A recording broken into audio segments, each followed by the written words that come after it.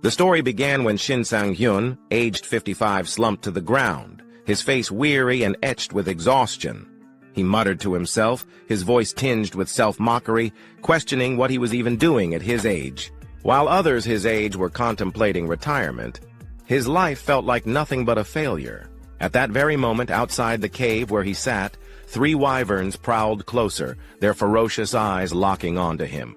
Their fangs bared and claws ready, they charged forward with deadly intent. Shin let out a weary sigh, forcing himself to his feet while gripping his sword tightly. A faint, bitter smile tugged at his lips as he muttered, "Damn it! Can't you even give me a moment to breathe?" Before he could react further, the wyverns dove straight into the cave. Their massive jaws tore through the narrow space, reducing it to rubble in an instant. Yet Shin wasn't afraid of them. In fact, he wasn't afraid of anything. Gathering strength in his legs, he surged forward like an arrow, heading straight for the monsters. Even as he prepared to face these deadly creatures, his mind drifted to his past. He reflected on his failures, wondering why he had fallen so far behind.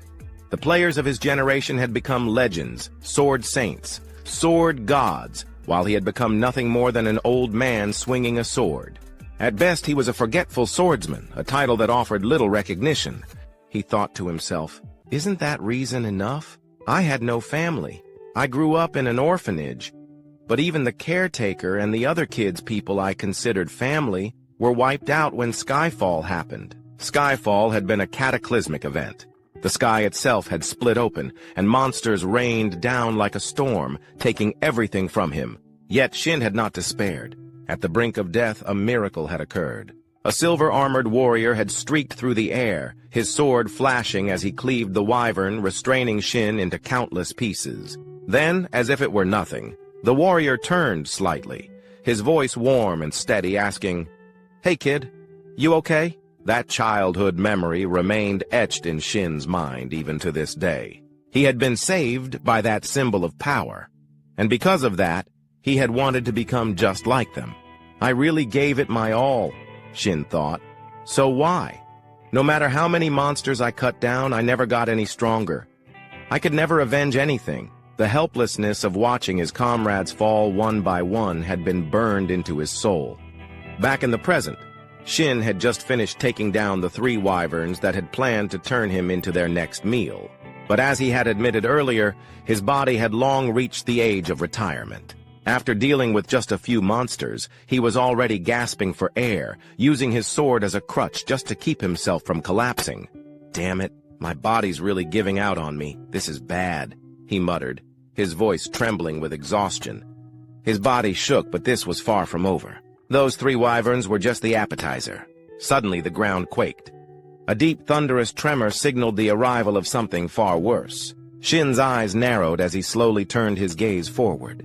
Standing before him was a massive dragon, its entire body clad in gleaming crimson scales that shimmered like molten metal. The moment the dragon locked eyes with Shin, it wasted no time.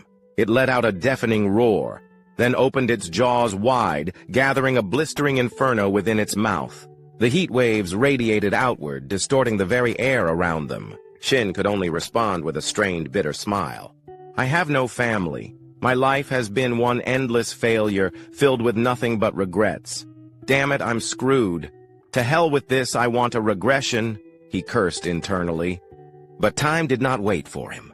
The battle raged on fiercely, and by the time it concluded, the once vibrant landscape had been transformed into a desolate wasteland, ravaged beyond recognition.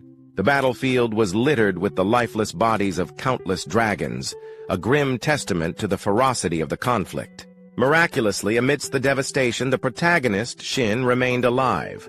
His sword was deeply embedded in the skull of an unfamiliar dragon, marking his final victory.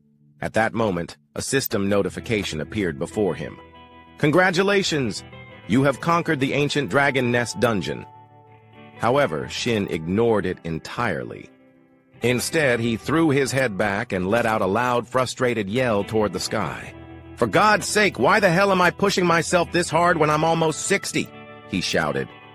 Shin Sang-yun, the nameless swordsman, was 55 years old. He had dedicated 30 years of his life to being a swordsman, yet his greatest achievement was merely ranking within the top 100 in his homeland.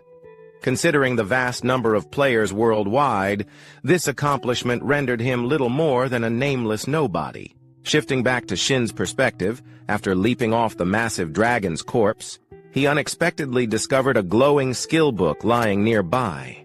Surprised, he muttered to himself, "Oh, so my reward this time is a skill book? I've devoured artifacts before. Can I eat this too?" But before he could act, a sudden flash of light appeared beside him, instantly drawing his attention. Turning his gaze toward the source, he saw a spatial gate materialize before him. From within the swirling portal, a young man with golden hair, glasses, and a book in hand gracefully leaped out. Simultaneously, a system notification popped up in front of Shin. The constellation "Diligent Student Who Found Success Late" has entered. Diligent student who found success late kindly blesses you for your hard work. Additionally, he praises your flawless finishing move. Seeing this newcomer, Shin wasn't particularly surprised. After all, this person was none other than his contracted constellation, Diligent Student Who Found Success Late. "Ha ha, thanks," Shin replied, genuinely grateful that this constellation had chosen to form a contract with a mere third-rate swordsman like him. The perks of this contract were significant. If a player reached level 850, all artifact effects and title stats would be doubled. Upon reaching level 900, all stats would be tripled. However, with his current level sitting at 650, Shin had yet to reap any benefits from this arrangement. Unaware of Shin's inner thoughts, the blonde constellation suddenly transformed into a chibi version of himself, floating closer and urging Shin to hurry up and consume the skill book. Hearing this, Shin let out an awkward chuckle. "Ha ha ha, I was planning to eat it anyway. All right, here goes." With that, he stretched out his palm toward the skill book and activated his unique ability, Artifact Devourer. This is the only skill I've had since my awakening. To understand how it works, I tried cooking and eating artifacts. I even fried them, but there was no difference. By the time I finished my useless experiments, 30 years had passed. It was only when I attempted to synchronize my mana with an artifact of the right rank that I realized it activated my Artifact Devourer skill. But by then, it was already too late. Others had grown powerful the moment they awakened. Shin reflected. Before him, the skill book glowed brilliantly as his ability took effect. However, just a few seconds later, the light suddenly flickered out, snuffed out like a flame doused in water. "That's it? Nothing happened?" Shin muttered in disbelief. Silence followed, and then frustration surged within him. In one swift motion, he grabbed the book and hurled it forward. "Shouldn't this thing come with some kind of instructions? There's no way this is an actual skill book," he exclaimed. Beside him, his constellation companion scratched his head in confusion. "There's not much information available about pre-existing skills. Sorry, I can't be of much help," he admitted apologetically. He reassured Shin, saying there was still time, and suggested he try again, perhaps by synchronizing his mana once more. But instead of comforting him, those words seemed to ignite a fire within Shin. His teeth clenched, and the corners of his eyes stung as a sudden wave of emotion crashed over him. Time? Who told you I still have time? I'm almost 60. If I had a kid at 30, they'd be nearly 30 by now. And if I had them even earlier, I'd probably have grandkids already. You might not understand this because you're a constellation, but humans don't live that long. Shin snapped. Across from him, the blonde constellation paled, cold sweat beading on his forehead. I'm sorry if I said something wrong," he stammered. Back to Shin's perspective. Seeing himself lash out at his closest companion over nothing, he realized it wasn't right. His face softened, and he let out a weary sigh, shaking his head. "No, you didn't say anything wrong. It's just, my life is full of regrets. I can't forget that person's silhouette. I tried so hard to become like him, but now I'm exhausted. I'm too old." His voice trailed off, his words left hanging in the air. Hearing Shin's lament, the young constellation fell silent, deep in thought. Then, as if reaching a decision, he broke into a smile. Shin, oblivious to this, scratched his head and said, "Anyway, I was planning to retire. Take note. I'm canceling our contract. You should find someone else to play with." Before he could finish his sentence, Shin suddenly noticed the space around him distorting. The world itself seemed to bend and melt away. At that moment, a system notification flashed before his eyes. Constellation diligent student who succeeded late is maximizing the essence. You have been exposed to regression. Initiated scene transition. The scene shifted to an outdoor interview under the bright sun. A handsome reporter with brown hair turned to the person beside him. Dungeons and gates. They're the basic environments for awakened individuals, or in other words, where players work, right? The person he was speaking to was a striking woman with red hair and neatly tied back hair, Han Hyan Zhong, CEO of Hyan Zhong Group. "That's right," she confirmed. "You can think of dungeons as stepping stones for players. As for gates, they lead to different dimensions, unknown territories that players must pioneer and explore." Back to the main character's perspective, Shin watched the interview on TV and finally confirmed his current situation. As he wiped down the short sword in his hands, he flashed a grin. "I really did regress. It's been ages since I last saw this broadcast. Now I get it. But 4 days have already passed. That means I've returned to 30 years ago, the moment my constellation activated his ability." Shin had lost consciousness when the constellation activated his ability. When he woke up, he found himself in the apartment he had lived in 30 years ago, no longer in his 55-year-old body. Now he was 25, armed with all the memories of his past life. No matter how I think about it, my regression was definitely caused by the constellation's magic. There's no other explanation. But still, I can't help but feel a little overwhelmed, he exhaled. "Oh well, no big deal. I should head out and get to work, right?" With that, Shin tightened his grip around the short sword in his hand. As expected, information about the weapon immediately appeared before him. The Venomous Dagger. Artifact rank, Bronze. Weapon type, one-handed dagger. Attack power, +17. Speed, bonus, +10. Description. A self-defense dagger that does not dull easily. Looking at the dagger, a nostalgic glint appeared in Shin's eyes. "This is the bronze-ranked dagger I was lucky enough to get at this point in time. It's ranked low, but I know its hidden skill." Without hesitation, Shin activated Devour artifact, causing the dagger to emit a brilliant flash of light. A system window appeared before him. Absorption rate calculated. Base absorption rate for bronze artifacts, 10%. Past usage evaluation applied. Absorption rate increased to 20%. Since I didn't use it for long, the absorption rate is low. But what really matters is its hidden skill, Shin thought. Mana synchronization with Venomous Dagger initiated. Entering the unconscious realm. As the notification rang out, Shin's consciousness was pulled into a pitch-black space void of any light. The unconscious realm. This is the place I need to pass through in order to devour an artifact. I always get nervous coming here. I never know what kind of food will appear, he muttered. Despite his words, he smiled in anticipation. Sure enough, before he could wait any longer, something suddenly emerged in front of him. A roast chicken glowing with a gentle light. "This is barbecue roast chicken with olive oil," Shin observed.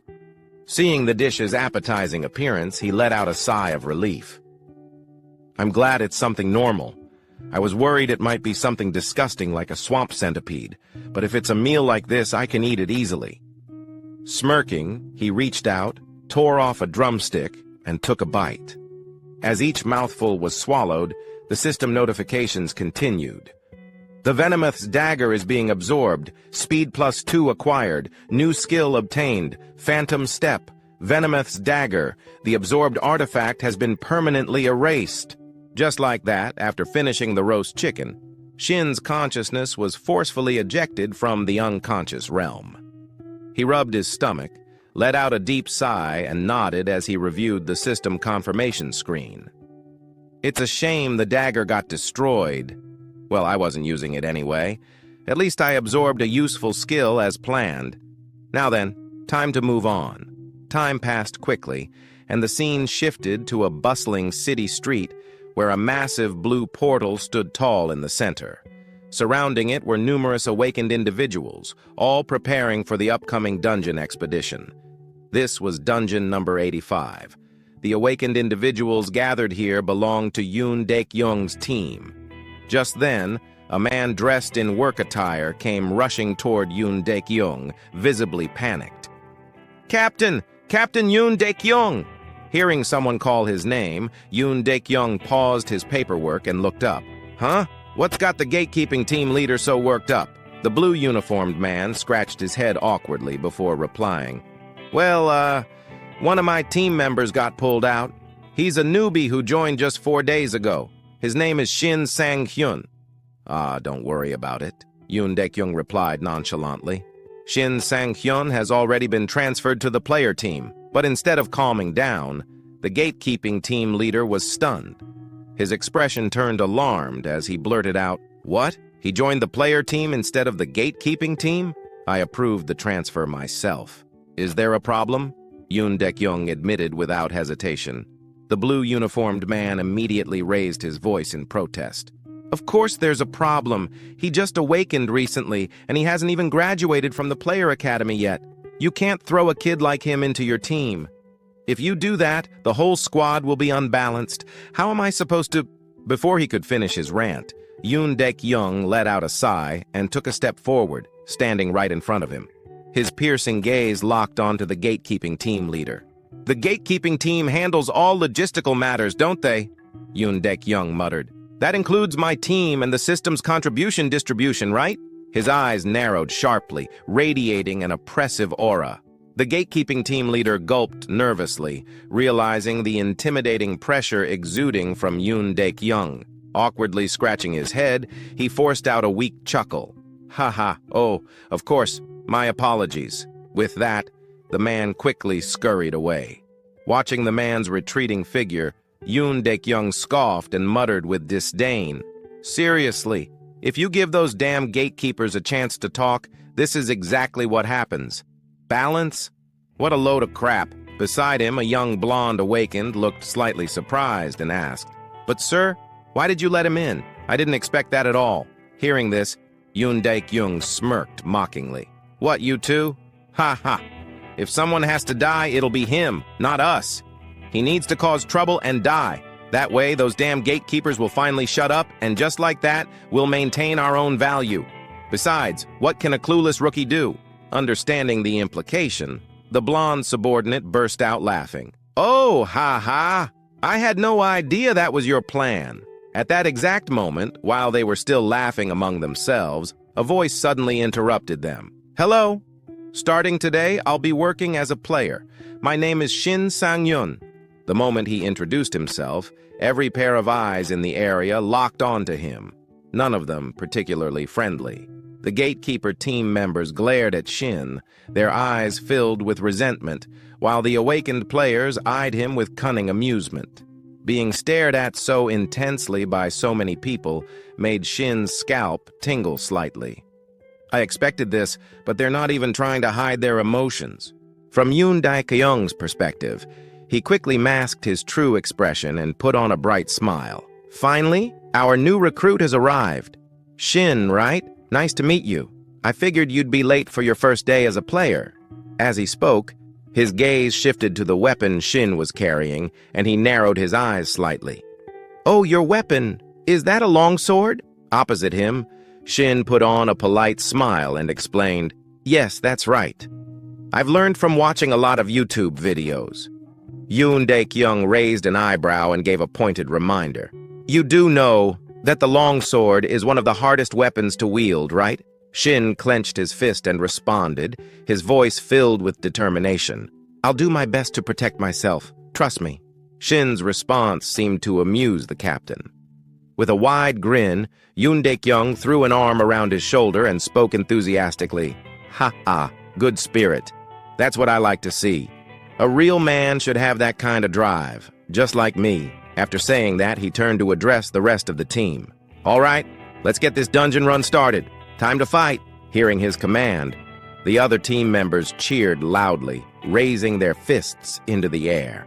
With Shin now in the group, everyone quickly checked their equipment before stepping into the massive portal one by one. Meanwhile, Yoon Dik-young stood off to the side, making sure the entire team entered in an orderly manner. As he watched Shin's back, his expression remained neutral, but inside, he was full of scorn. He learned from YouTube? What a joke! Does he think dungeons are some kind of game? Just because he awakened and became a player, he's already getting cocky. Looks like he's asking for death. A cold smirk formed in his mind as he continued. Given the conquest strategy I have in place, this orc dungeon is known as the Wailing Wall for rookies. He'll learn his place soon enough. Stupid brat. That was what Yoon Dik-young firmly believed. But just moments after stepping inside, his face turned deathly pale. Sweat began to pour down his forehead as he took in the shocking sight in front of him.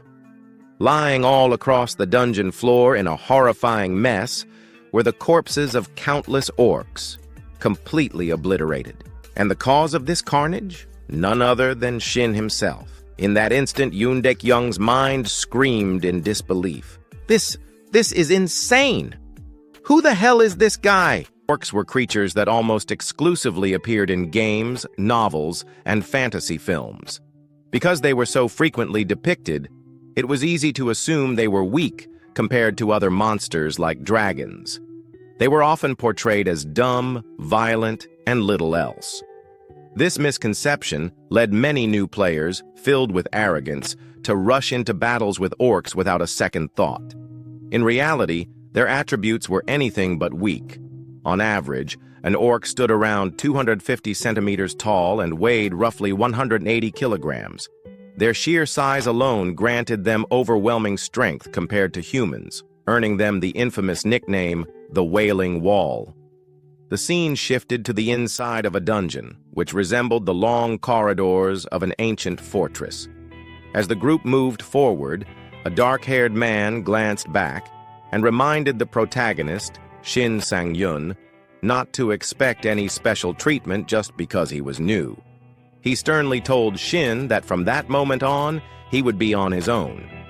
Shin's eyes flickered with mild surprise, but before he could respond, the captain of the porter squad spat on the ground and scoffed from behind. The captain mocked Shin, calling him an arrogant little brat who had just awakened and was already acting like a seasoned player. For most, such words would have been deeply insulting. But Shin, having lived to the age of 55, had endured countless hardships, beatings, and the cruelties of society. He wasn't the type to take offense easily. Instead, he simply scratched his head and chuckled, saying he would do his best. Internally, he noted that no one there seemed particularly kind to rookies. Despite Shin's lighthearted response, the dark-haired man in armor remained irritable. He snapped at Shin, emphasizing that it wasn't about doing his best, but about doing things right. Trying his best, he said, was useless. Shin's expression remained calm, and after a brief pause, he asked if he would be allowed to fight on the front lines if they encountered monsters. The armored man scowled and asked if Shin was out of his mind. Before he could continue berating Shin, his expression suddenly shifted to one of alarm. He urgently warned the group that an orc was approaching. Upon hearing this, Shin and the leader of the porters immediately turned around. Sure enough, a green-skinned orc with bulging muscles was closing in on them from behind, gripping a massive axe.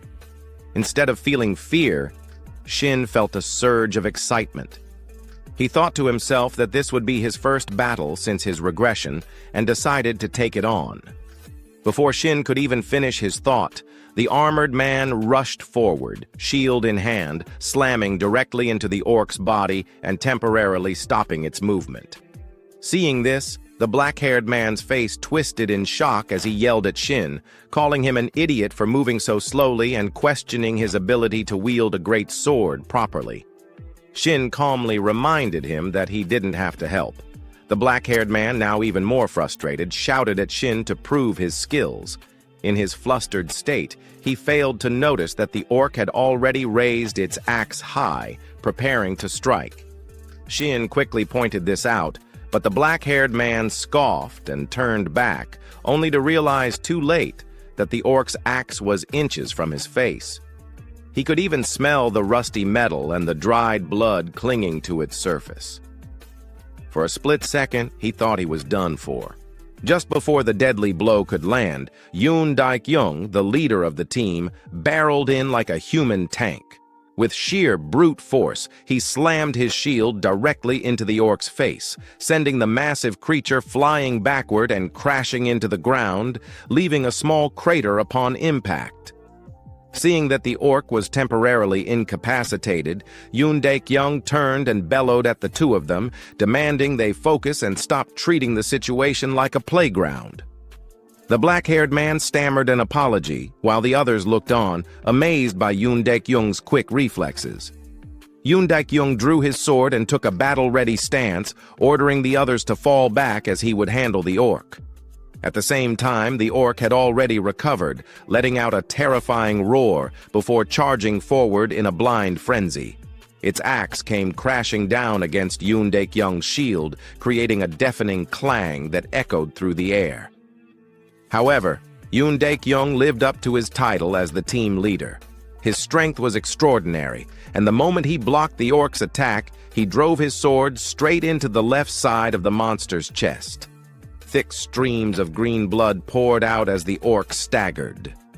Behind him, the rest of the team clenched their fists, their faces lit up with excitement. They murmured in awe, believing the captain had pierced the orc's heart and defeated it.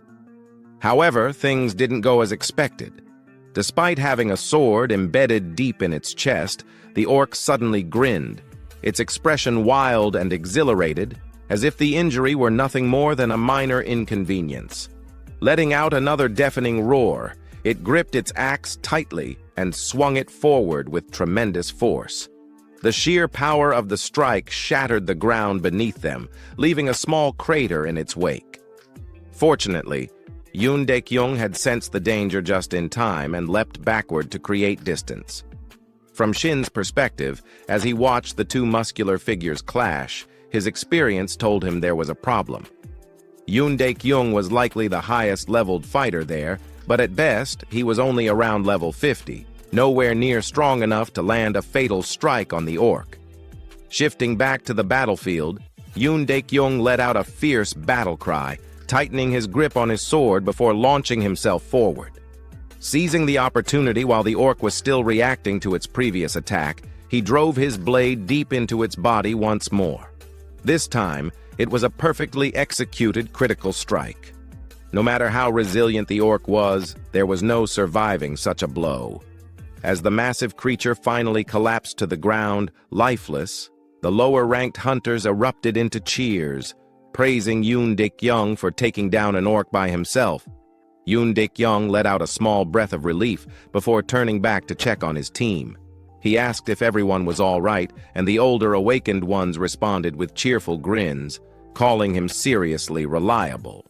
Just as Yoon Daik-young ordered the group to move out, eerie, blood-curdling screams rang out from the distance, immediately drawing their attention. They turned around to see an intimidating sight, a group of red-skinned orcs marching toward them, their expressions full of aggression as if they were actively seeking a fight. The orcs were well equipped, their sharp weapons glinting menacingly. Cold sweat began to trickle down the faces of the older awakened ones as they realized the severity of the situation. One of them nervously asked Yoon Daik-young what they should do now, referring to the approaching armored orcs. Taking in the enemy's numbers and their well-equipped state, Yoon Daik-young immediately began reconsidering his options. He cleared his throat and suggested that it would be best for them to retreat and ensure the team's safety. He admitted that deep down, he felt a pang of regret. Just as they had finally taken down one enemy, an entire squad of orcs appeared. Unlike the others, who were paralyzed by fear, Shin's eyes lit up at the sight of the approaching monsters. Without hesitation, he made a bold suggestion, asking if he could give it a shot. His words instantly earned him a series of outraged glares from the weaker hunters around him. They exclaimed in disbelief, questioning whether Shin Sang-hyun had lost his mind. On the side, Yoon Dek-young, the captain, apologized, admitting that he should have trained Shin properly before bringing him to the battlefield. He let out a deep sigh and tried to reason with Shin, acknowledging his excitement about awakening. However, before Yoon could finish his sentence, Shin had already gripped his greatsword and launched himself forward like a gust of wind. The entire group stood frozen in shock. Yoon Dek-young called after him, warning that he was going to get himself killed. Contrary to everyone's expectations, the moment Shin closed the distance, he swung his greatsword with a single devastating strike, effortlessly slicing a young red-skinned orc clean in half. For a brief moment, an eerie silence blanketed the battlefield. Only Shin's voice broke through as he remarked how amazing greatswords were. Behind him, after several seconds of stunned silence, the so-called weaker hunters began sweating profusely. Their eyes filled with disbelief, as if they had just witnessed a prehistoric beast come back to life. They muttered among themselves, questioning what had just happened. An elite orc had been cut in half, and even with a greatsword it seemed absurd.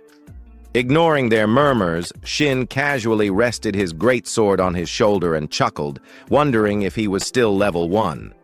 He commented that his swing hadn't been as smooth as he wanted. A display of his player information appeared.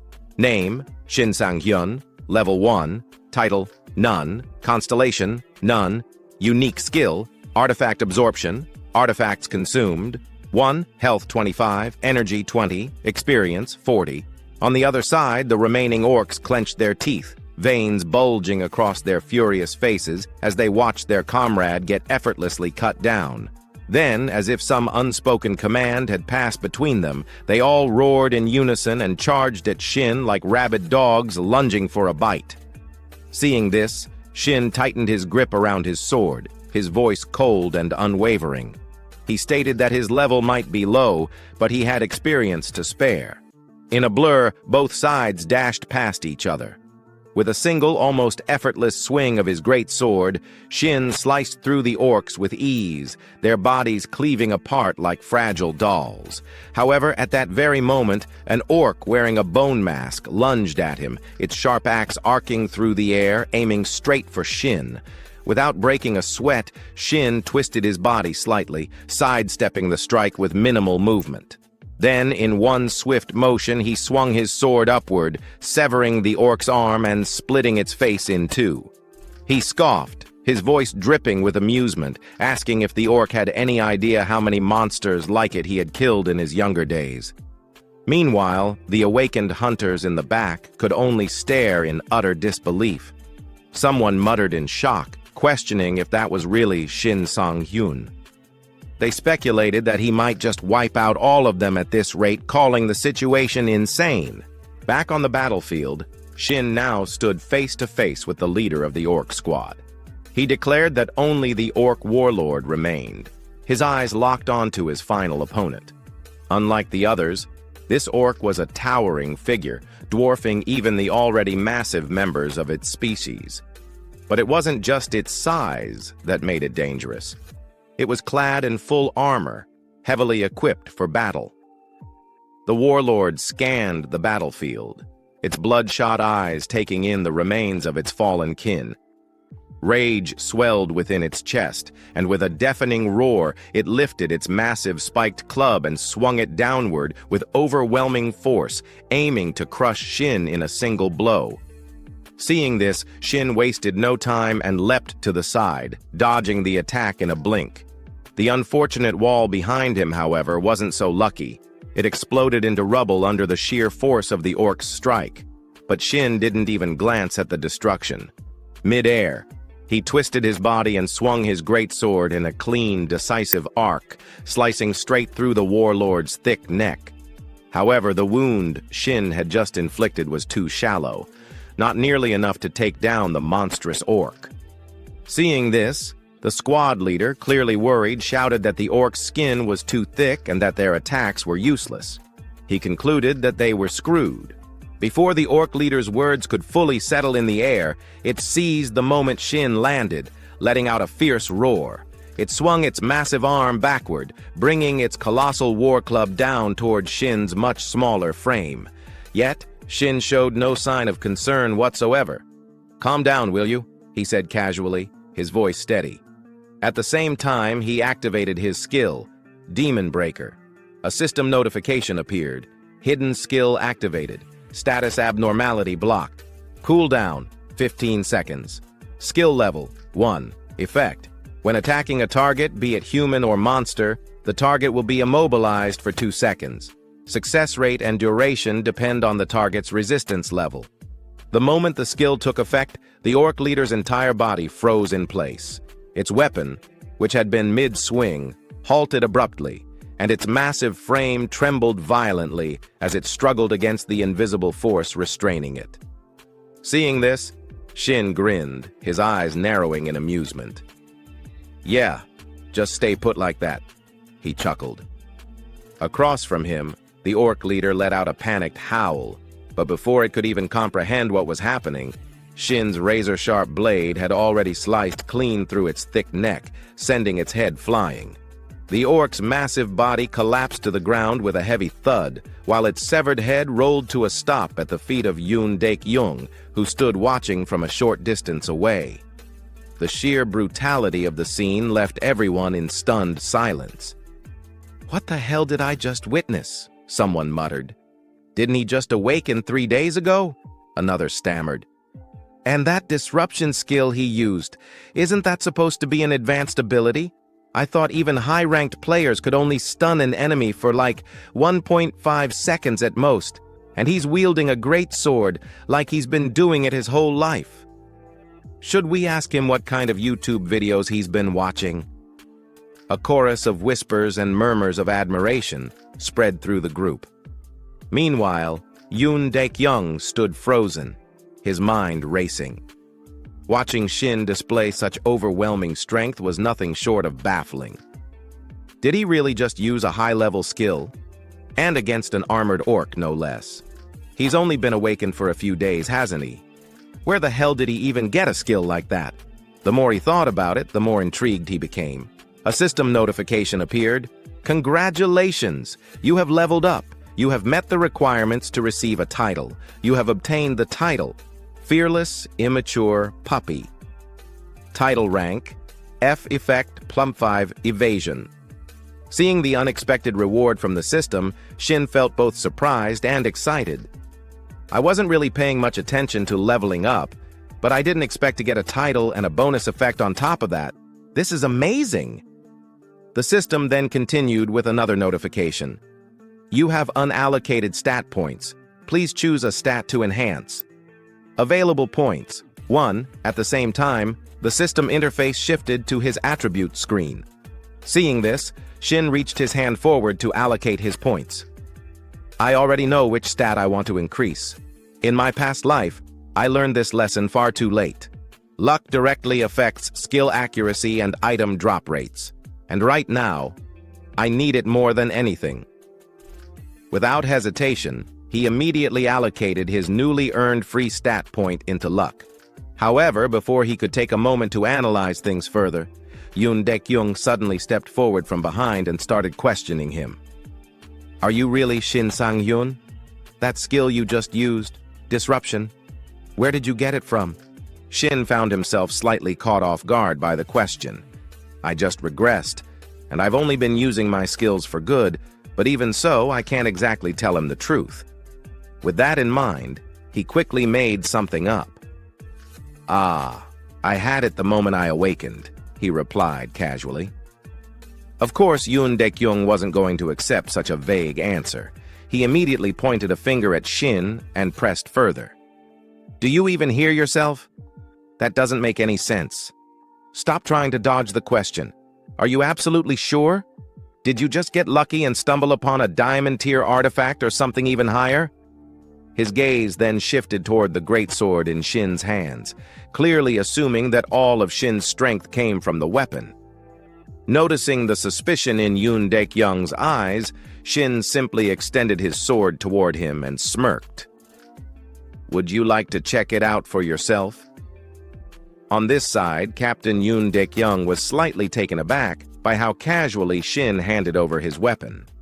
However, he still accepted the greatsword to inspect it. Yeah, all right. If you're offering..."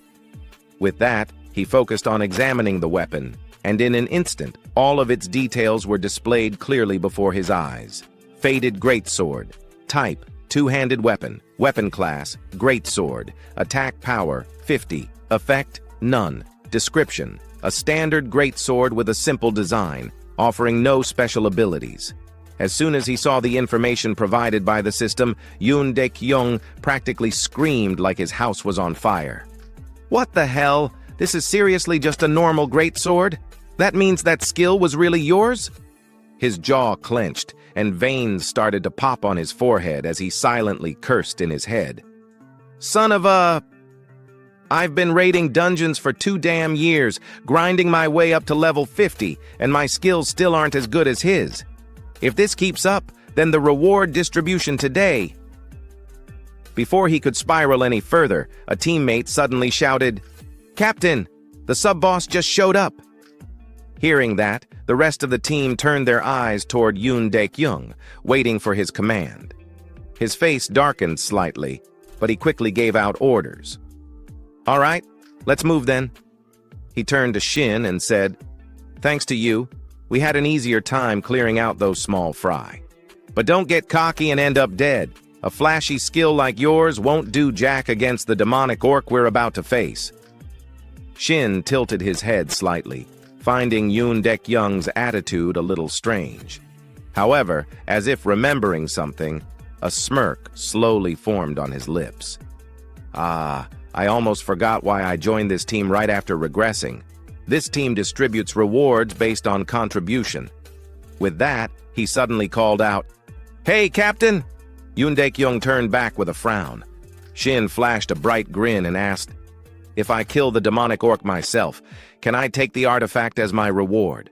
The red crystal was a rare loot that could only be obtained by defeating the demonic orc. Even then, it was known to be incredibly difficult to acquire. No, rather, the drop rate was absurdly low. However, in his past life, after his team had failed to take down the demonic orc, Shin had witnessed another team successfully obtaining the red crystal. He still remembered that moment vividly, the sight of the victorious party standing over the slain demonic orc, holding the precious crystal in their hands. One of the team members had exclaimed in amazement, congratulating their captain and asking how he had managed to get such a valuable item. The crystal was worth a fortune at the market and was known to be the only artifact possessing the delay skill. As they stared at it with eyes full of greed, their captain, looking slightly uncomfortable, had waved them off and told them to calm down, complaining that they were practically spitting all over him. The delay skill was precisely what Shin desperately needed at that moment. Brushing aside the memories, he returned to the present and repeated his request. His words left the entire team momentarily stunned. Noticing their reaction, he quickly elaborated on his reasoning. He reminded them that their team distributed rewards based on contribution. So, if he managed to kill the boss himself, there should be no issue. At this, Yoon Daek-young fell silent. The pause in conversation made a drop of sweat trickle down Shin's face. He knew he needed the delay skill as soon as possible. It was crucial for the events that were about to unfold. But to the others, he must have seemed like an arrogant rookie, trying to take on more than he could handle. There was no way they would take him seriously. As expected, 2 of the weaker team members, oblivious to their own lack of strength, glared at him with contempt. They accused him of being out of his mind and demanded to know who he thought he was. Killing a few orcs had clearly made him overconfident, and now he was talking about loot distribution as if he had already earned a right to it. Before they could continue, Yoon Daek-young calmly raised a hand, silencing them. He then turned to Shin with a sharp gaze and stated his terms. If they failed to defeat the boss, then, and only then, would Shin be allowed to enter the dungeon and take it on himself. His warning was clear: but just the fact that Yoon Daek-young agreed to distribute loot based on contribution was enough to make Shin feel relieved. It had been easier than he expected. To confirm, Shin asked again if that meant he would be sitting out of this fight. Yoon Daek-young, clearly irritated, snapped at him to do whatever he wanted before turning away and marching ahead. Deep down, he despised Shin's attitude. To him, Shin was just an arrogant upstart acting high and mighty simply because he had one overpowered skill. Yoon Daek-young was determined to clear the dungeon himself and prove that experience was what truly mattered on the battlefield. Fueled by that resolve, Yoon Daek-young raised his hand and pushed open the massive door in front of them. Inside the dimly lit chamber, a towering orc wielding an enormous battle axe awaited them. At that moment, a system notification appeared for the party. You have entered the mid-boss's chamber. The demonic orc berserker was unlike any of the orcs they had fought before. It stood massive and muscular, its purple skin rippling with sheer brute strength. Curved, goat-like horns jutted out from its skull, and embedded deep within its chest was a gleaming red crystal. Heavy iron chains wrapped around its body, clinking ominously as it moved. This was the mid-boss, the bloodthirsty demonic orc. Seeing the beast's menacing form, Yoon Daek-young's expression turned serious. He gripped his sword tightly and barked out commands, instructing the team to prepare for battle and surround the creature, attacking from behind. Though the monster was intimidating, Yoon Daek-young wasn't particularly worried. Yoon Daek-young had heard rumors about the boss they were about to face. It looked formidable, but word had it that it was actually easy to bring down. He found it amusing that Shin Sang-yeon wouldn't even get the chance to fight it solo. Just picturing Shin's shocked and helpless face as they took down the boss brought a smirk to Yoon Daek-young's lips. However, fantasies remained just that. Fantasies. Reality hit hard and fast. Snapping back to his senses, Yoon Daek-young shouted that he would take the lead. At his command, the entire team charged forward, using him as the spearhead against the bloodthirsty demonic orc. Moments later, all of Yoon Daek-young's hopes of victory had crumbled. As he slowly regained consciousness from his dazed state, he mumbled in disbelief, struggling to process what had just happened. Nearby, Shin stood casually against the dungeon wall. Seeing Yoon Daek-young wake up, he merely clicked his tongue and shook his head, remarking that he had been slightly worried when the team rushed in like that, but he never expected them to charge straight at the boss like idiots. He muttered to himself that this was exactly why they had failed in his past life as well. Meanwhile, the other surviving party members hurried to their fallen leader, scrambling to help him up. Panic filled their voices as they anxiously asked what they should do next, fearing that if things continued like this, they would all be dead. Yoon Daek-young, however, remained silent, his gaze locked onto the demonic orc ahead. His brow furrowed in confusion. Why were not just this boss but even the previous orcs so unbelievably strong?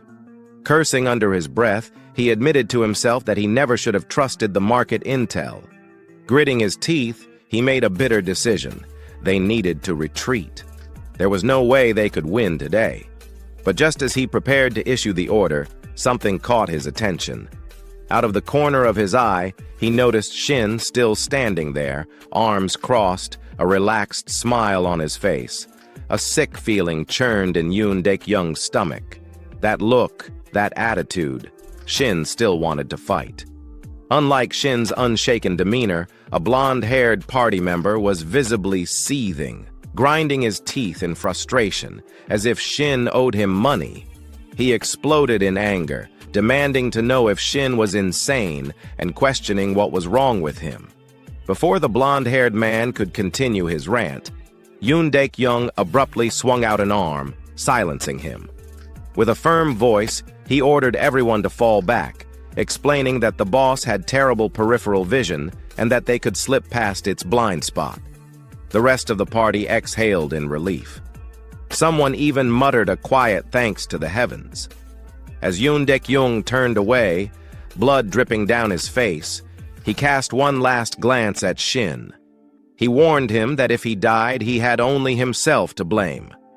In response, Shin let out a faint chuckle. Slowly drawing the sword from his back, his voice remained steady, filled with confidence. He reassured Yoon Dek-young that there was no need to worry. He had no intention of dying that day. Facing the bloodthirsty, demonic orc across from him, Shin steadied himself. As if sensing the killing intent radiating from him, the monstrous orc boss clenched its massive battle axe tightly, its eyes burning with fury.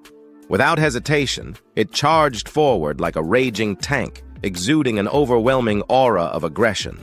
Seeing this, Shin took a deep breath, his grip on the sword instinctively tightening. A thought flashed through his mind.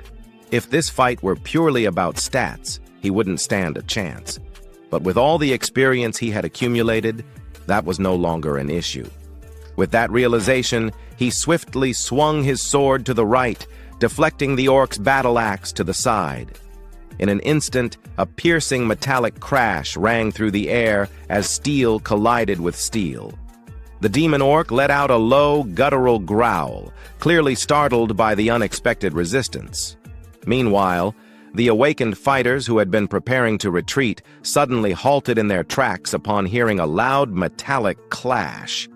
They turned to one another, exchanging puzzled looks. One of them muttered in disbelief, wondering aloud if they had truly heard a loud clang. Another asked if Shin had just knocked the orc's axe away. Back on the battlefield, Shin flexed his now numb wrist and let out a casual complaint, remarking that his hand had gone numb. He noted that he could only deflect strikes, not counter them. Then, as if spotting something fascinating, his gaze locked onto the glowing red gemstone embedded in the demon orc's chest. A smirk spread across his face as he muttered that it had been a long time since he had seen that gemstone. He referred to it as the ultimate combo, his interest in it evident. Shin's obsession with the red gemstone was not without reason. It possessed a special effect that, when combined with his delay skill and the title skill Demon Crusher, could create something truly terrifying. At present, Demon Crusher's stun effect lasted for only 2 seconds, which was already useful but difficult to improve.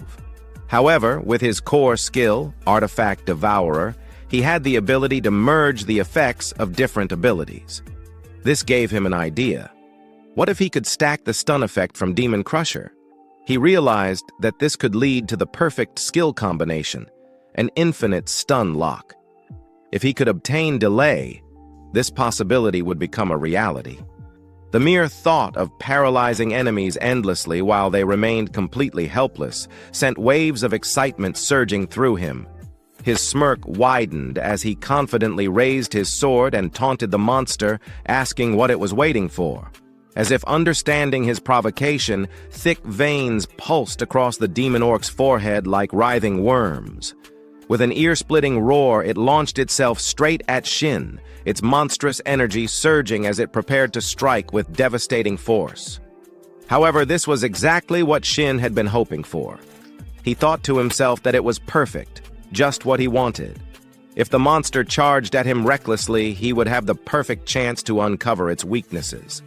With that thought, Shin charged forward without hesitation. His sword sliced cleanly across the orc's side, leaving behind a deep wound. Thick streams of dark purple blood spurted from the gash, spilling onto the battlefield. At the same time, he activated his Demon Crusher skill. The demonic orc froze in place, stunned for 2 whole seconds. Its trembling hands could no longer grip its battle axe, and the massive weapon slipped from its grasp, crashing into the ground and forming a small crater upon impact. The other awakened fighters watching from behind stared in shock, their eyes practically popping out of their heads. One of them muttered that it felt like watching a scene from a fantasy movie, struggling to comprehend what they were witnessing. Another expressed disbelief that the Demon Crusher's stun had actually worked on a mid-tier boss, calling it overpowered. Yoon Daek-young, unable to process the situation, mumbled under his breath in astonishment. Meanwhile, Shin let out a smug chuckle. He acknowledged that orcs were simple-minded, but pointed out that this was a demon orc. However, before he could finish his sentence, his voice suddenly cut off. Against all odds, the demon orc had already shaken off the stun effect and launched a vicious kick straight at him. Reacting on instinct, Shin raised his greatsword just in time, using it as a shield to absorb the blow. Even so, the sheer force of the impact sent his body flying backward. His sword dragged across the ground, carving a deep groove into the battlefield. As he steadied himself, his brows furrowed in frustration. He cursed under his breath, realizing that he had forgotten about the orc's regeneration ability. His gaze locked onto the wound he had inflicted, only to find that it was no longer there. A faint green glow pulsed across the demon orc's body, and within seconds, the deep gash had completely healed. The worst part was that this very same regeneration ability had allowed the demon orc to break free from the stun effect far earlier than expected. Shin clenched his jaw, acknowledging that the battle was going to be far tougher than he had initially thought. He needed 15 seconds before he could stun the monster again. That was why he had needed delay. However, if he could not keep the orc stunned, he resolved to take it down the old-fashioned way. The battle raged on. Across from Shin, the demonic orc tightened its grip on its battle axe once more, its bloodlust burning hotter than ever. The wounds Shin had inflicted only served to enrage the beast further.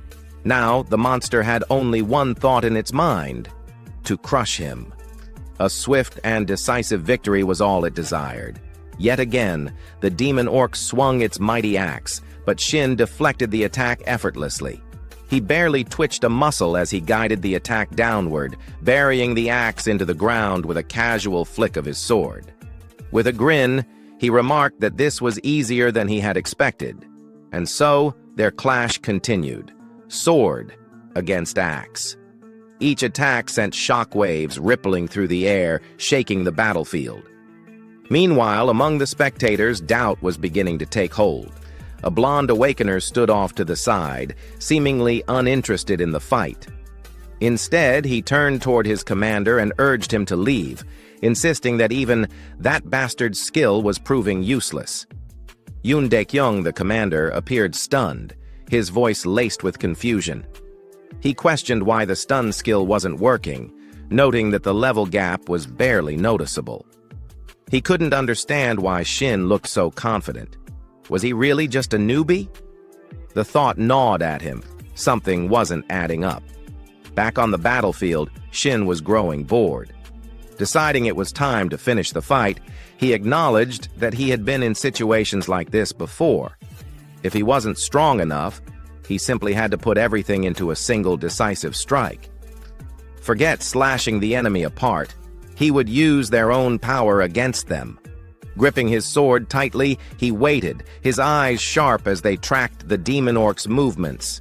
Then, the perfect opening presented itself. With a flash of movement, Shin lunged forward. The orc charged at full speed, completely unaware that it was running straight into its own demise. Shin's blade pierced cleanly through its chest, striking straight through the heart. The orc let out a final gurgling gasp, coughing up a mouthful of blood before collapsing lifelessly. At the same time, a system notification appeared before Shin's eyes. "Congratulations! You have defeated the mid-boss, Demon Orc. You have leveled up. You have earned the title, Demon Hunter, rank E. Title effect: when facing mid-bosses or higher, your healing ability increases by 5x. Reading through the effect, Shin couldn't stop himself from grinning. 2 titles already. Was this what it felt like to play solo? Just as he was about to revel in his victory, his eyes caught movement. Commander Yoon Daek-young was slowly approaching, his wide eyes still filled with disbelief. Even now, he struggled to accept the reality before him. The very same mid-boss that had wiped out his entire team had just been crushed effortlessly by this so-called newbie. Seeing the stunned expressions of those around him, Shin quickly forced out a crooked smile. There was only one way to avoid unnecessary trouble. Activating his amateur acting skills, he raised his voice in a dramatic wail, lamenting how he had almost died and how he couldn't have managed without the commander dealing damage. The perfect bluff. The blonde awakener, completely unaware of the situation, immediately turned to his commander with admiration. He eagerly asked when the commander had even landed a hit on the monster. Yoon Dae-kyung, however, wasn't fooled. He knew very well that he hadn't even scratched the mid-boss. His gaze shifted toward Shin, filled with confusion. Meanwhile, Shin smirked internally. Surely the commander wasn't that dumb, right? He was throwing him a bone. He just had to take it. Yoon Dae-kyung's gaze drifted to the red crystal on the ground, and he instantly understood Shin's intention. Keep your promise. That's what he's saying. Letting out a defeated sigh, Yoon Dae-kyung mumbled to himself, admitting his complete loss. However, the moment of hesitation vanished as he straightened his posture. With renewed confidence, he turned toward his team and barked out orders. Announcing that the mid-boss was down, he commanded them to prepare for the final boss. "Yes, sir," the squad responded in unison before moving forward. As they ascended the stairs to the next floor, a few of them couldn't resist sneering at Shin. Some muttered how there was no way that kid had taken it down alone.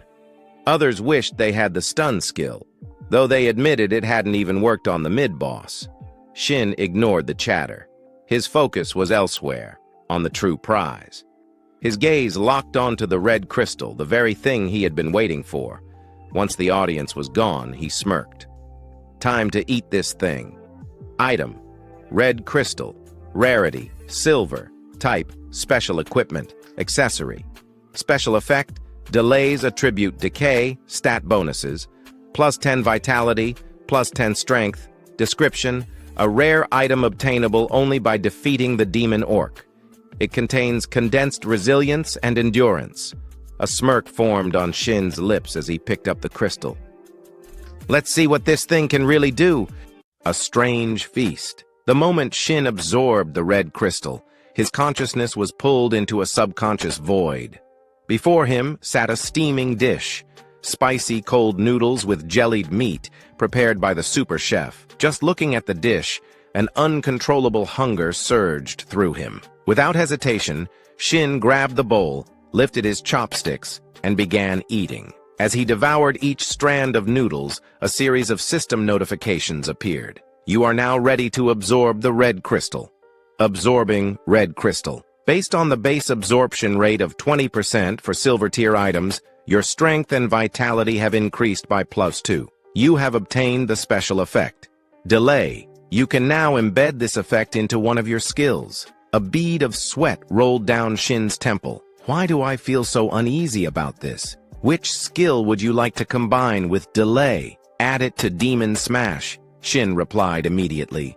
The system confirmed the combination. The delay effect has been added to Demon Smash. If you use Demon Smash before the first stun expires, the effect duration will extend as follows. Second and third hit, 90% success rate. Fourth hit, 60% success rate. Fifth hit, 30% success rate. The moment the message ended, Shin was thrown out of the subconscious space.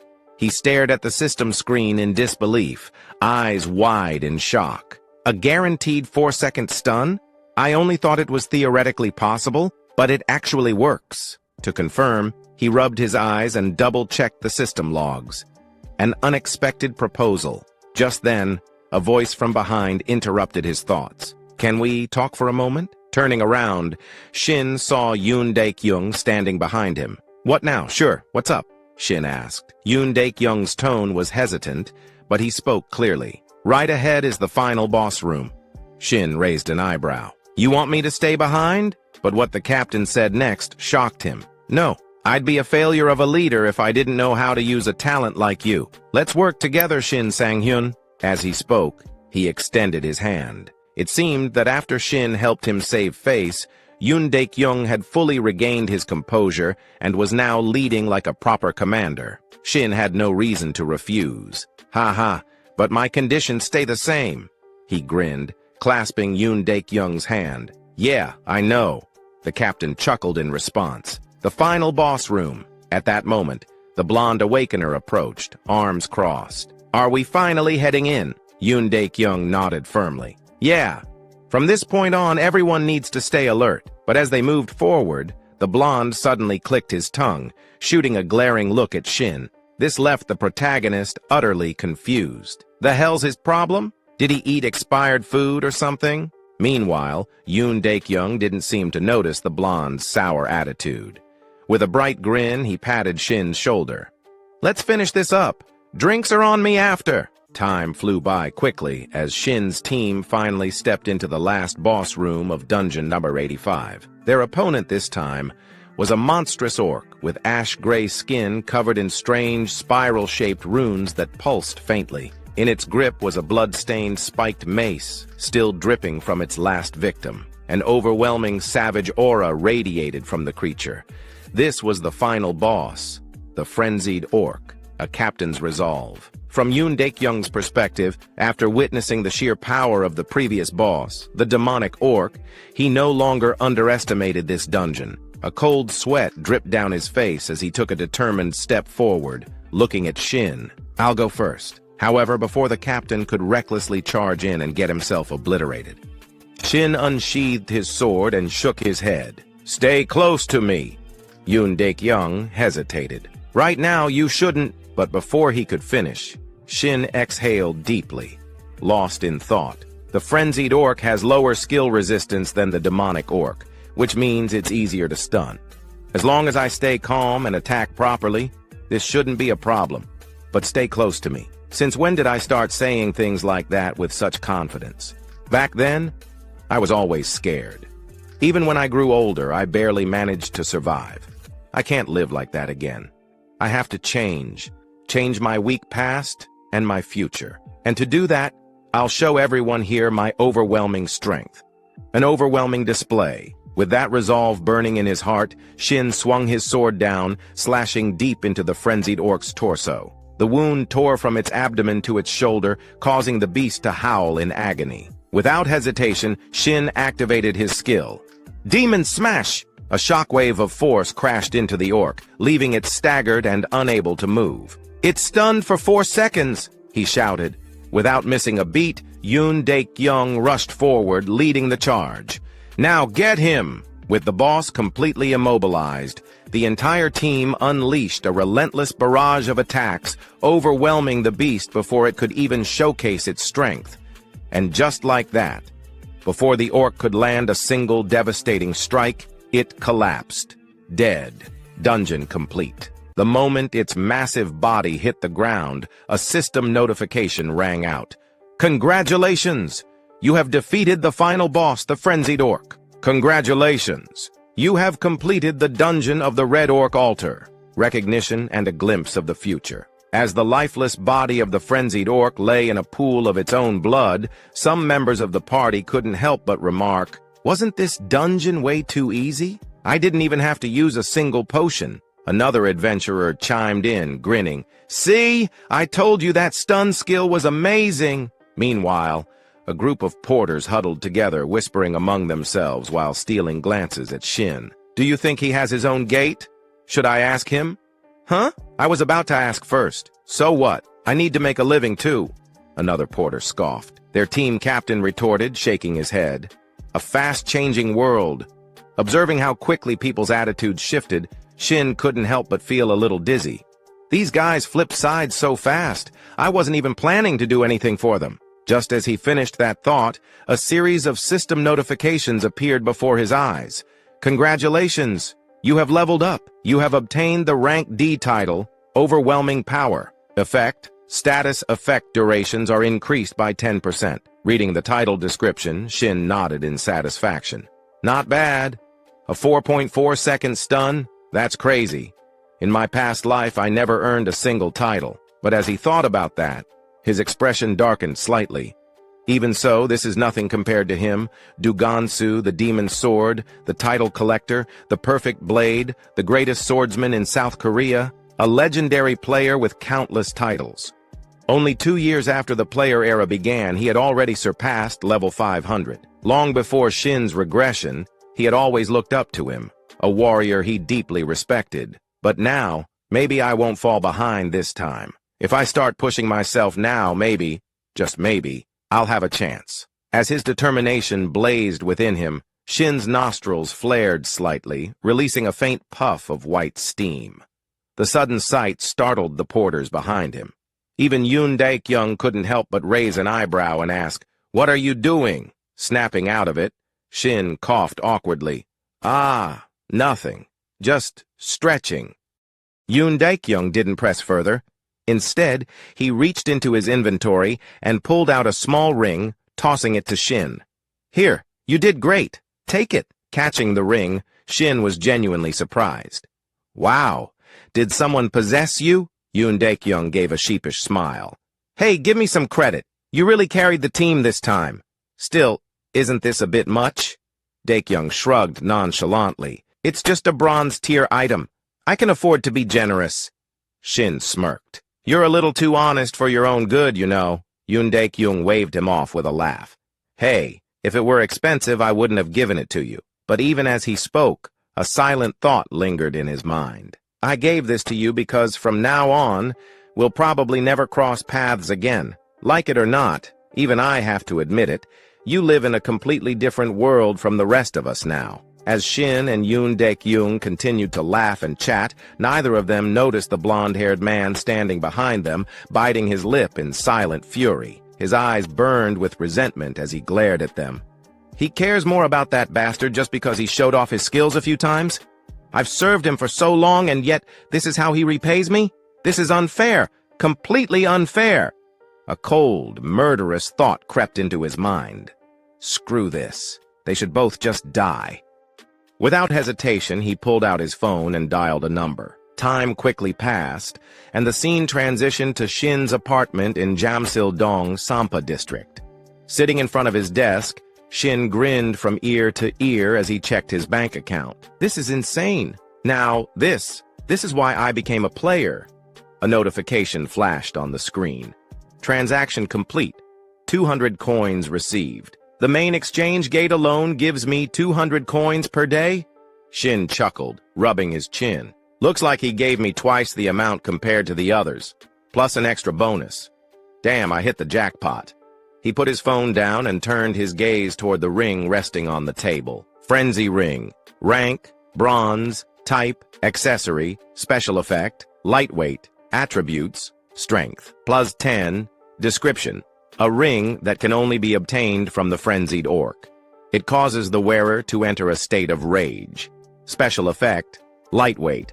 Consumes 1 mana per second to reduce the perceived weight of all equipped artifacts to 1 gram. Reading through its stats and effects, Shin couldn't help but admire its potential. Even though it's just a bronze-tier item, I can't believe I got a free artifact with lightweight. His eyes glinted with understanding. Now I see why it's normally classified as silver. Most players exhaust their mana after just a few swings of their sword, but using 1 mana per second just to lighten their equipment? That's ridiculous. Who the hell would waste their mana on something like that? The thought made him chuckle to himself, but then his expression shifted, his grin turning sharper. Then again, none of that matters to me. Shin leaned back in his chair, deep in thought. In my past life, I only discovered my ability when I was already over 50 years old, but that's exactly why I trained so damn hard to master it. He recalled a crucial memory, a time when he consumed an artifact that required mana defunction, and the result?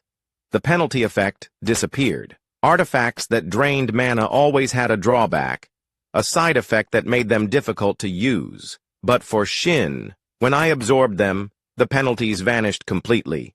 Who cares about the drawbacks? The more abilities I collect, the better. With that thought in mind, he reached forward and placed his hand on the ring. A faint blue light began to swirl around his fingertips. Then, without hesitation, he started the absorption process. Meanwhile, at the H-Soul nightclub in Gangnam, the atmosphere was thick with smoke, alcohol, and the heavy beat of music. Amidst the neon glow, the blonde-haired man from Yoon Daek-young's party lounged in a private booth, his arm draped around a beautiful woman. but he wasn't enjoying the moment. He was ranting. "I'm telling you, it's true! That bastard has a stun skill that lasts for 4 whole seconds!" His voice was loud, too loud. Across from him, a thuggish-looking man narrowed his eyes in irritation. "Oi, who the hell do you think you're raising your voice at?" The blond man immediately shrank back, bowing his head. No, I'm sorry," the thug scoffed, his expression full of disdain. Then he leaned forward, eyes gliding dangerously. "So what? You want me to take revenge for you?" The blond man shook his head violently. "No, but I swear he's cheating. He even used multiple stun items." Before he could continue, the thug suddenly slammed the table. "Then what the hell do you want from me, you idiot?" His voice boomed through the room, making the surrounding clubgoers flinch. "I'm in the middle of business here, and you're wasting my time with your whining." The blond man gulped, but then he added, voice trembling, "But Yoon Dae-kyung seems to like him a lot." That got the thug's attention. His lips curled into a smirk. "Oh, so you do want revenge after all?" Meanwhile, not far from the booth, a blonde-haired woman leaned in close to a man with an eye patch, whispering seductively into his ear. "You're not close to that guy, are you? He looks like a total loser." "Ha ha ha ha, Tilda," the one-eyed man chuckled, then straightened up.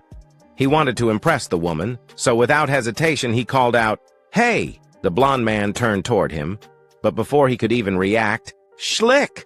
A cold flash of steel, then pain. His left ear hit the table with a wet thud. Blood spurted from the side of his head as he screamed, clutching his wound, his entire body convulsing in agony. But the one-eyed man simply smiled. "Who do you think we are, huh?" He leaned down, lightly slapping the blond man's tear-streaked face. Then, in a voice as cold as ice, "You thought we were your personal errand boys?" The blond man trembled, his eyes wide with fear. The one-eyed man sneered. "Then you better pay the price." He grabbed a glass of alcohol from the table and poured it over the fresh bleeding wound. The blond man howled in pure agony, writhing as the liquor burned through his exposed flesh. But the one-eyed man just laughed, thoroughly enjoying the sight. Then, with a casual tilt of his head, he asked, "Now, tell me, where the hell is this bastard you're talking about?" Time passed quickly, returning to Shin's current situation. He was still completely unaware that the blonde-haired guy and a group of thugs had set their sights on him. So, for now, he remained relaxed, strolling leisurely without a care in the world. Taking a seat near the staircase, Shin let out a weary sigh. Just remembering the taste of the food he had eaten earlier was enough to make his stomach churn. The mere thought of it made him feel nauseous, like he was about to throw up any second. Who the hell would have guessed that cold cucumber soup could come out of the Ring of Frenzy? Cold Eastern cucumber soup, the ultimate killer of anyone who dares to eat it. My stomach is turning inside out right now. But as they say, there's always light at the end of the tunnel. At that thought, he casually twirled the massive greatsword in his hand, effortlessly spinning it like a windmill despite its insane weight. All of this was thanks to the lightweight effect he had obtained from the Ring of Frenzy. Lightweight, a special passive effect with no cooldown, and due to his artifact devourer skill, the original mana consumption penalty of the ability had been completely removed as a side effect. However, the lightweight effect had been nerfed. Now, instead of completely negating weight, it simply set the weight of all artifacts to a fixed 100 grams. Well, I guess I'll be using this greatsword for now. But what if I accidentally drop it? That would be a disaster. All right, next up. As he spoke, Shin quickly pulled up his status window. Gazing at his current stats, Shin reminded himself of his next step. I need to start drawing the attention of the constellations. A player could only have one constellation, so he had to choose carefully. If possible, I want a constellation that matches my strongest stat. That means luck. But then he let out a small sigh. Well, at the moment, I don't have any outstanding stats that would attract them. I guess all I can do for now is train. With that thought, Shin slowly stood up, his eyes locking onto the countless training dummies lined up ahead. Time to get to work. Days later, at this moment, Shin had just arrived at an unfamiliar location, having driven there himself. The moment he stepped out of the car, his face was completely pale, as if he was about to drop dead at any second. I seriously thought I was going to die back there. I guess 3 days of non-stop training plus a long road trip was way too much. Well, at least I got a new skill out of it, so I guess it was worth it. As he spoke, Shin twisted his torso left and right, stretching his body a little to shake off the fatigue. The new skill he had acquired was ambidextrous sword mastery, basic passive ability for swordsman. Skill level 1. Description: increases adaptability with all types of swords, excluding short swords and one-handed long swords. Now, as for the place Shin had come to, this was none other than Dungeon Number 1, a solo-player exclusive dungeon. Looking at the glowing blue portal before him, a faint smile appeared on his lips. Today, I get to go all out by myself. No more worrying about people staring at me like I'm some kind of freak. Not only that, but getting access to a solo dungeon like this usually meant waiting in line for months. I should be glad I managed to slip in through the cracks. Just as he was about to step forward, he suddenly paused. His gaze shifted toward the distance behind him, and his expression darkened. A black car sat idly in the distance, parked in complete silence. It had been following him for quite some time now, and at this point, Shin was sure of it. I can't believe they actually followed me all the way into the damn forest. I don't know what they want, but whatever it is, I'll settle it inside the dungeon. His voice turned cold, and his eyes gleamed with a dangerous edge. Inside the dungeon entrance, the entrance to Dungeon 101 resembled a massive cave, its dark, ominous passage stretching deep inside. Emerging from the blue portal, a group of thugs stepped forward calmly, their expressions unreadable. It seemed that the blonde-haired traitor had somehow convinced them to take the job. But before they could take another step, Shin's voice rang out, cutting through the air. "This is a solo-player dungeon, isn't it? You guys couldn't have gotten lost. That means you're trespassing in my playground." Hearing that voice, the leader of the rat gang raised an eyebrow in slight surprise. His eyes swept over Shin, taking in his posture. The guy looked like he had been waiting for them this whole time, but that moment of curiosity quickly turned into mocking laughter. "Are you stupid or something?" Turning back to Sang-un, the whole gang erupted into laughter, their expressions full of amusement at his supposed foolishness. Shin, however, remained calm. The moment he got a good look at them, he immediately realized something was off. These guys weren't a normal dungeon raid team. Thinking it over, he decided to give them one last chance to avoid unnecessary bloodshed. "I won't report this, so get lost." His eyes narrowed slightly as he spoke. At the same time, he silently analyzed the entire group, scanning them carefully before coming to a quick conclusion. No healers, no mages. They gave up stability, the one thing every dungeon party needs, to form an all-swordsman and archer team. These guys aren't dungeon hunters. They're awakened hunters, a pack of hyenas. Just as he suspected, this was a group that specialized in hunting other awakened players. And judging by their attitudes, they weren't even trying to hide it anymore. Ha! This dumbass actually thinks he's something special. The huge thug let out a loud laugh. Meanwhile, the small blonde-haired guy next to him sneered. "That's your fate, dumbass. If you die here, not even your corpse will be found." For some reason, Shin felt a strange sense of familiarity with this group. Digging through his memories, he remembered something from the past. This exact group had been completely wiped out by the Player Association's strict surveillance. It's been a while, huh? Against groups like this, the archers are always the biggest problem. "Yeah, I already figured that out," Shin responded lightly, his gaze locking onto the archer, a cold, emotionless man who showed no reaction whatsoever to the idea of killing someone. Not wanting to waste any more time, the archer casually drew his bow, speaking in a bored tone. All right, let's wrap this up and move on." But just as he finished, Shin spoke up again, and his words left the entire gang stunned. "That's exactly why I was waiting for you. If I had to get rid of 4 corpses, what better place to do it than here?" A sharp, mocking smile tugged at his lips. The massive thug's face twisted in rage. "You little shit!" With a furious roar, he lunged forward, ready to attack. However, before he could charge, the one-eyed man swiftly blocked him with his sword.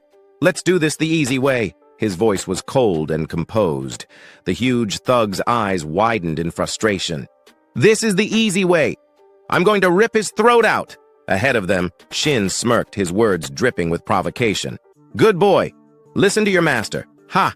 Stop wasting time and just come at me all at once. A thug like the big guy, who was used to throwing his weight around, had no tolerance for this kind of mockery. You better shut your damn mouth. With a furious roar, he planted his foot down, exploded forward like a raging bull, and swung his massive greatsword straight for Shin's torso without hesitation. Survival of the fittest. Is there a better phrase to describe a dungeon? Inside a dungeon, monsters always aim for your life. And in those same dungeons, the artifacts you and everyone else seek exist on the razor's edge of life and death. If you're weak, you die. There are no rules inside the dungeon. So if you want to live, you had to kill. That was the karma from my past life.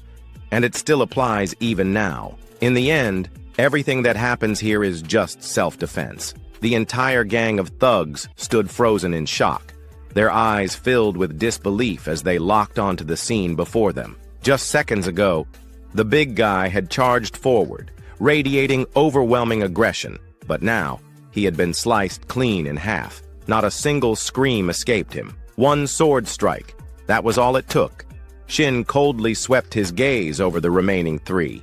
What are you standing around for? Come on, all of you, no hesitation. The remaining three immediately backed away, instinctively increasing their distance.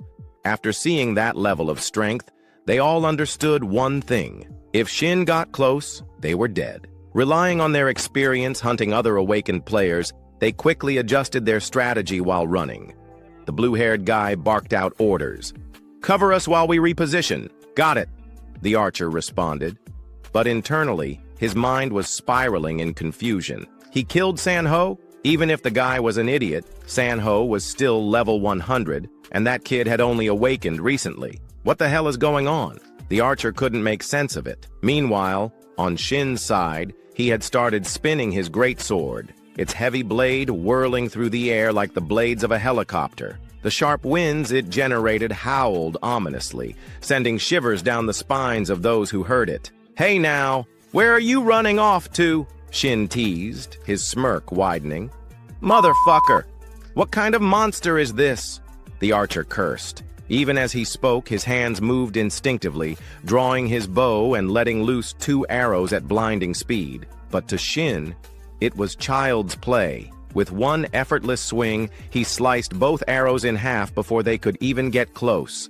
And then, before the archer could react, Shin spun around and hurled his greatsword straight at him. Thud. The sword struck its target. The archer barely had time to scream before collapsing lifeless. The dying scream made the 2 remaining thugs freeze in place. They turned their heads in shock, their faces going pale. Who the hell is this guy? The small, orange-haired thug shouted in disbelief. Unlike him, however, the blue-haired one had a completely different thought process. His sharp gaze locked onto Shin, and more specifically, the fact that he was now unarmed. He threw away his great sword. That means he's got no weapon right now. This is the perfect chance to strike. Attack! At his command, both of them charged at the same time. Shin also dashed forward, heading straight for his great sword, which was still lodged in the archer's corpse. The race was on. But just as his fingers brushed the hilt of his weapon, the 2 thugs' blades came slashing toward him. Slash! The sound of steel cutting flesh echoed through the air. A spray of fresh blood splattered onto the ground, but it didn't come from Shin. It came from the archer's corpse. Because in the moment just before the blades reached him, Shin had used his sword as a pivot point, launching himself into the air with an acrobatic flip. You're insane. The orange-haired thug gritted his teeth, stunned that Shin managed to dodge even in that tight window of time. But Shin wasn't interested in conversation. Still midair, he reached down and ripped his great sword out. At that moment, the blue-haired thug, Juntae, suddenly reached out, grabbing the orange-haired one's head from behind. The smaller thug flinched in confusion. Juntae, what the hell are you doing? Before he could react, Juntae shoved him forward like a human meat shield. Slash! The orange-haired thug barely had time to scream before Shin's greatsword cut through him like paper. Just like that, he was gone. Damn. That's some real brotherly love right there. Selling out your own teammate the second things go south, Shin said, mocking. After that, he paused his assault for a moment and casually added, "You guys were selling organs, right?" Juntae's eyes narrowed. Shin smirked. "Yeah. No way in hell people like you would trust each other just out of goodwill. So let me guess. Your real goal was awakening mana stones through organ transplants, right?" For a brief second, Juntae's expression shifted. Shin immediately caught it. Bullseye. Still, Juntae let out a cold chuckle. "So what if you figured it out, huh? You little shit!" As soon as the words left his mouth, Juntae lunged, his sword aimed straight at Shin's chest, and on his lips, a victorious grin. But just when the blade was barely 5 centimeters away from Shin's face, it stopped, frozen in place, unable to move forward even a single inch. Because Crushing Kneel has been activated. A debilitating shock surged through Juntae's body. For the next 4.4 seconds, he was completely paralyzed. Like a statue. Shin took a step forward, looked him in the eye, and spoke. "Let me ask you something." A cold chill crawled up Juntae's spine. He tried to move. Nothing. Tried to speak. Nothing. All he could do was stand there, feeling sweat drip down his face. "What the hell? I'm paralyzed? But how? Those wounds from earlier? No way! Just from those tiny cuts? There's no skill that broken. And what is he talking about? I'm the one who kills. That's how it's always been. I take lives, not the other way around."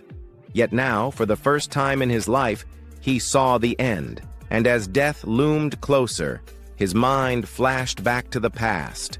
Back to when he tricked a fresh, new, awakened rookie. "Give it your all this time, okay?" He had smiled, placing an arm over the young, freckled boy's shoulder. "With you here, we can do anything. I'd trust you, bro." The rookie grinned back, completely unaware. Scene transition. A different memory. A young rookie, his face covered in blood, trembled in fear. Tears mixed with red streaks as he stared at Juntae. Why are you doing this?" His voice cracked. "Please don't. I'll do anything you say." Back to the present. Juntae's entire body shook uncontrollably. Shin watched him, then smirked. "What's wrong? Didn't you already go through this yourself? Oh, or are you scared now because it's finally your turn?" Time passed. Now, Shin sat beside a small stream, carefully wiping his sword clean. Juntae was gone, sent to reunite with his comrades. And even though this wasn't the first time, even though he had witnessed this kind of thing countless times before, a part of him still felt off. I shouldn't get used to this. I haven't even been regressed for that long. At this rate, there's no way I'll ever form a contract with a constellation. Shin exhaled, his gaze drifting toward the pile of discarded weapons nearby. System. Notify. You have obtained 8 artifacts from this dungeon. Shin raised a brow, then grinned. Well, if it's self-defense, then I guess all of this belongs to me now. Time passed quickly. At this moment, Shin was putting his jacket back on. During the fight earlier, he had taken it off to avoid getting blood on it. At the same time, he checked his current status. Right now, he had reached level 10, and his consumed artifacts had totaled up to 11. His life points were at 400, energy at 50, and experience at 12. Looking at his status window, Shin's expression grew a bit complicated. "I wish I could have avoided that situation, but considering the results, it was worth it. At least I'm glad I didn't get fat from consuming artifacts. But still, just looking at my stats alone, doesn't this mean I'm already as strong as level 50 players? How long has it even been since I came back? My growth rate is actually insane." And on top of that, as he muttered to himself, Shin reached into his coat pocket and pulled out a ring. It was the recovery ring, a silver-tier artifact classified as support equipment. Equipment type: ring, special effect, recovery, usage effect. Consumes 10 mana to instantly remove any abnormal status. If used again within the next minute, the mana consumption doubles. Seeing this item, Shin couldn't help but be a little surprised. That guy who charged at me right from the start, who would have thought he actually had an artifact that nullifies debuffs? Wait, so if I had blindly relied on my stun skill, I would have been screwed. Looks like I need to be more careful next time. With that thought, he began synchronizing his mana with the recovery ring. Scene transitioned. Deep inside dungeon number 101. Internal access path. Deeper inside the dungeon, there appeared to be a mining site where a group of goblins was working. Some of them carried small sacks on their backs, seemingly used for collecting minerals. However, after just a few steps, one of the creatures suddenly stopped in its tracks and turned around, sensing something. Following its gaze, the goblin spotted Shin, gasping for breath. He gripped his sword tightly in one hand, but the strangest part was that his eyes were covered with a black cloth. Even Shin himself felt that what he was doing was absolutely insane, but he had no choice. The requirement to obtain the Lucky Day title is as follows. This is crazy. It wants the player to kill 500 monsters while keeping their eyes closed. On the other side, the goblins hesitated for a brief moment upon witnessing Shin's strange behavior. They didn't immediately charge into attack. Come on, when are these monsters going to make a move? Shin muttered in frustration. Once they confirmed that Shin was truly unable to see, the goblins let out amused chuckles. Drool dripped from their mouths as their excitement grew. Back to Shin's perspective, he suddenly lifted his head slightly, sensing something in the air. I can feel them. I had to sense the airflow and listen carefully to everything around me. Focus. I need to maintain this heightened state of awareness. Inside his mental world, it was as if he were standing on the surface of a still body of water. Then, from behind him, countless sounds and ripples began spreading rapidly toward him.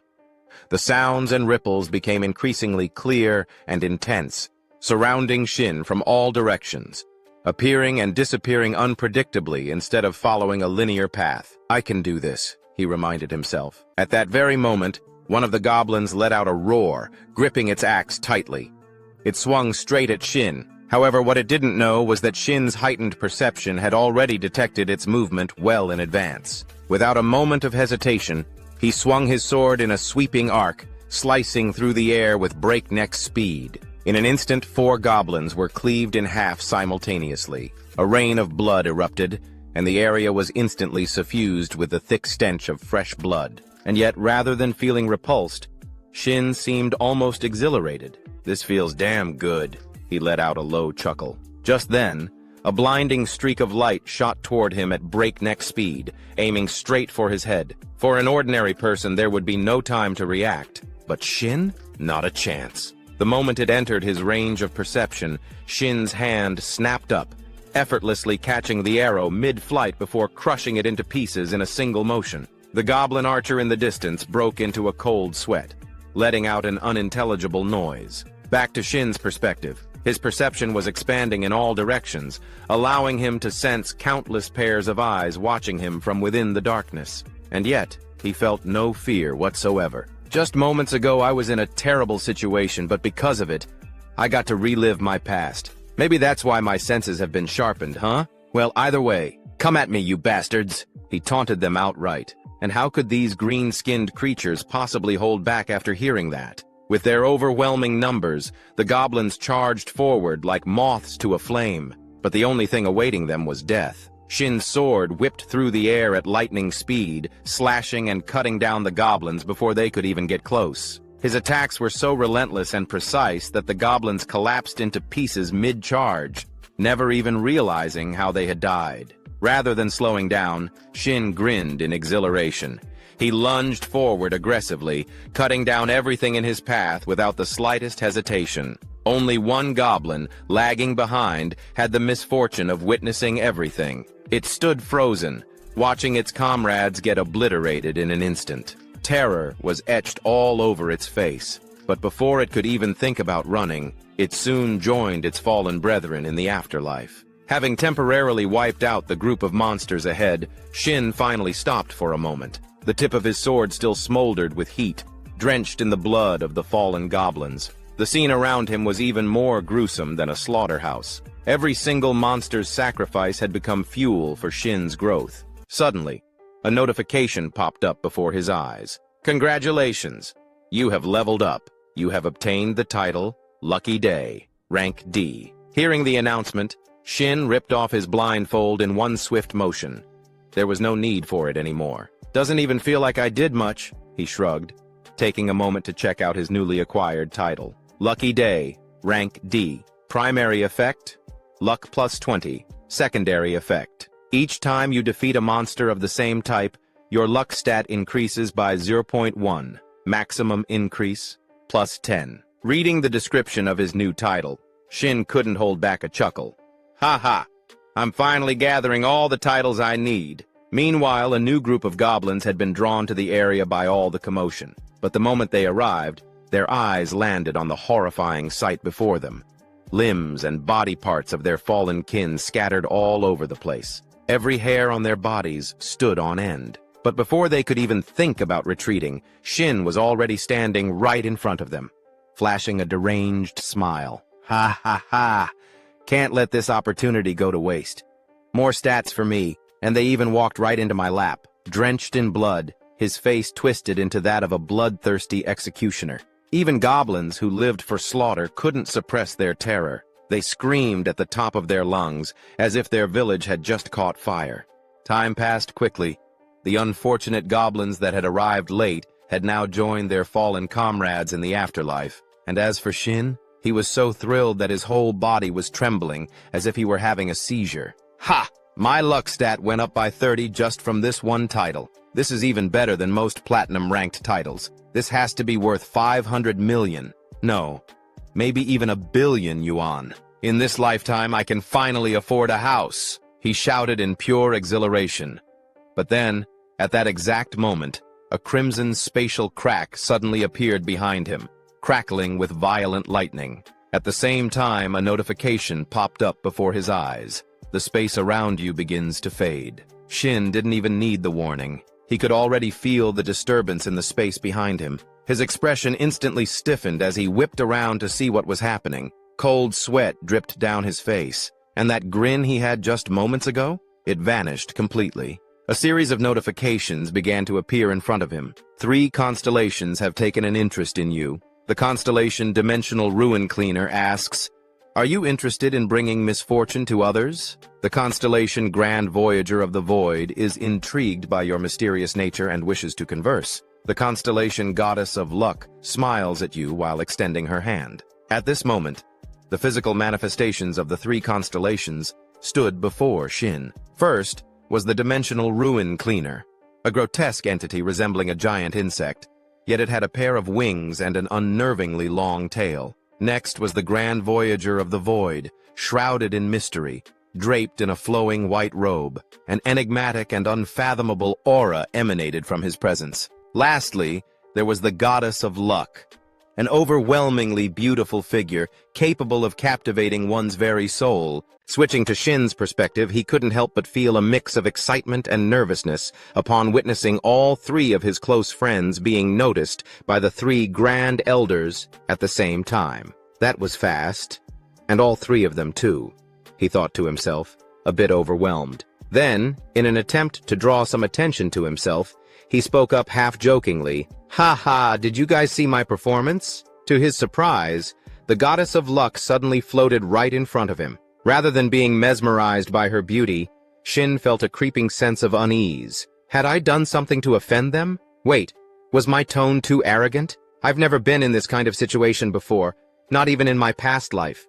No, the more pressure I feel, the more confident I need to act, he reminded himself. Fortunately for him, the Goddess of Luck showed no signs of displeasure. Instead, she flashed a radiant smile and seemed to regard him with favor. She then spoke in a voice filled with curiosity. "This is the first time I've ever seen such a lucky swordsman. How unusual." Hearing that, Shin scratched the back of his head awkwardly and chuckled. "Oh, luck. Yeah, I guess I really am insanely lucky. Ha. Even he was a little taken aback by just how ridiculously fortunate he had been. Phew, just as I expected. This constellation seems interested in forming a contract. That means I can take my time and examine things properly now, he thought to himself. Meanwhile, the star of the collapsing void cleaner openly praised Shin's potential for cruelty. This particular constellation had the personality of a classic bloodthirsty executioner, and Shin couldn't help but wonder, did I catch his attention just because I massacred a bunch of goblins in such a short time?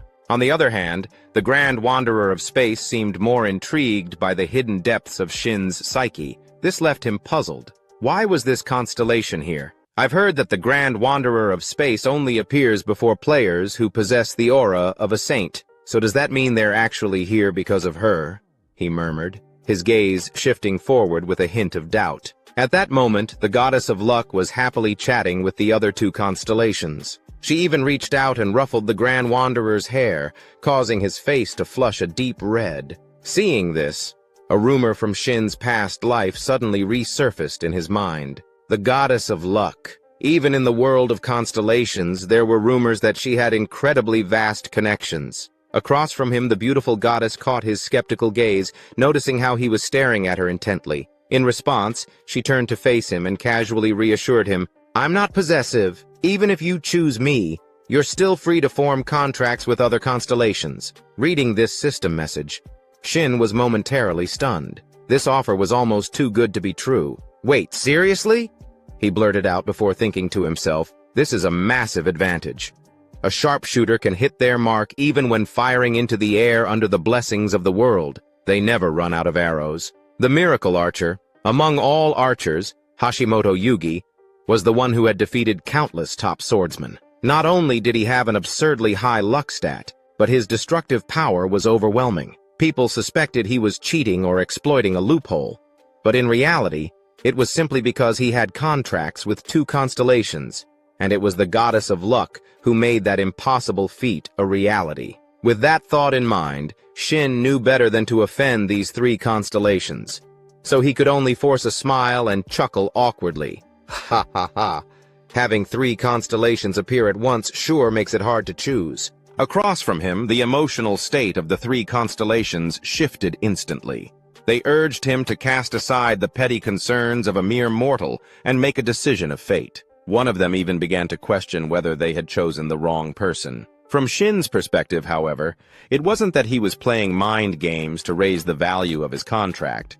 He was genuinely struggling to make the right choice. The goddess of luck is definitely a good constellation.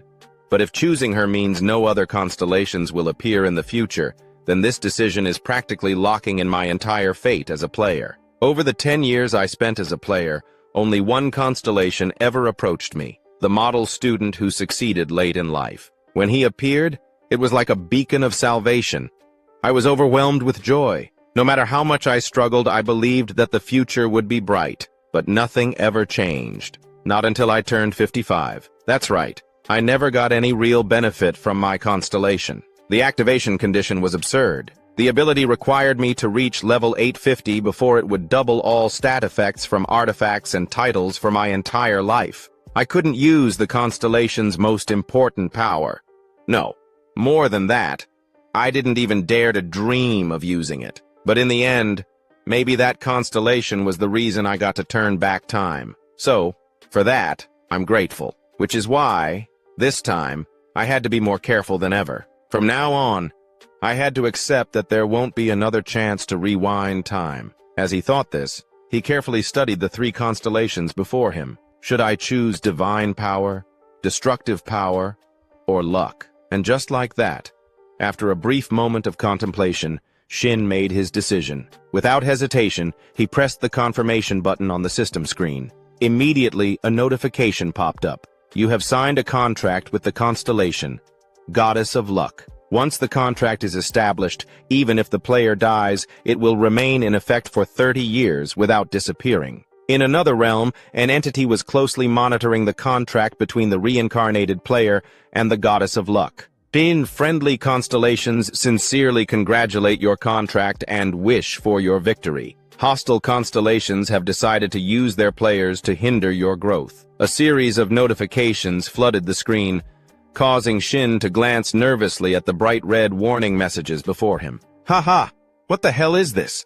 Why am I suddenly attracting so much attention? Well, whatever happens, I'll be counting on you from now on, Goddess of Luck. As he spoke, he reached out his hand. Seeing this, the Goddess of Luck gently extended hers, placing it against his. The Goddess of Luck blesses your wise choice. Just as Shin was about to say something, the system suddenly issued another set of notifications. Goddess of Luck, contract effects and blessings. Trait 1. All offensive actions guarantee critical damage against enemies. Trait 2. When obtaining a unique grade artifact or higher, you will automatically unlock and inherit its hidden effect. Trait 3. When defeating a mid-tier boss or a main boss, if the boss's level is higher than yours, you will receive an artifact with a 100% drop rate. At that moment, the goddess of luck transformed into a chibi version of herself. She tilted her head back arrogantly, her expression smug and full of pride. Meanwhile, Shin's reaction was, "Wow, what the hell is this? Why are these abilities so overpowered? Wait, there's more!" His eyes widened as yet another notification appeared. Trait 4. When investing level-up points into luck, each point will double the stat value. This effect is retroactively applied to all previously allocated points. Shin's jaw dropped. Looking at the 4 contract traits granted by the goddess of luck, Shin was so overjoyed that he cried like a baby. Guaranteed critical hits and artifact drops? You've really had it rough, Shin. As he spoke, he felt like his life was only now truly beginning. Then, out of nowhere, the goddess of luck turned to him and asked, "The goddess of luck inquires, what will you do about the offers from the other constellations?" To Shin, after witnessing firsthand what he had gained from the goddess of luck, why would he even care about the other two? He turned around and dismissively waved his hand. "Ah, it's fine. You two can leave now. I need to focus on the goddess." Hearing this, the other two constellations immediately bristled with irritation. The Grand Voyager of Space. Take a number. See you next time. The Spatial Collapse. Janitor. Warning. One day, I will take something from you. Be prepared. Meanwhile, the goddess of luck clapped her hands in delight, amused by his unwavering determination. With this effect, you don't need to be greedy, for now, she thought. Shin nodded in agreement, reminding himself, no need to rush. Better opportunities will come. Time flew by in an instant, and the scene shifted. Now, in the boss room of dungeon number 101, Shin was locked in combat with the dungeon's final boss, a green-skinned monster. The clash of their weapons rang through the air, each impact creating ear-splitting echoes and unleashing shockwaves across the battlefield. Off to the side, the goddess of luck watched, completely dazed. Meanwhile, Shin only grew more exhilarated the longer he fought. Is this really all the final boss has to offer? Come on, give me more, you weakling! With a mighty swing, he slashed his sword forward, forcing the green-skinned monster to raise its twin battle axes in a desperate attempt to block the attack. This was the final boss of the dungeon, the greedy Goblin Warlord. Next, the Goblin Warlord channeled all its strength into its arms and shoved Shin backward. Reacting quickly, Shin drove his sword into the ground, using it to halt his movement before he could be knocked too far back. A deep trench was left in the earth where his blade had dug in. Then, the Goblin Warlord suddenly threw its head back and let out a deafening shriek. Its eyes blazed a furious red as a system notification appeared before Shin. The Goblin Warlord has inflicted weakness and oppression on you. You have been paralyzed. From Shin's perspective, however, this was nothing new. Thanks to his experiences from his previous life, he had long anticipated this move. It's trying to break my will to fight. Muttering under his breath, he activated his recovery skill. Recover. At the same time, the Goblin Warlord refused to give him any breathing room. With a ferocious charge, it swung its battle axe downward in a crushing blow. The sheer force of the attack shattered the ground beneath them, sending sharp shards of rock flying in all directions. However, as the Goblin Warlord surveyed the aftermath, a flicker of confusion crossed its face. It hadn't felt the sensation of hitting anything solid, and sure enough, Shin's voice rang out, completely unfazed. This skill has a clear limit. It can't completely lock down movement. Guess it's only good for dealing with small fry, huh? At that moment, Shin had already braced his sword against the Goblin Warlord's axe, stopping it from being retracted. The reason he could move despite the paralysis? His recovery ring. This was the same ring he had obtained after dealing with those thugs earlier. Thanks to its anti-CC effect, the moment he was paralyzed, the status ailment was immediately lifted. All right, let's test my luck, Shin murmured as he steadied his grip on his sword. Meanwhile, the Goblin Warlord's face drained of all color.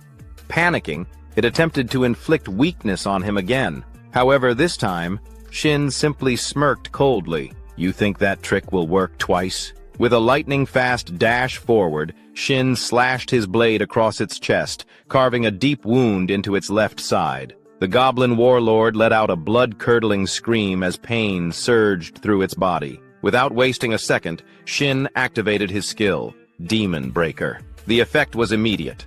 The goblin warlord was paralyzed for 2 whole seconds. Seeing the opportunity, Shin lunged forward.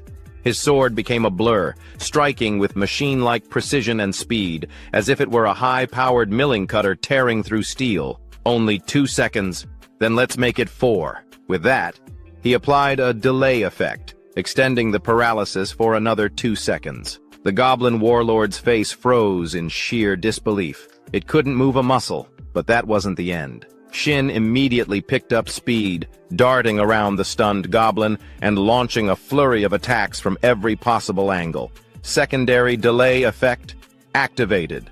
90% chance of prolonging paralysis. Success! Ha! Got it again, Shin smirked. Time passed swiftly, and in the end, the goblin warlord could no longer withstand Shin's relentless assault. It fell with a final pitiful groan, departing for its next reincarnation. The moment its body hit the ground, a system notification flashed before Shin's eyes. Congratulations! You have cleared the Dark Swamp Goblin Dungeon. You have leveled up. You have received the D rank title. Don't touch me. Title description: Luck plus 30, Evasion plus 10. Additional effect: you may enhance one chosen skill once. The enhancement level is based on the system's designated scaling for players. Shin collapsed onto the ground, completely exhausted from the constant battles since the start of the dungeon. They say youth should be spent working hard, but at this rate I'm pushing my body to the limit, he groaned, complaining to himself. Standing beside him, the lucky goddess clapped her hands and cheerfully encouraged him. The lucky goddess says that as long as you try, fortune will follow. Shin rolled his eyes. At this point, I should just call this an ability of mine. In response, the lucky goddess puffed up with pride. The lucky goddess says that luck is a skill, and she is delighted to see it following you. In fact, she firmly believes it's all thanks to her. Shin sighed but didn't argue. Instead, he quickly opened his stats window. First things first, let's dump my points into luck. As he allocated the points, his luck stat finally surpassed 100. Once a stat exceeds 100, an adjustment occurs, amplifying its effects by an extra 10%. For most stats like evasion, this meant a higher chance to dodge attacks. But for luck, it directly influenced drop rates. And as if the system wanted to prove his point, a faint glow suddenly radiated from the goblin warlord's massive shield, an item it hadn't even gotten the chance to use during the fight. Shin glanced at it, and instantly, a window popped up, revealing the item's details. Cudness Shield. Silver Artifact. Type: Secondary Equipment. Shield. Special Effect: Sacrifice. Defense: plus 20. Description: a shield left behind by a goblin warrior named Cudness. It fortifies itself using mana and converts received damage into healing. However, the entire process consumes an equivalent amount of mana. Shin whistled in admiration. Now this is one hell of a shield. It seemed like this item was specifically designed for tank-type players. However, Shin had no complaints about obtaining it. After all, it's a guaranteed drop, thanks to the goddess. So that means luck affects the drop rate of artifacts, right? One thing's for sure, this is even more troublesome than when I was contracted with the constellation of the late-blooming model student. With that thought in mind, he activated his skill, Devour, to absorb the shield's attributes. Meanwhile, the goddess of luck suddenly lunged forward, hugging him tightly and rubbing her cheek against his. Time quickly passed, and the scene transitioned to the interior of the Q area building. At this moment, Shin was there, trying to explain something. However, he was immediately rejected by a female employee, her eyes heavy with exhaustion. "No way," she said, shaking her head. Standing across from her, Shin persisted. "I understand what you're trying to say, but look, I have my reasons." Before he could finish, the woman cut him off. "I'm sorry, but can you reconsider? I'm about to lose my mind. I don't even know how many corpses I've seen this week." Hearing that, cold sweat dripped down Shin's face. He muttered to himself, "I can't let things go off track from here. To understand how things got to this point, we need to rewind to 2 hours earlier, on the Hanam Expressway. Seated inside a car, Shin was reminiscing about the ordinary moment when he devoured the shield. I was worried since it was a goblin's shield, but a simple meal of kimchi and white rice, a classic peninsula-style dish. At least there was kimchi with the rice. Thinking about this, Shin's car suddenly came to a halt, shaking violently. A moment later, the control panel lit up with a flood of crimson warning icons, startling him into shouting, "What the hell? Why are all these warning lights on?" "Is it finally time to get a new car?" he muttered to himself, but quickly shook his head. No. Moving to a new area is more important than getting a replacement. The lower a player's level, the more criminals will have their eyes on them. I can't live in a constant state of paranoia. Moving to well-guarded places like Player Street will be more convenient. And if I factor in artifacts, I should buy used ones, so they're easier to consume and absorb. Money. I need a ton of money, and I need it fast. There's only one place I can get that kind of cash. The system appeared when the player era began, bringing with it a slew of quests. The organization overseeing all of these missions was none other than the Player Association. If it's a system managed by the association, I can make it work. Here I come. Quest Zone. With that thought, Shin floored the gas pedal, racing toward the Player Association. Back in the present, being rejected right at the entrance crushed his dreams of quick riches. Across from him, the dark-eyed employee desperately tried to knock some sense into him. "So, please, enter a dungeon appropriate for your level. Why on earth would you go into a level 100 zone? Besides, you're not even ranked yet." In response, Shin pulled out his best pleading face. "I won't cause any trouble. I swear. Please trust me. Maybe I'm only level 17, but with my current skills, going into a low-level area would be a complete waste of time." From the employee's perspective, she was practically on the verge of tears. Her entire body trembled as she weakly pointed to the side, her voice quivering. "Yesterday someone said the exact same thing. Guess what happened to them? So please, just go somewhere appropriate for your level." Seeing her like this, Shin could somewhat understand her reasoning. I get why she's acting this way. Too many players overestimate themselves and end up dying like idiots. But in moments like these, you just have to grow a thick skin. With that in mind, he put on a face so convincingly trustworthy, it could rival a shady multi-level marketer's. Then, with absolute certainty, he declared, "No, absolutely not." At that moment, a purple-haired girl overheard the commotion and approached. "What's going on here?" she asked. Hearing this, the black-haired employee quickly turned to her, shaking her head. "Hello!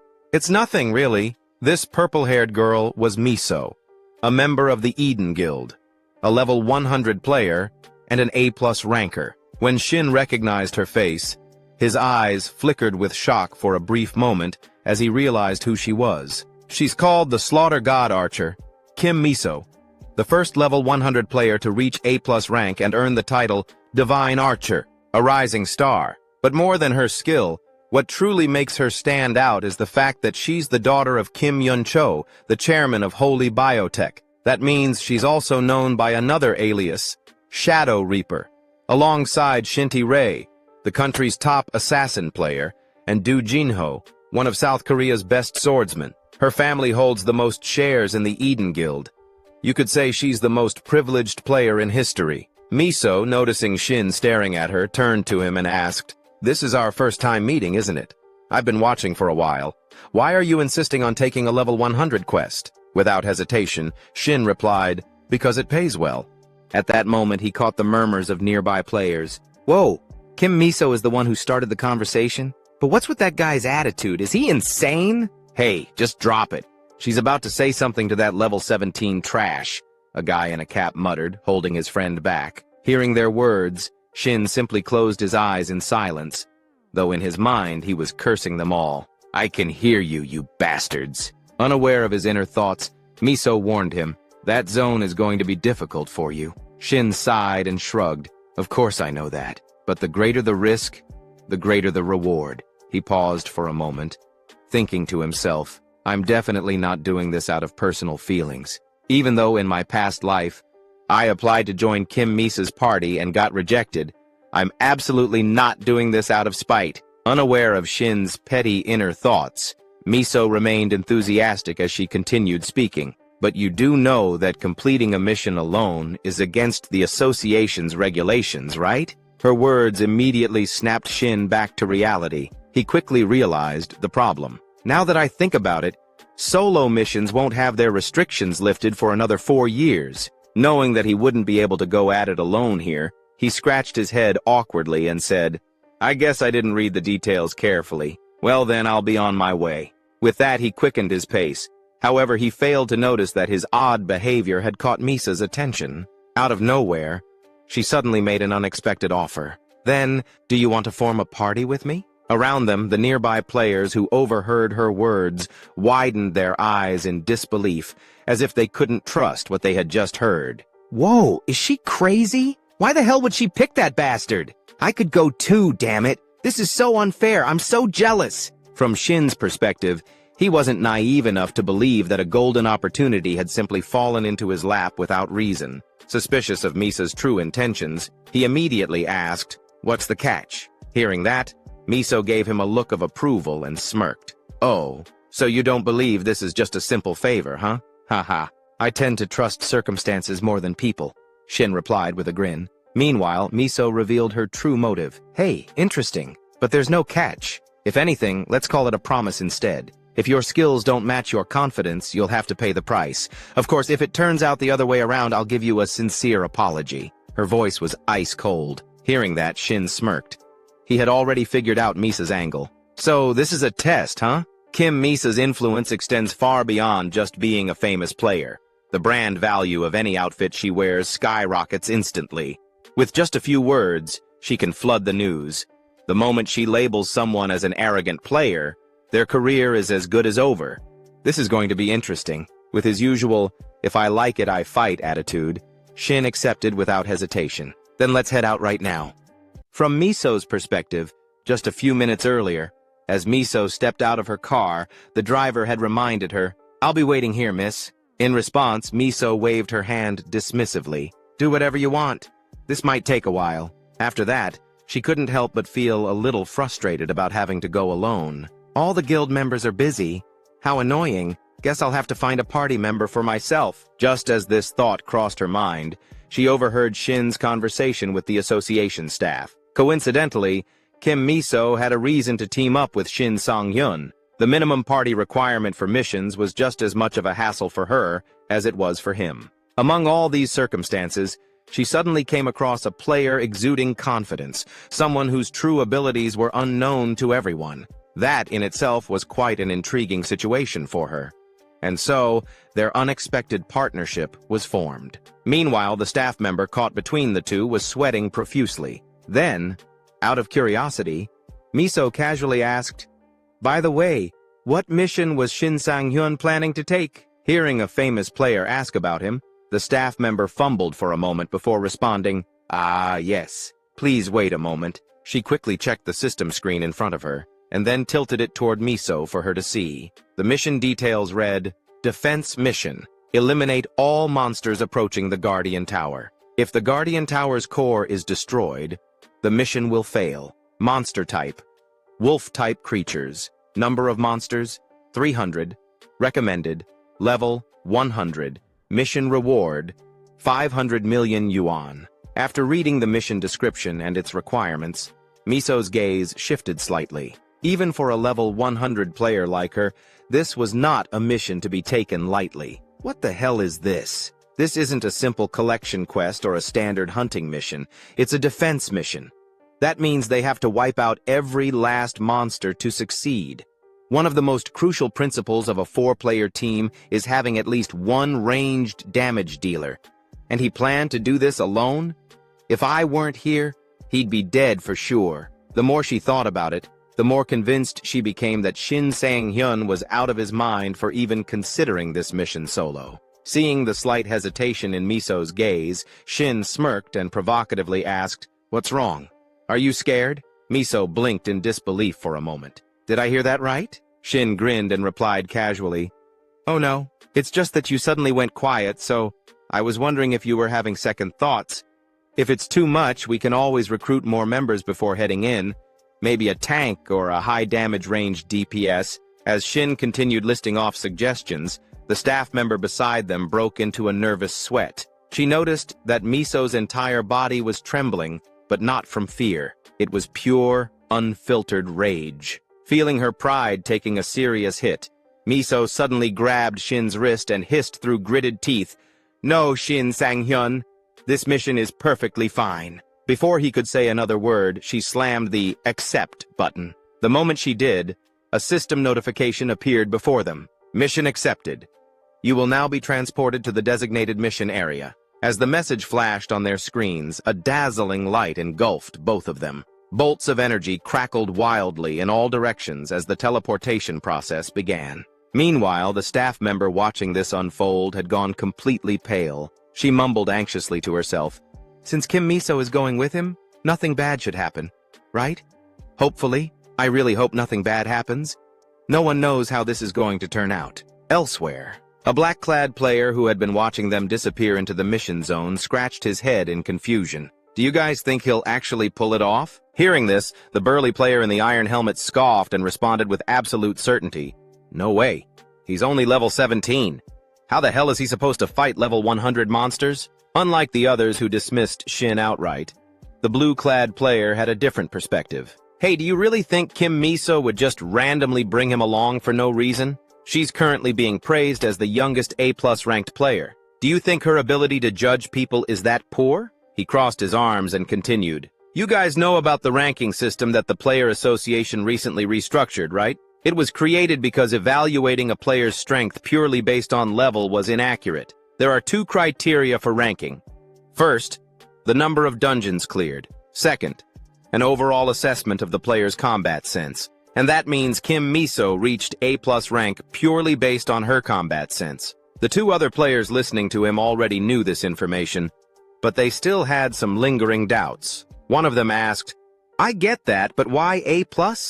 Why not just A?" At this, the blue-clad player smirked knowingly. "Ah, that's because there are even bigger monsters ranked above her, right? But forget that for now. It doesn't matter. What does matter is that he just went in together with Kim Miso." With that realization sinking in, the single guys among them let out a dramatic sigh of envy. Damn it. So jealous. Some even wiped away imaginary tears, feeling utterly miserable. The mission begins. As the scene shifts to Shin's group, they find themselves in a modern cityscape, the setting for their current mission. Towering high into the sky, the structure they must defend pulses with arcs of lightning, crackling with ominous energy. Atop the tower, Kim Miso stands with her bow in hand, her sharp gaze following Shin as he silently strides across the bridge. Words carry responsibility.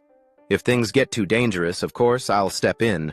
But I hope this experience will make him realize the reality of the situation, she mused. Flashback, 30 minutes earlier. Just after their arrival, Shin had made a proposal that left Miso momentarily stunned. "What did you just say?" she asked, narrowing her eyes at him. Still checking his weapons, Shin responded casually, "I meant exactly what I said. Unless I ask for help, don't interfere. If you focus on support, I'll give you 5%. Miso blinked in disbelief. "So, I didn't mishear?" "Nope," Shin replied nonchalantly. "You just sit back and support and you'll still pocket 5%. Sounds like a great deal, doesn't it?" Miso glanced him over from head to toe before shaking her head. "You think I'm hesitating because of that? There's no way you can handle this alone. We're talking about 300 of them, not just 1 or 2. Even someone at level 100 like me would struggle dealing with them solo." Her words faded as she caught the unwavering confidence in Shin's expression. His smirk held an air of mystery as he simply said, "Just watch and see." Somehow, something about that look made Miso reconsider. Letting out a sigh, she finally relented. "Fine, but for every monster you miss, you lose 1% of your share. If you let 95 of them slip through, you walk away with nothing." "Got it." Present moment, returning to the present, Shin now stands face to face with several deep blue-furred wolves. Their glowing purple eyes gleam with malice, their presence exuding a dangerous aura. Snarling, they fix their bloodthirsty gaze on him. Gripping his sword tightly, Shin slams it against the ground with a confident smirk. "Too bad for you," he says, his voice brimming with excitement, "because I don't plan on missing a single one." Without any warning, both sides lunged at each other, exchanging what could only be described as affectionate blows. And true to Miso's expectations, Shin didn't disappoint. With a single fluid dash, his greatsword cleaved through the air at lightning speed, striking the monstrous wolves with pinpoint accuracy. They barely had time to let out a single cry before collapsing in lifeless heaps. After finishing his attack, Shin turned back to admire his handiwork, a slight smirk forming on his lips. For creatures that look this menacing, their death cries are actually kind of cute, huh? Meanwhile, Miso, still perched atop the tower, found herself momentarily speechless at the display. Even she had to admit, he's not just some arrogant rookie. The strike just now was flawless. His stance maximized the greatsword's reach with perfect precision. It was the ideal form. Similar to the elite swordsman in my guild, he always talks about offense and defense as one. And more importantly, he minimizes unnecessary movements, cutting down multiple enemies in a single swing. However, despite his confidence, there were still far too many enemies. A level 17 player going up against an overwhelming number like this, it's just not possible. That was when a creeping realization hit her. Her expression stiffened as she replayed what she had just witnessed. Wait a second, something's off. Her gaze sharpened as her mind raced through the events. Why weren't the monsters moving at all just now? A chilling thought struck her, making her eyes widen in shock. No way. Could it be? Stun?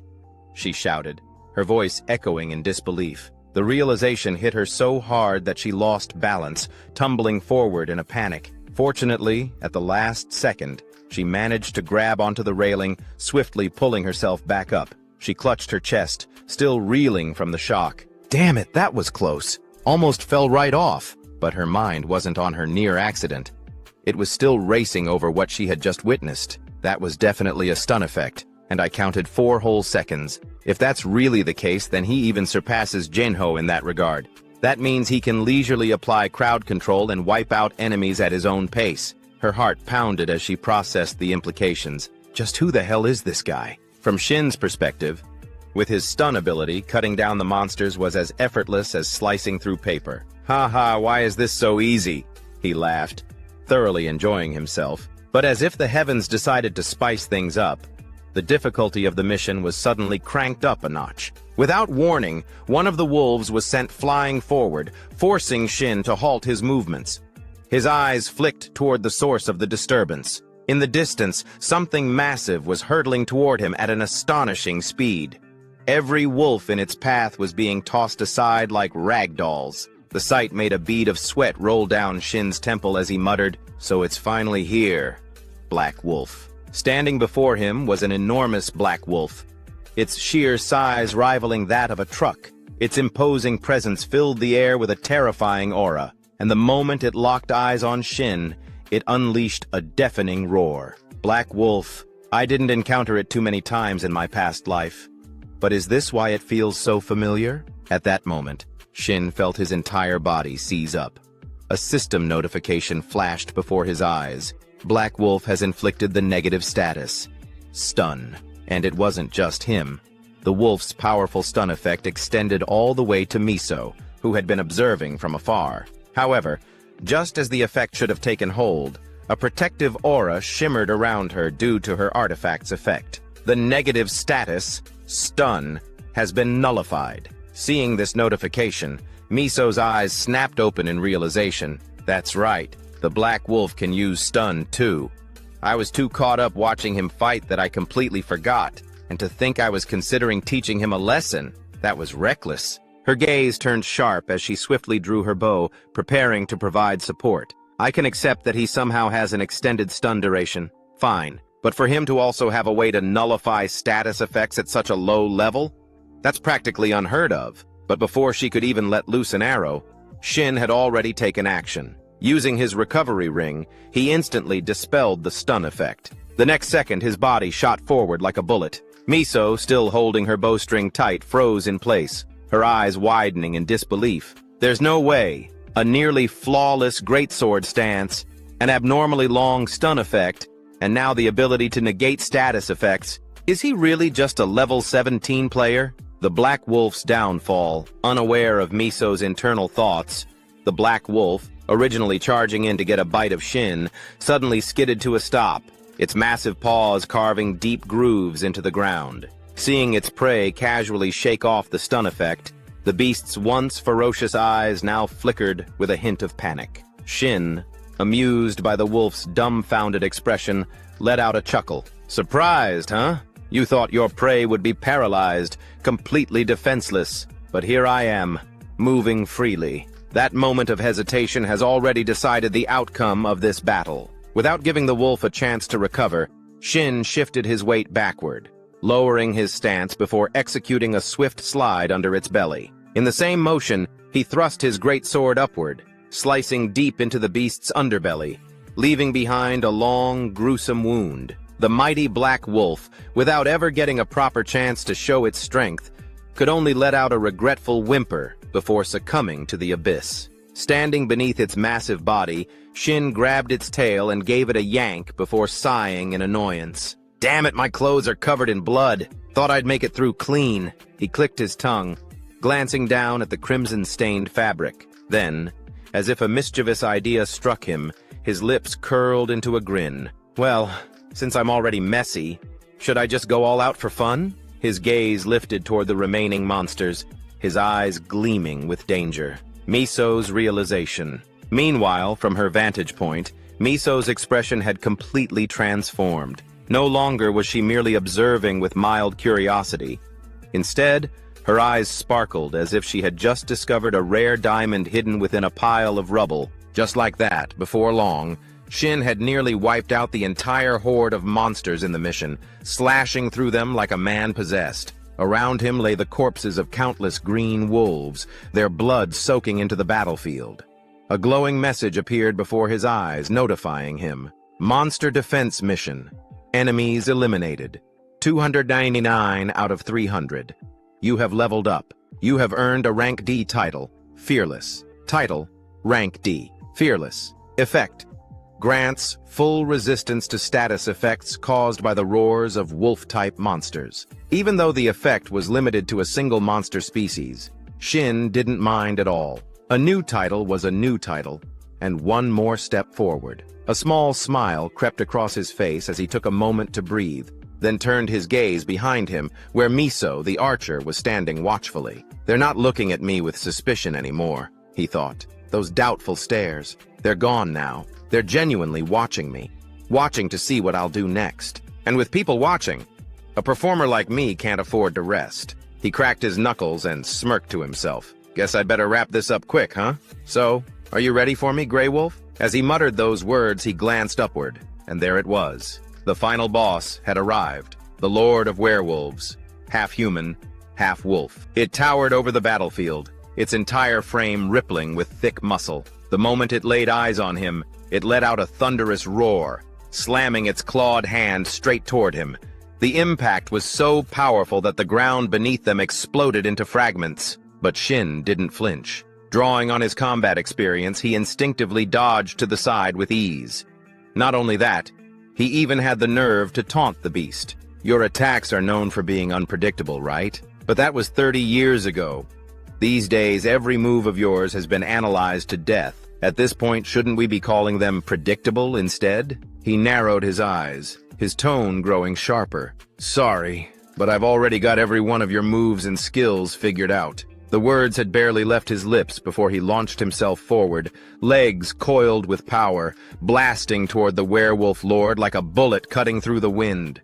At that very moment, Shin swung his greatsword with force, slashing it straight into the werewolf's body. The beast barely had time to let out a pained howl before a massive wound split open across its chest.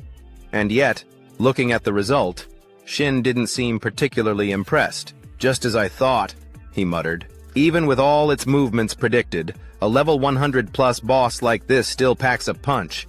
It's no pushover." Meanwhile, off in the distance, Miso stood watching. As she witnessed Shin handling the quest's final boss with apparent ease, beads of sweat started forming on her forehead. Her voice was almost dazed as she whispered, This is completely insane. There's more than one weird thing going on here. He's not just in a berserker state. He's somehow immune to the fear effects from that wolf, too. And he's carrying that massive sword, moving like it's nothing. It's like he's playing a joke on the entire system. She kept going, struggling to believe what she was seeing. And on top of that, he's predicting the Wolf Lord's moves in advance.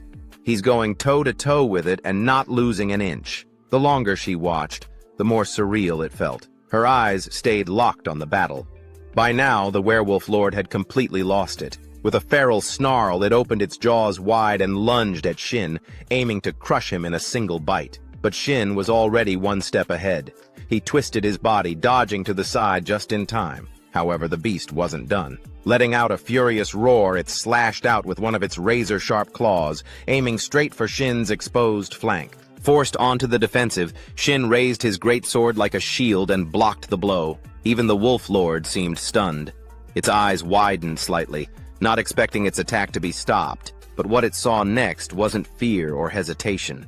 It was the cold, focused gaze of its opponent. "I told you, didn't I?" Shin growled through clenched teeth. "I know everything about you. I spent my whole damn life in my past world learning how to beat you." Then, for a brief moment, his eyes flicked toward Miso, who was still standing at a distance. And somehow, in that fleeting glance, she understood exactly what he was trying to do. The most ridiculous part, the part that made her want to laugh despite the intensity of it all, was the way he was fighting. Not for survival, not even to win, but like he was trying to prove something to her. Watching this, Miso let out an awkward, half-frustrated sigh. What kind of guy is he? Seriously. Back in the heat of battle, the sound of clashing steel echoed relentlessly through the air. As the fight dragged on, Shin started to feel the toll it was taking on his body.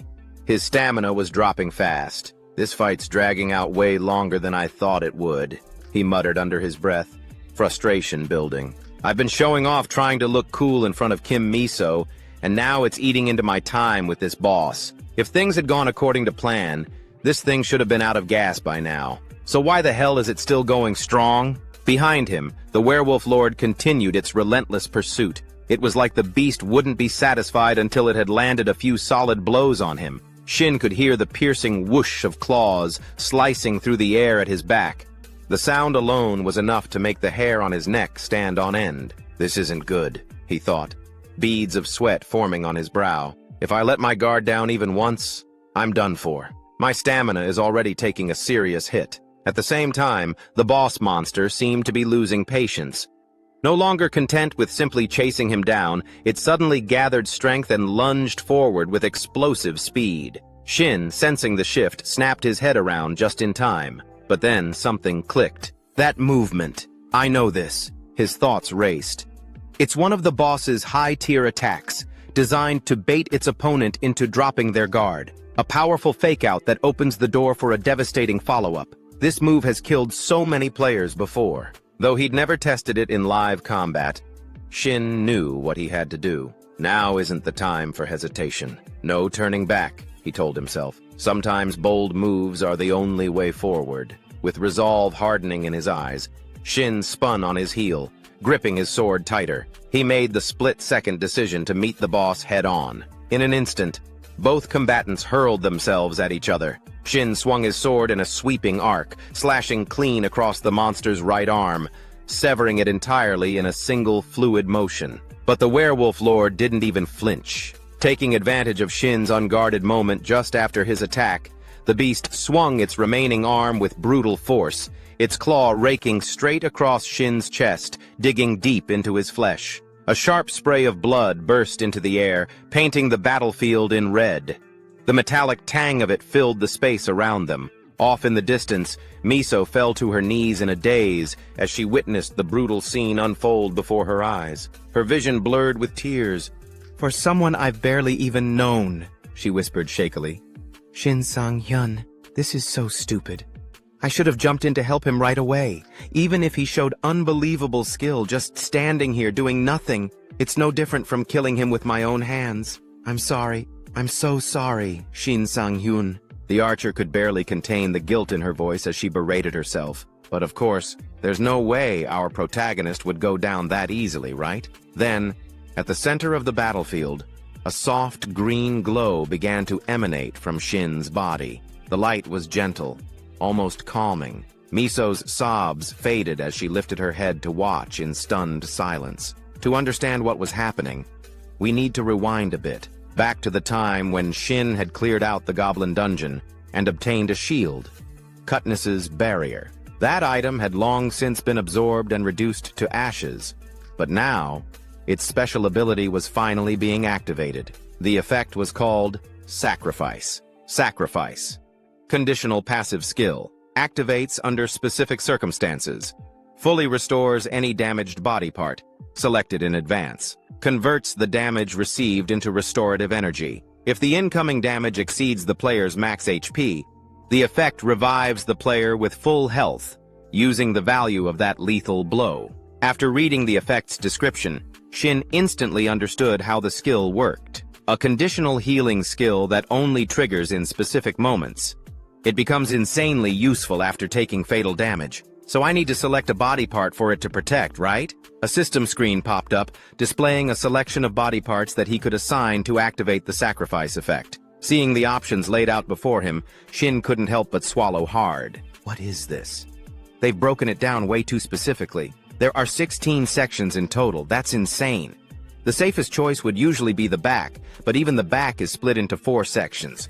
That's completely inefficient and dangerous. I can't even predict where I'll be hit. He knew that if he wanted to survive, he couldn't just rely on luck. In that case, he thought to himself, eyes narrowing, I'll have to use this ability strategically.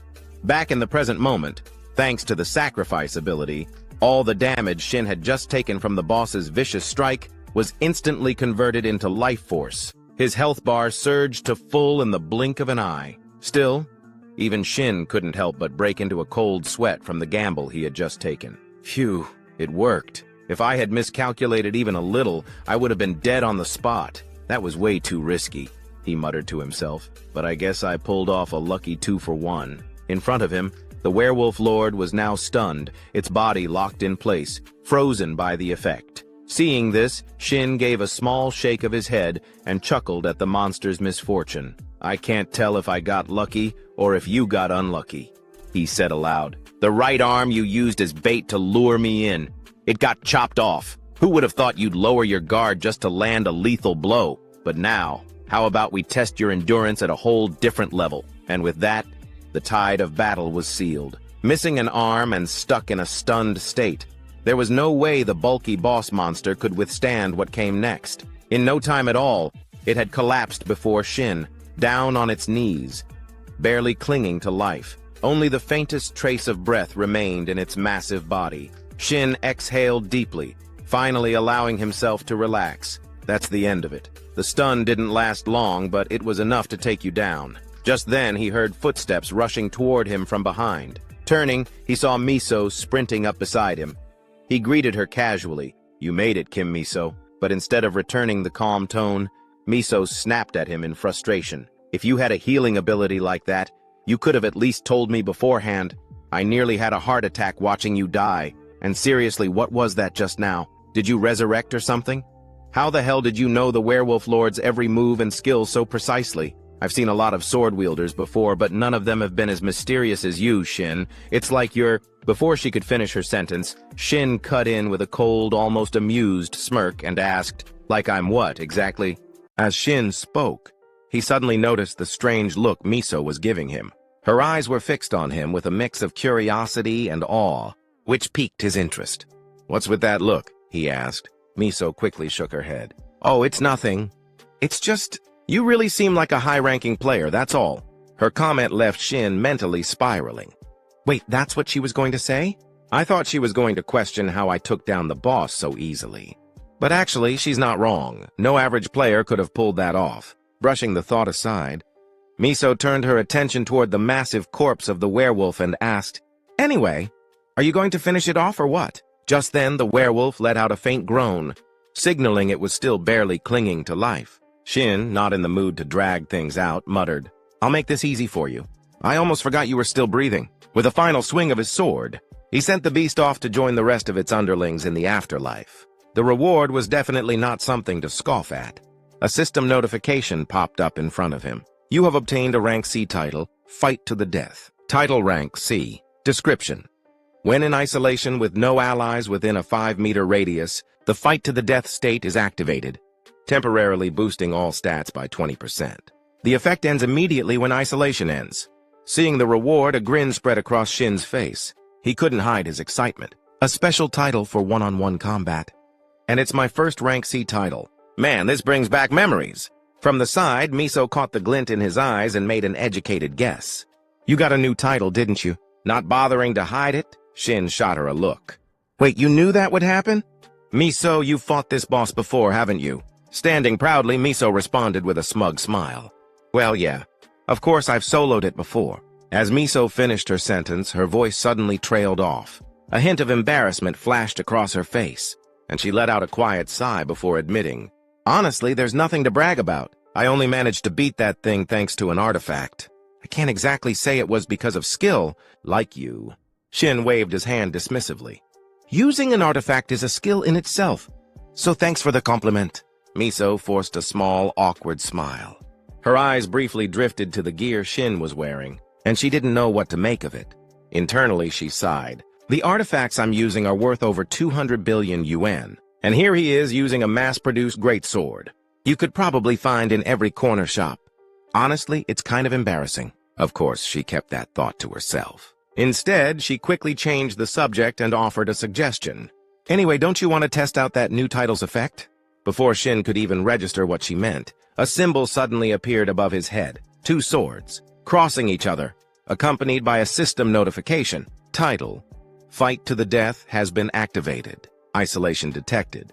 Player Kim Miso. No allies within a 5-meter radius. Title: Fight to the death has been automatically triggered. Seeing it, Shin raised his hand to swat the notification away from above his head with a chuckle. Haha, as if there are any enemies around here right now. With the mission now completed, Miso waved goodbye. I'm heading out first. You know, I had to contact the dungeon haulers waiting outside. Oh yeah. Thanks. Shin gave a small nod and watched her walk away, her figure growing smaller in the distance. A quiet sense of nostalgia rose within him. The quest reward includes monster-related materials, so calling in a cleanup crew is just the natural next step. That's how I used to handle things in my previous life, too. Taking care of all those annoying details always made me seem more reliable in her eyes. As that thought crossed his mind, Miso suddenly came to a stop ahead. She turned back and called out to him, and I'm giving up the 5% mission reward cut I mentioned earlier. Her words caught Shin completely off guard. Wait, what? But that's not fair to you! He shouted in surprise. Before Shin could get another word in, Miso waved him off from up ahead. For someone as wealthy as her, that 5% cut of the quest reward clearly wasn't even worth worrying about. I'm fine, really. Don't go freaking out like that. We'll be seeing each other again plenty of times, I'm sure. Just think of it as an investment in you, Shin, got it? Anyway, I'm heading out now. With that final remark, she vanished from the dungeon in an instant, leaving Shin no chance to argue even if he wanted to. All he could do was let out an awkward chuckle. She really is something else. I can't ever afford to let my guard down around her, not even at the very end, he muttered to himself. Anyway, let's finally check out the reward I've been waiting for. Turning around, his eyes locked onto a softly glowing blue gem resting in the distance. It was the Blue Moonstone, a platinum-grade item classified as a special accessory. Effect: Wolf's Intimidation. Stats: HP 100, Mana 100, Luck +50. Description: a gemstone forged from the faith of the Silver Wolf tribe, worshippers of the Blue Moon. Just seeing the stats sent an uncontrollable shiver of excitement through Shin's body, like he was having a full-blown seizure of joy. It's finally here. A platinum-grade artifact, he exclaimed, eyes gleaming. Just one of these goes for at least $1 billion. Incredible! This thing's worth as much as a freaking apartment in the capital. Practically sprinting over, he grabbed the gem and pressed it to his face like a long-lost treasure, basking in the sheer bliss of victory. Right on cue, the goddess of luck appeared beside him, smug as ever and ready to take credit. So have you started believing in her influence yet? She teased, flashing a playful smile. Seeing her show up, Shin's grin vanished in an instant. Why would this be your doing? That's all my effort, thank you very much. Before he could even finish his complaint, an unfamiliar divine voice suddenly cut in, crashing their conversation. The deity known as Ripped Lips. Strongly objects to the biased luck you've been receiving. A formal request has been submitted to remove the Goddess of Luck from the player system. In response, the Goddess of Luck took immediate action. With a flicker of mischief in her eyes, she suddenly initiated a vote among the constellations, connected to the player system. A system-wide notification appeared. Vote initiated, proposal to expel the entity known as Ripped Lips from the player system. The vote count began, climbing rapidly, 61, out of 100 and rising. Within moments, the proposal passed unanimously. The deity known as Ripped Lips was stripped of his constellation, status, and forcibly removed from the system, much to the sheer delight of the Goddess of Luck. It all happened so fast, Shin barely had time to blink before it was over. "Wait, that actually got approved?" he muttered in disbelief. "And here I thought she was just some quirky constellation. Turns out she's really popular." Choosing not to dwell on that cosmic drama, Shin turned his attention back to the glowing gemstone in front of him, eyes narrowed with focus. "Since it's platinum grade, I should be able to absorb about 40% of its power," he murmured. He read the item's effect carefully. Special effect, Hour of the Wolf, always active, no cooldown. When the moon is visible within a dungeon, recovery speed increases 5-fold. Regardless of the moon's presence, all wolf type. Monsters are placed under a continuous state of fear when in the vicinity of the blue moonstone's wielder. If the moon is visible, wolf-type monsters will never attack the wielder. Even an idiot could understand how powerful that was, let alone someone like Shin. "Pretty straightforward?" he grinned. "So basically, I'm a walking nightmare for wolves now, even without the moon." With a gleam in his eyes, he began the process of absorbing the artifact's power. Time passed, and the scene shifted to the quest hall. A portal shimmered into existence at the center of the grand lobby, drawing everyone's attention. From within that glowing gateway, Shin stepped out, calm, composed, and faintly glowing with residual power. Instantly, dozens of hunters who had been waiting in the hall turned to stare. The murmurs began immediately. "Wait, is that really Shin Sang-hyun? Did he really clear a level 100 quest solo?" One voice asked aloud. Another responded without hesitation. "I think so." Kim Miso wouldn't lie about something like that. Among the gathering crowd, a young staff member stood nervously, her worried eyes fixed on Shin. Clearly, she had been stressing over the decision to approve his quest assignment. Sensing her concern, Miso quietly approached and gently reassured her. "Don't worry about it," she said warmly. "No one in their right mind would have assigned a level 17 player to a level 100 dungeon. I would have stopped it myself if it was really a mistake. You did a good job." The kind words hit home. The young staffer's eyes welled up with emotion, and before she could stop herself, tears began to stream down her cheeks. As Miso gently patted the young employee on the shoulder, she added with a smile, "You should start remembering Shin Sang-hyun's face. He's going to become one of our regulars very soon." From a distance, Shin watched the emotional scene and chuckled softly. "Thinking about it now, I kind of feel bad for the staff," he thought. "They must be under a ton of pressure." But he didn't get much time to reflect. Before he knew it, a crowd of guild members swarmed him, all trying to recruit him on the spot. "Shin Sang-hyun, I'm Yoon Jun, scout team leader of the Guardian Guild. You seem like an amazing player. How about joining us?" No, don't listen to them. Our guild offers the best support and benefits. Just hear us out." "Wait, we also—" Voices overlapped in a chaotic flurry of guild advertisements. But just as things were getting noisy, Miso stepped forward and cut them off. "Sorry," she said with a cool smile, "but Shin has some matters to settle with us first. We'll be taking our leave." The abrupt statement left the other guild members visibly unsettled. "Wait, what does that mean? Has Eden already recruited him?" someone whispered, trying to make sense of the situation. Miso didn't bother explaining further. Instead, she turned to look at Shin meaningfully and asked, "Right?" Yeah, I guess so." "Sure," Shin replied awkwardly, clearly caught off guard. A faint sense of unease stirred in him as he thought to himself, "She definitely just saved me from a headache. But what exactly is her plan?" Time passed quickly. The scene shifted to the inside of a luxury car. Shin stared at his phone screen, eyes wide with disbelief as he watched. 500 million? One get deposited into his account. A huge grin spread across his face. He couldn't stop smiling. Seeing his reaction, Miso laughed. "The quest payout got processed pretty fast, huh?" Snapping back to reality, Shin tried to compose himself and scratch the back of his head. Yeah, that was honestly faster than anything I've experienced before. I'm not complaining, though. Feels great getting a payday like that, Miso responded with a casual wave of her hand. I called in a few A-rank agents. They handled the paperwork and reward processing so things could move along quicker for you. Thanks. Seriously, thank you for helping me with all this, Shin said sincerely. Just as Shin was still basking in the joy of his freshly earned fortune, Miso suddenly spoke in a calm, almost casual tone. Driver, the chauffeur up front seemed to immediately grasp what his lady intended.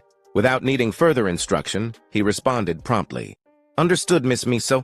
Activating private mode now. The moment those words left his mouth, a partition slid up from behind Shin's seat, sealing off the front of the car. Startled, Shin turned his head sharply. He quickly realized the situation. Yep, just as I suspected, he thought, narrowing his eyes slightly. What the hell is going on here?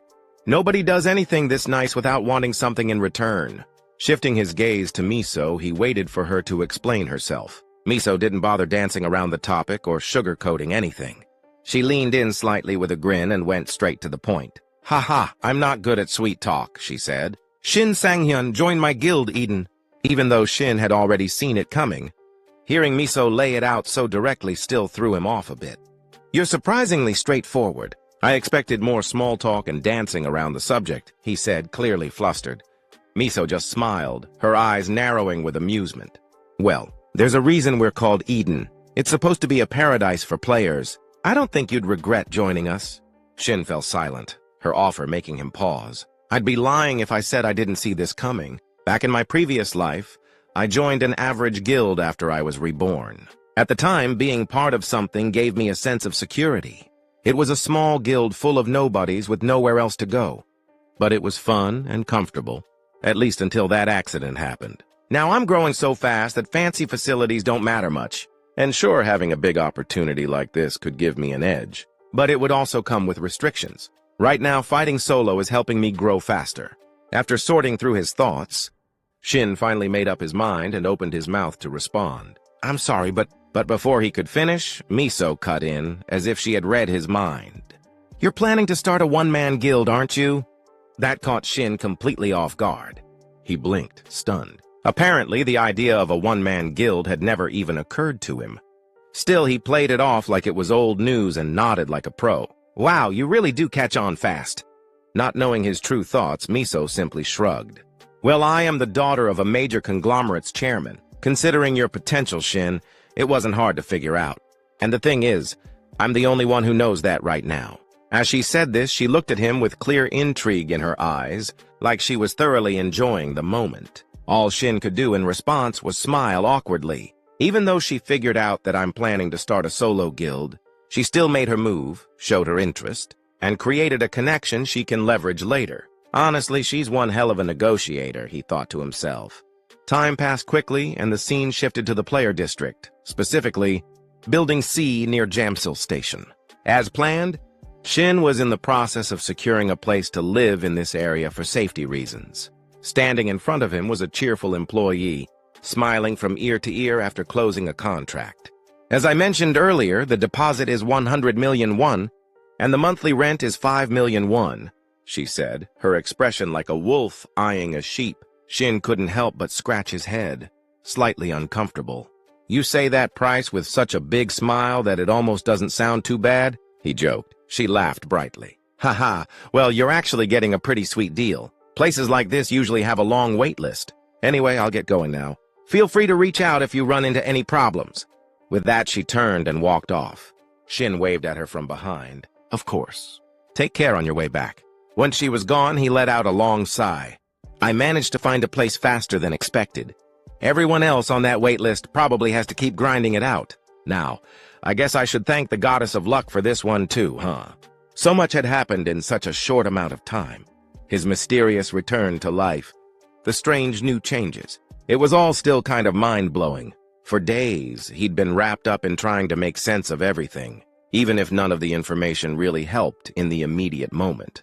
He didn't know what steps to take moving forward, but eventually, that uncertainty began to fade, replaced by a shift in perspective. He felt it now, a pulse. a fire flowing through his body. Youth and potential, both burning bright in the palms of his hands. I'm not just going to sit around anymore. This time I'll live differently, happier, stronger. I swear I won't go back to being a coward. More than anything, opportunities for growth were appearing left and right. That alone felt like a blessing. As that thought passed, he suddenly recalled a memory. When Miso, the archer, had taken a phone call from someone important. Yes, this is her. Oh, Reporter Park Youngmin? Is that you? What brings you here today? Haha, you're always so quick on the scoop. Sitting beside her, Shin's eyes widened the moment he heard the name Park Youngmin. A spark of surprise flickered across his face as he thought to himself, wait, Park Youngmin from Player News? That guy is an S-rank reporter. At the same time, over at the Player News building, Youngmin was smiling brightly. That's right. I heard you, Miso. We're with him during the mission run. Things are going absolutely nuts over here with all the info coming in. Miso gave a slight nod and responded, it's just like you've heard. Out of all the players I've encountered recently, he's definitely... Before she could finish her sentence, Youngmin cut her off, lowering his voice. He could feel the nosy stares of his co-workers bearing down on him. Sorry, but could you speed it up a bit? Everyone's totally eyeing me right now. Time skipped ahead once again. Shin had just gotten out of the car and was politely thanking Miso. Thanks for the ride. But just as he turned to leave, Miso quickly called out, wait, Shin, just a second. We're about to explore an unidentified gate. We're putting together a temporary team, 4 members max, all under level 120. Don't worry, it's not an official guild mission. If you're interested, then... Before she could even finish the invitation, Shin's instincts picked up the sweet scent of a quest opportunity, and he practically shouted, I'm in! The way he reacted, like a dog being offered a bone, left Miso momentarily speechless. You turned down a guild offer without blinking, and now you're this excited over a mission? Ignoring her slightly sarcastic remark, Shin could barely contain the excitement bubbling up inside him. Finally, I've got a shot at entering the gate, he thought to himself. To put it simply, dungeons are fixed locations. Once you're in, the entrance and exit are set, and the traps and monsters all behave in predictable patterns. But a gate is different. It constantly changes. While you're dealing with one situation, the paths in and out can shift in real time. And sometimes even the monsters themselves change based on the nature of the gate. But as always, the greater the risk, the better the reward. That's a rule every player lives by. And if it's an unidentified gate, there's a special reward system in place for the first person to conquer it. Guaranteed. High-grade loot. Kim Miso must have experienced this before. That weapon she has, one that can pierce through the hardened hide of a dark wolf, could only have come from a place like that. As he was lost in thought, Miso pulled out her phone and said, I'll contact you as soon as I get more details. Looks like we'll be talking a lot from now on. Here, punch your number in. She handed her phone to Shin, but something on the screen caught his attention. An event reminder popped up right at the top. Friday, June 20th, Chestwacker 10:30 p.m., meeting with Mr. Gregory. Noticing it too late, Miso quickly snatched the phone back, flustered. I'm so sorry, that was careless of me. What's wrong with me today? She let out a small sigh, clearly rattled, while Shin quietly mumbled over what he saw. Looks like she's got some kind of secret she can't talk about. But then again, who doesn't? Every player has their secrets, even me. I've got things I could never tell anyone. If people ever found out I was reincarnated, who knows what kind of chaos that'd cause. It'd be a serious problem, that's for sure. Thinking about it all, an image of his old companion from his past life suddenly surfaced in Shin's mind. A wave of nostalgia washed over him.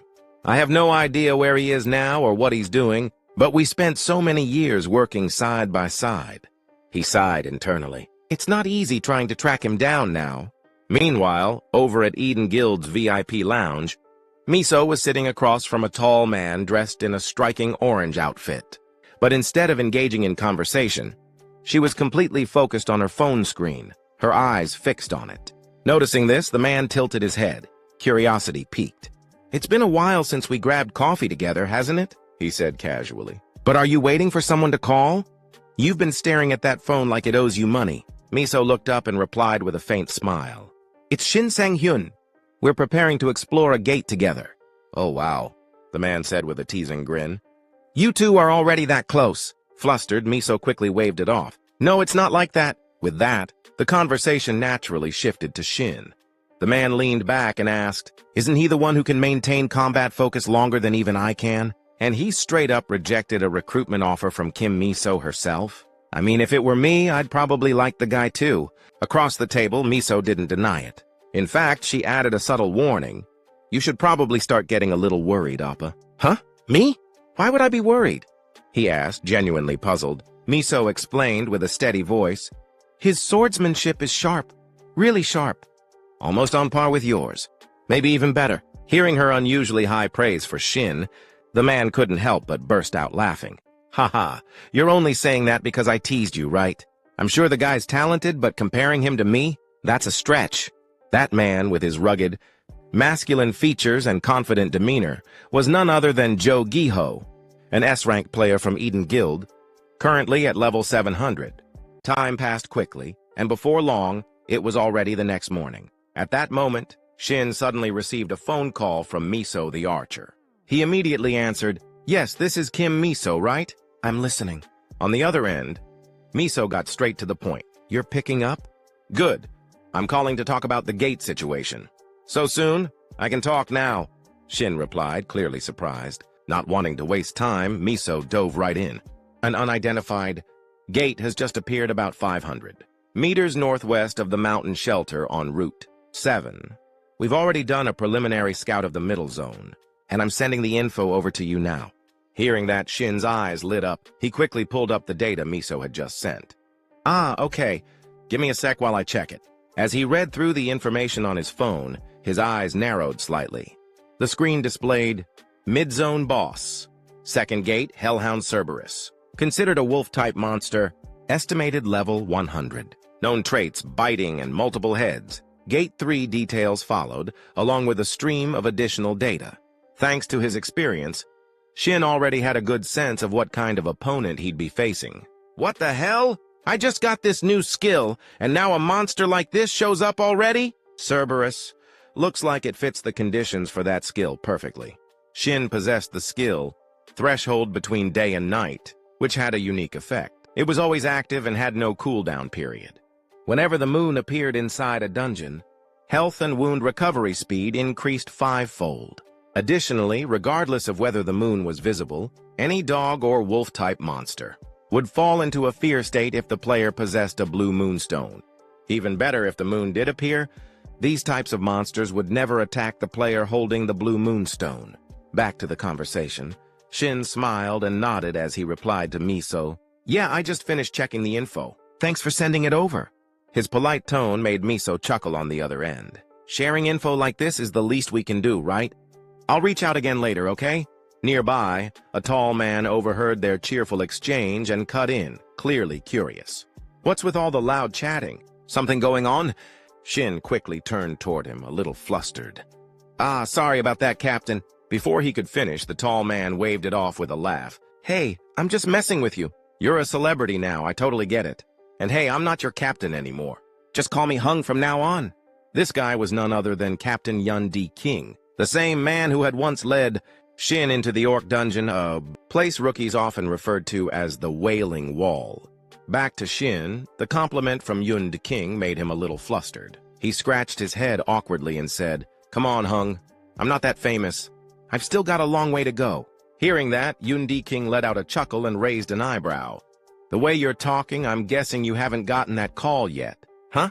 What call?" Shin asked, clearly puzzled. Without dragging it out, Yun D. King shoved his phone in Shin's face. "See for yourself. You made the front page of Player Weekly. If that's not fame, I don't know what is." On the phone screen was a crystal-clear photo of Shin. Right under a bold headline, "Player Weekly, the legendary rookie has arrived. Shin Sanang-hun blazes onto the scene." Reporter Park Youngmin. The article detailed how a new player had made a surprise appearance in the zone, followed by a stream of additional details. Reading it, Shin realized he hadn't seen this article anywhere before. His eyes widened in shock, and then he practically screamed like his house had just caught fire. "What the hell is this?" His startled reaction made Yun King burst out laughing. "Haha, you might want to turn off your phone now. You're about to get all kinds of calls." Switching to Shin's internal thoughts, he was clearly frustrated. "It's not that I hate this magazine, but do they really just publish stuff? Like this without even interviewing the person first? As if on cue, just like Yoon Dae-kwing had predicted, Shin's phone started ringing non-stop. That only gave Yoon more material to tease him with. What's the matter? Don't tell me one of your distant cousins already got to you, Shin replied dryly. I'm only thinking about the close relatives at this point. As he said that, he quickly turned off his phone, stuffed it into his pocket, and let out a long sigh. Great. Another thing to worry about. Hung, did I come prepared today or what? Before Shin could even finish his sentence, Yoon Dae-kwing, who already seemed to know where this was headed, held out the bag he'd been carrying and placed it right in front of Shin. That's what you're talking about, right? On Shin's end, the moment he peeked inside the bag and saw what was in there, he lit up and exclaimed, "Yes! Thanks so much." Yoon Dae-kwing crossed his arms and quipped, "Thanks? If anyone heard that, they'd think I gave it to you for free. Money-wise, though, this stuff's all old gear covered in my fingerprints. Wouldn't it make more sense for you to just buy new ones?"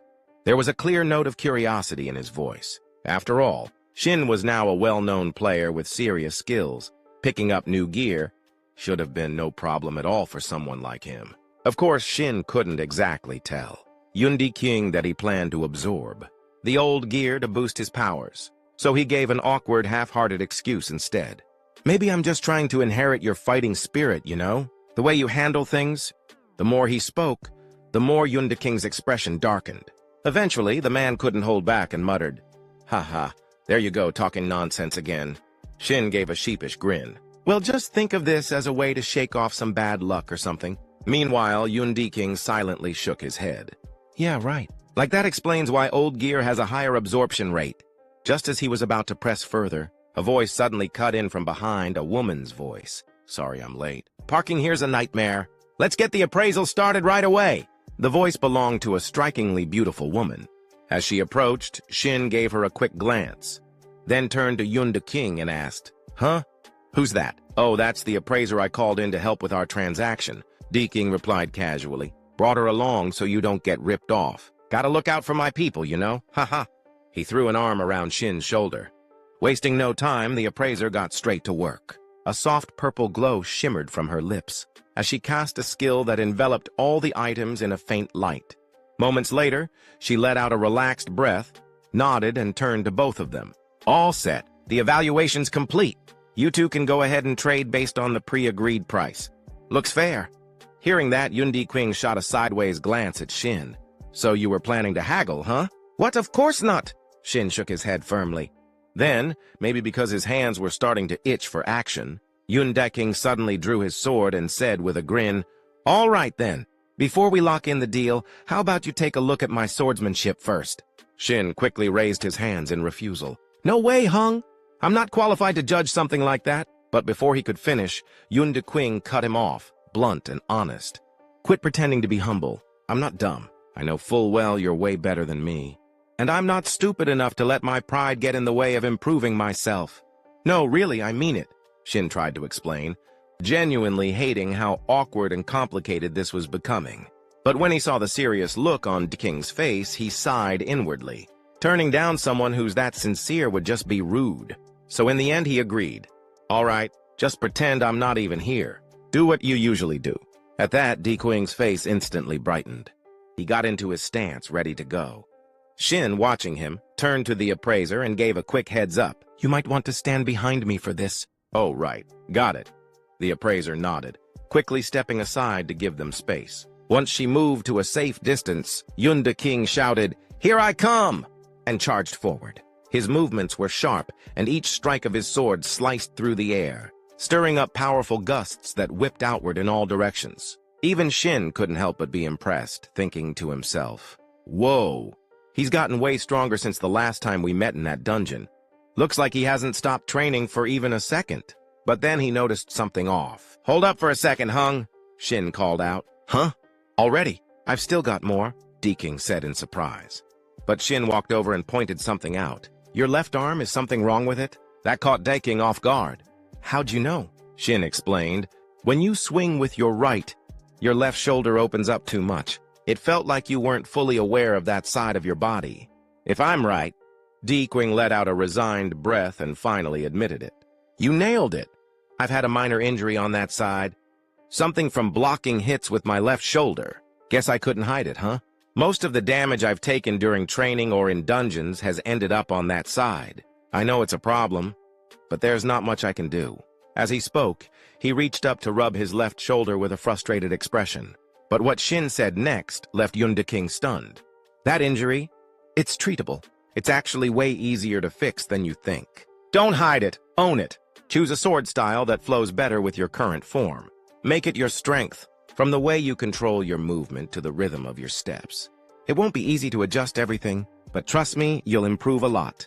Try gripping like this. Just tighten your fingers a little more. As he spoke, Shin stepped in and physically guided him through the motion. King clicked his tongue. It's not as easy as it sounds. Hey, Shin, that hurts, man. Ha ha. Just hang in there for a bit longer, Shin encouraged him. A few seconds later, a relieved sigh came from King. Hey, it's kind of embarrassing to admit, but wow, that actually feels way better. Shin smirked. Right? It'll keep getting better, I promise. Now twist your hips this way, and just like that, the two of them got caught up in fixing each other's posture, totally focused on the task. Meanwhile, standing off to the side, the appraiser was watching with her face turning completely red. What are these two idiots even doing? She thought, flustered. What exactly am I witnessing right now? Time flew by, and after wrapping up the gear exchange with Captain King, Shin cheerfully drove his beat-up car back home. He was in such a good mood that he started whistling to himself. Sure, this deal cost me over 100 million yuan, but it was still worth it.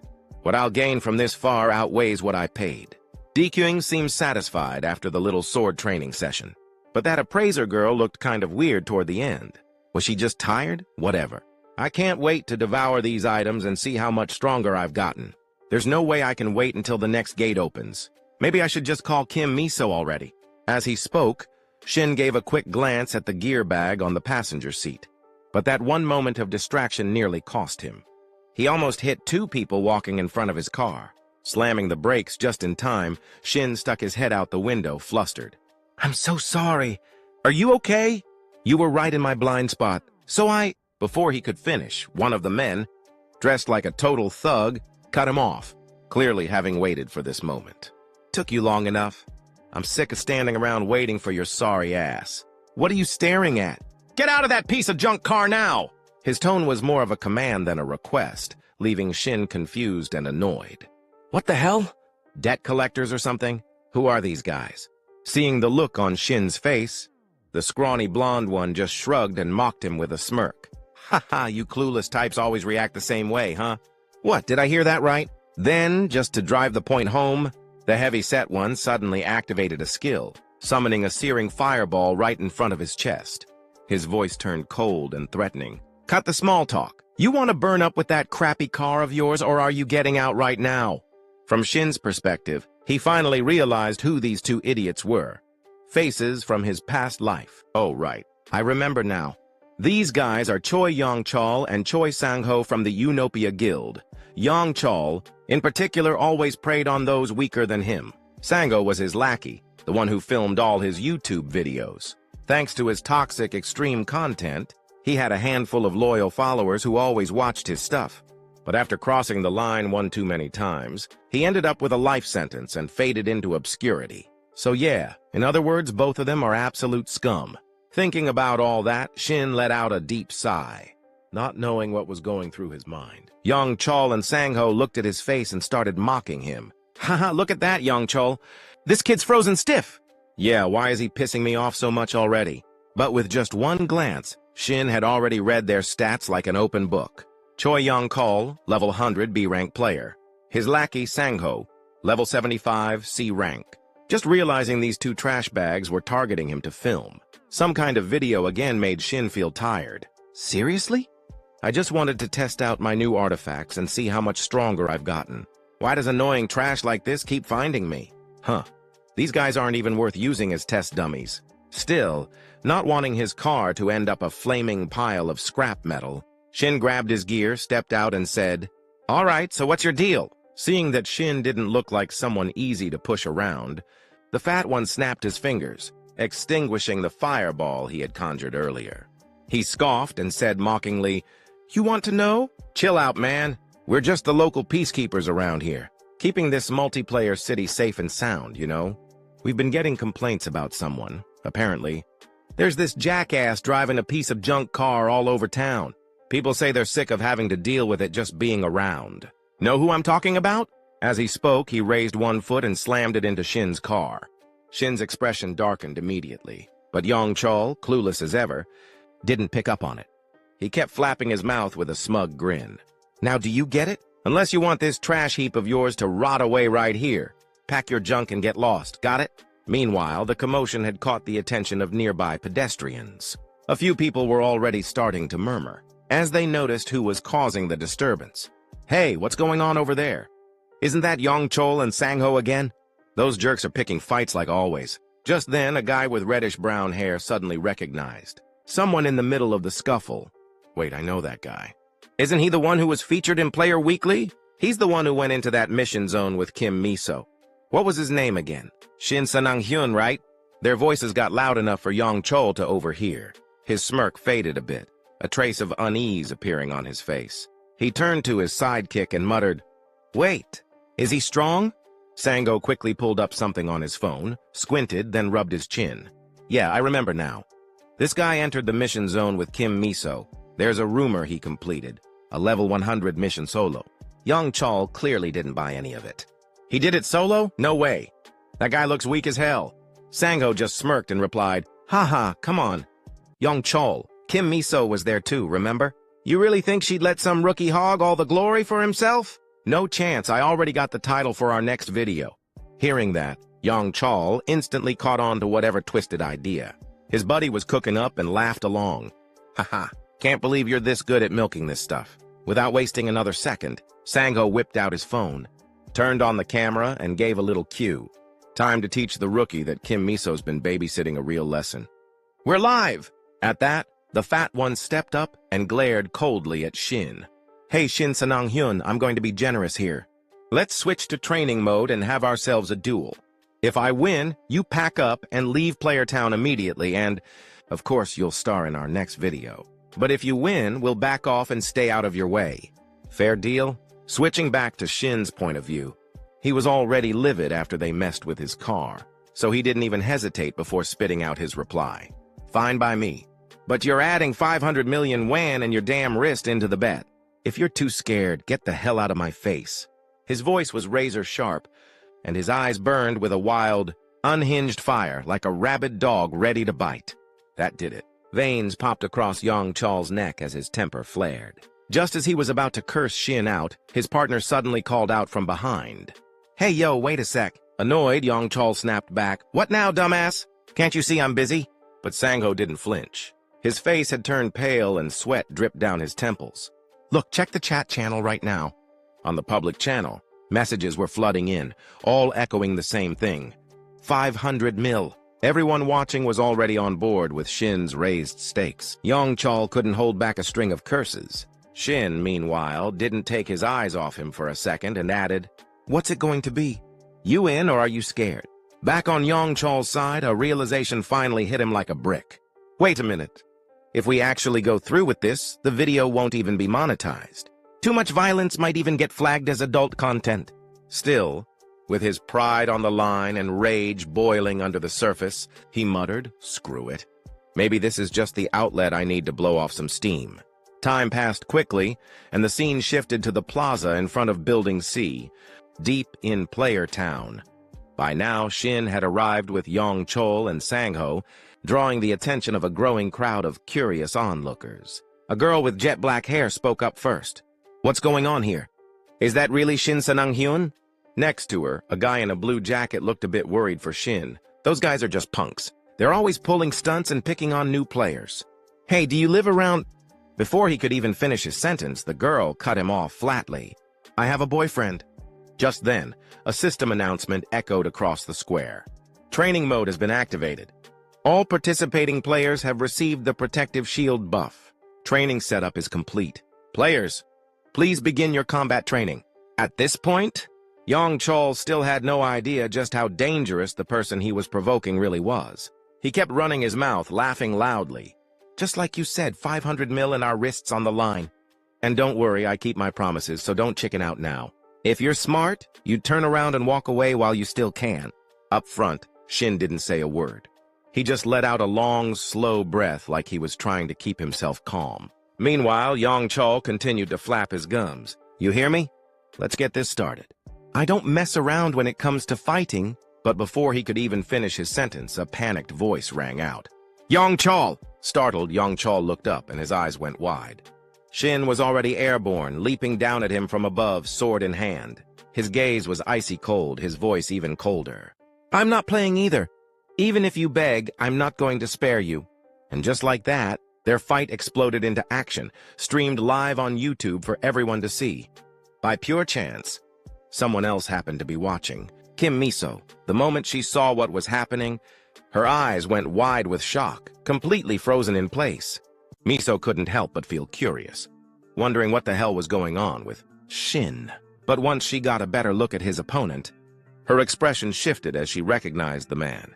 Wait a second, isn't that Choi Young-chol from the Inopia Guild? He's a B-rank player, but super well-known, because his uncle's the guild master.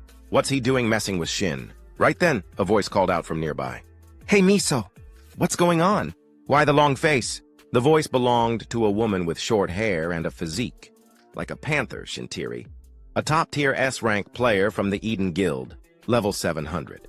Her sharp eyes flicked over to the TV screen, and she immediately caught on. That player? Isn't that the one you've been trying to recruit? Miso turned to her and admitted, yeah, that's Shin. But I have no idea why he's there or what's going on. Tiri took one more glance at the screen and smirked. Whatever the reason, he moves well. Sharp reflexes. Back on the battlefield, Young Chol was caught completely off guard by Shin's sudden charge. You bastard! He cursed, scrambling backward just in time. If he'd hesitated even half a second longer, Shin's blade would have sliced him clean in two. Fuming, Young Chol retaliated by hurling a massive fireball. You've got some nerve, he roared as the blazing orb rocketed toward Shin. But it wasn't enough, not even close. Shin gripped his sword tighter and swung it upward in one fluid motion, cutting clean through the fireball. It split in half before exploding in the distance. One hell of a blast, but still no match for him. The crowd around them was stunned, jaws dropping at the unreal scene. How the hell is he doing that? Sango stammered, eyes wide with disbelief. As for Shin himself, a grin tugged at the corner of his lips. He could feel it, his body finally moving exactly how he wanted. Finally, he thought. Ever since I returned, this is the first time I've felt completely in sync again. Flashback 3 hours earlier. After finishing up the equipment transaction with Captain Yun Di King, Shin didn't forget to turn to the appraiser girl and express his gratitude. Thanks to you, the deal got done so quickly. Today went really well. Hearing that, the girl in the white outfit quickly waved her hand in modesty. Oh, it wasn't all me. You two were really hard workers, too.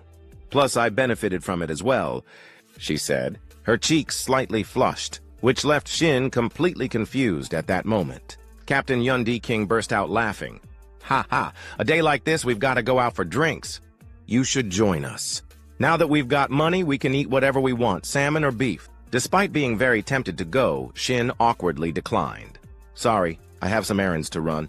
You two go ahead and enjoy yourselves. Immediately, the burly captain asked, taken aback. Hey, what's going on, Shin? Is it because I asked too much of you? Shin quickly explained. No, I'm really sorry. Although Yun Di King wanted Shin to come along, he reluctantly accepted. Oh, is that so? Well, I guess we can't force it. Looks like it's just the two of us, huh, my friend? Upon hearing that, the girl in the white outfit covered her mouth in surprise and exclaimed, Oh no, what am I doing? I totally forgot something important I need to do. I have to go! With that, she hurried off, leaving the burly captain standing there completely stunned. Afterwards, Shin headed to an unfamiliar park to start sampling each item he had. He let out a deep sigh, and just as he did, the system notification rang out. Based on the absorption rate, the basic stat absorption rate is at 10%.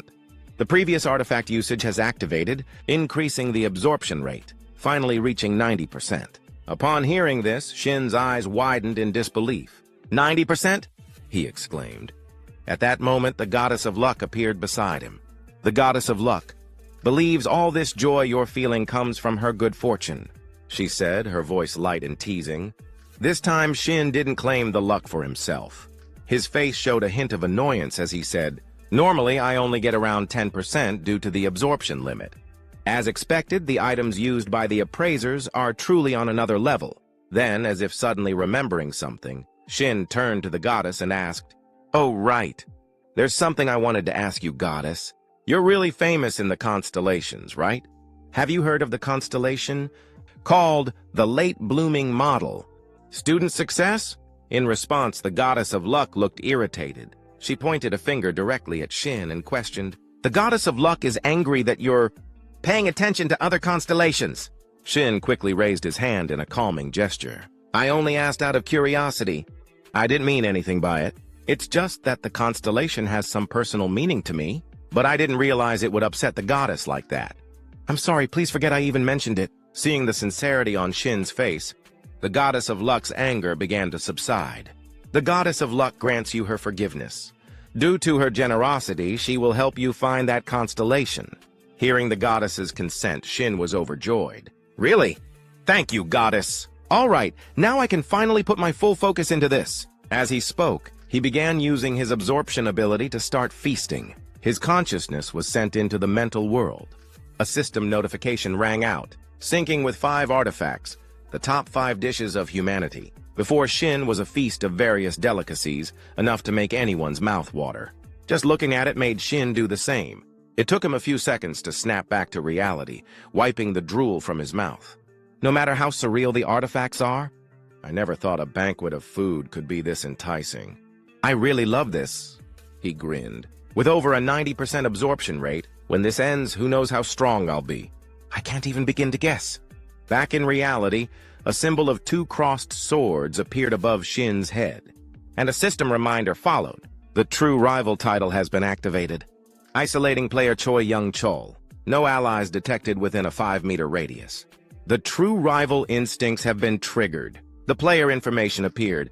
Name, Shin Sang-hyun. Titles, True Rival, and 6 others. Constellation, Goddess of Luck. Unified skill, eats artifacts. Artifacts consumed, 17. Health, 880. Energy, 124. Experience, 97. Stat window, Strength, 77 plus 40. Stamina, 90 plus 70. Agility, 28. Mana, 60 plus 4. Luck, 167 plus 65. Evasion, 30. Defense, 49 plus 29. Remaining stat points, 0. On the opposite side, young Chol, the burly thug, trembled as his attack was effortlessly sliced in half by Shin. He looked like he was having a seizure. The audience who had been watching couldn't help but tease. "Haha, he's flustered. Is young Chol running out of juice?" Then, like a volcano erupting, young Chol screamed, "You bastard!" As he shouted, he swung his hands wildly forward, unleashing countless fireballs. This made Miso, who was watching, worry for Shin. "Watch out!" In contrast to her younger sister, Tiri remained calm and reassured. "Don't worry, he'll dodge them." Her voice was full of confidence, and sure enough, Shin didn't disappoint her. He seemed to be dancing around the barrage of attacks, easily dodging every single one, and even reminding the big guy across from him. "You haven't forgotten the deal, have you? For 500 million, I'll take that arm."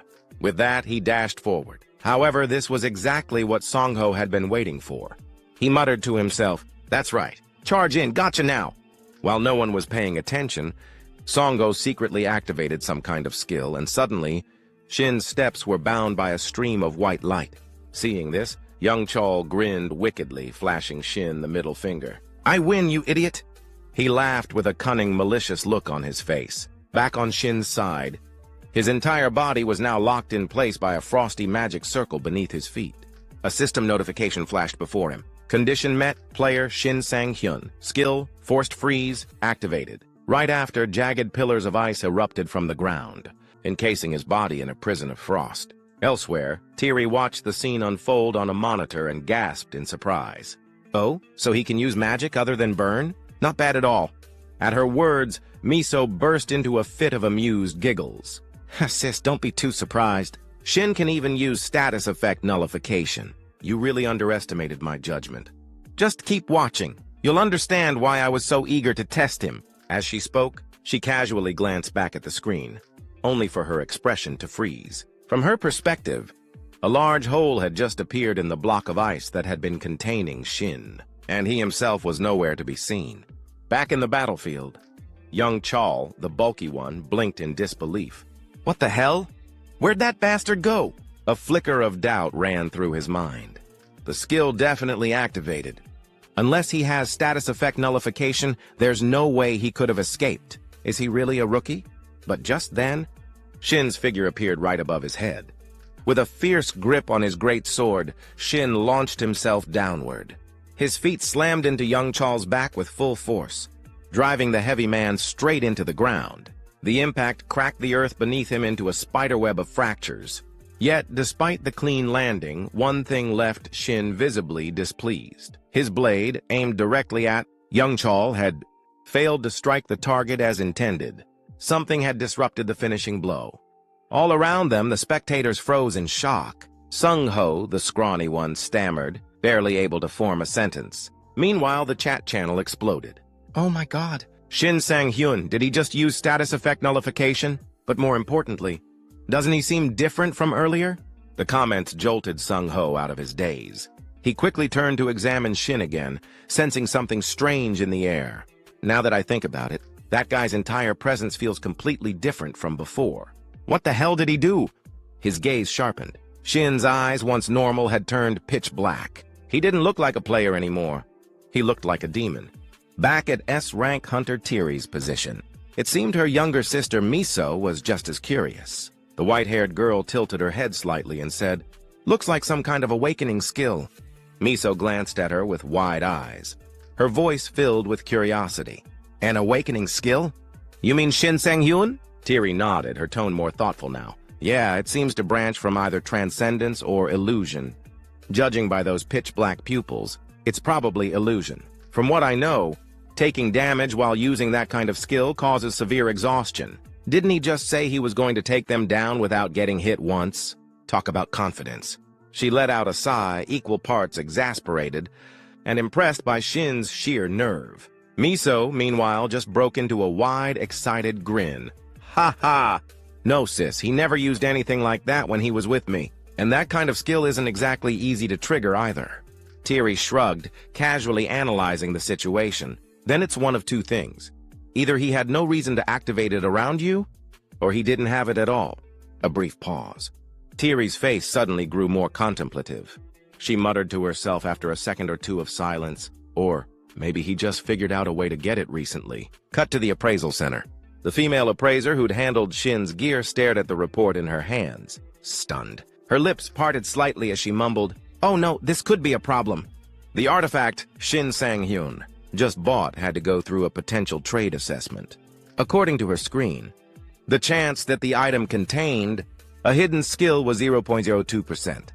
And the skill in question, psychedelic. She scoffed in disbelief. A hidden skill with odds that low? No way. If he actually pulled that, he must be blessed by Lady Luck herself. Psychedelic. A hidden skill, a high-tier awakening ability. Cooldown, 1 hour. Skill level 1. Effect. Upon activation, it fully restores the user's HP and triggers an awakened state for 100 seconds. In that state, physical and mental capabilities are pushed beyond their limits, borderline berserk. Decision-making and information processing speeds are dramatically increased. Drawback: once the illusion effect ends, the user crashes into extreme exhaustion for 10 minutes, with delayed damage taking its toll. Cut back to Shin, who now looked and sounded like a lunatic on a full-blown adrenaline high. "So, what about that bet, huh? Want to run it back?" His voice brimmed with manic energy. Across from him, young Chal was pale as a sheet, fear seeping into his bones. He cursed under his breath. "Shit, this bastard! I let my guard down thinking he was just some rookie. But if this is what he's really capable of, I'll have to get serious." Thinking quickly, young Chal slammed both palms against the ground, unleashing a surge of mana that caused a minor explosion beneath them. The blast flung both him and Shin in opposite directions, a desperate move to break free from Shin's grip. As he staggered backward, retreating through the smoke and debris, young Chal's mind raced. "First, I need to put some distance between us. But wait, will that even work? This is nothing like what that bastard Jo Sung-ho told me. If I'd known he was this strong, I never would have picked this fight." Don't tell me. Those bastards! His thoughts spiraled into confusion as he glanced toward his own subordinate. The blonde, scrawny Sung-ho wouldn't even make eye contact anymore. He stood frozen, drenched in sweat, looking like he was about to puke. And in that moment, even young Chol, dense as he could be, finally realized he'd been set up. Hard. But before he could turn his rage toward Sung-ho, Shin was already on him. The younger man rushed forward, grabbed a fistful of young Chol's shirt, and slammed him straight down into the stone floor with brutal force. The impact sent chunks of tile and dirt flying in every direction. You fat bastard! Shin growled, his voice low and dangerous. Let's end this. Time for the final round. Young Chol writhed beneath him, now more terrified than ever. Wait. Fine, you win, all right? I'll transfer the 500 million right now. But Shin wasn't here for money anymore. There was no way he'd let this guy off that easily. His eyes narrowed. The bet's done, he said coldly. Now, it's personal. He raised his fist high. Young Chol's eyes widened in disbelief. What? There's nothing personal. Are you insane? But Shin was already seeing red. Oh, there's something personal, all right. You want to know why I started all this? His grip tightened. Flashback, 3 days ago. At a modest auto repair shop, a mechanic handed Shin his keys and offered a solemn nod. We've patched her up, but you're going to have to let her go soon. Shin blinked, caught off guard. Wait, what? Let her go? The mechanic nodded again, more gently this time. Yeah, she's too old now. I know you're attached, but it's time. That car's taken you everywhere, hasn't it? I'm sure she's happy knowing that. As those words left the mechanic's mouth, even he had to fight back tears. But Shin? He didn't stand a chance. His eyes welled up, his throat tightened. His heart ached as if he were losing a lifelong friend. And then, he heard it. The faint, almost ghostly voice of the old car echoed in his mind. That's right, Shin. I've been so happy taking you everywhere all this time. But now, it's your turn. Live a good life, okay? Just picturing his beloved rust bucket being forced into retirement. Like that, unceremoniously and against its will, was enough to make his blood boil. His face twisted with rage. Veins bulging in his forehead as he screamed at young Chol like a man possessed. This is for my scrapped baby, you bastard! On the ground, young Chol was already shaking, eyes wide with fear, tears streaming down his face. I'm sorry, okay? I'm really sorry. But it was too late. And then it happened. A horrifying, wet sound broke through the tension. Squish. A moment of stunned silence followed. People nearby instinctively recoiled, covering their noses, their faces contorting in disgust. The hell is that smell? Someone shouted. Even Shin froze, his fist still raised mid-air, now eyeing young Chol in horrified disbelief. The bastard had literally crapped himself. And the worst part? This was all being streamed live. Every viewer, from casual fans to hardcore PvP junkies, saw it in real time. Gasps, groans, and a tidal wave of secondhand embarrassment flooded the chat. Bro, what did I just watch? Young Chol went full toddler mode. Is this a boss fight or a bathroom emergency? Back on the battlefield, young Chol had completely broken down, a shell of the arrogant man he was minutes ago. He sobbed uncontrollably, curled into a trembling heap. I'm sorry. I swear I'm sorry. All around them, the crowd had erupted into chaos once again. God, that stench, can you smell it? Dude totally crapped himself. Mocking voices flew from every direction, laughter echoing through the air. Off to the side, Sung-ho, the skinny cameraman, was frozen in place, nearly pissing himself from fear. Sweat poured down his face and his hands trembled as he gripped his phone, still recording the aftermath. He muttered to himself, eyes darting nervously. What do I even do now? Maybe I should just delete the whole damn channel. I've seriously messed with someone I shouldn't have. As he stood there spiraling, a calm but commanding voice suddenly cut through the noise. Mr. Sung-ho, I presume? You've stirred up quite the mess here. Startled, Sung-ho whipped his head around and immediately paled.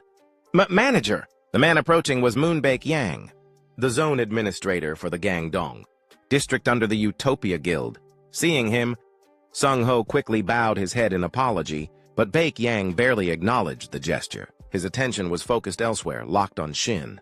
So this is the kid, Bake Yang thought, his gaze narrowing slightly.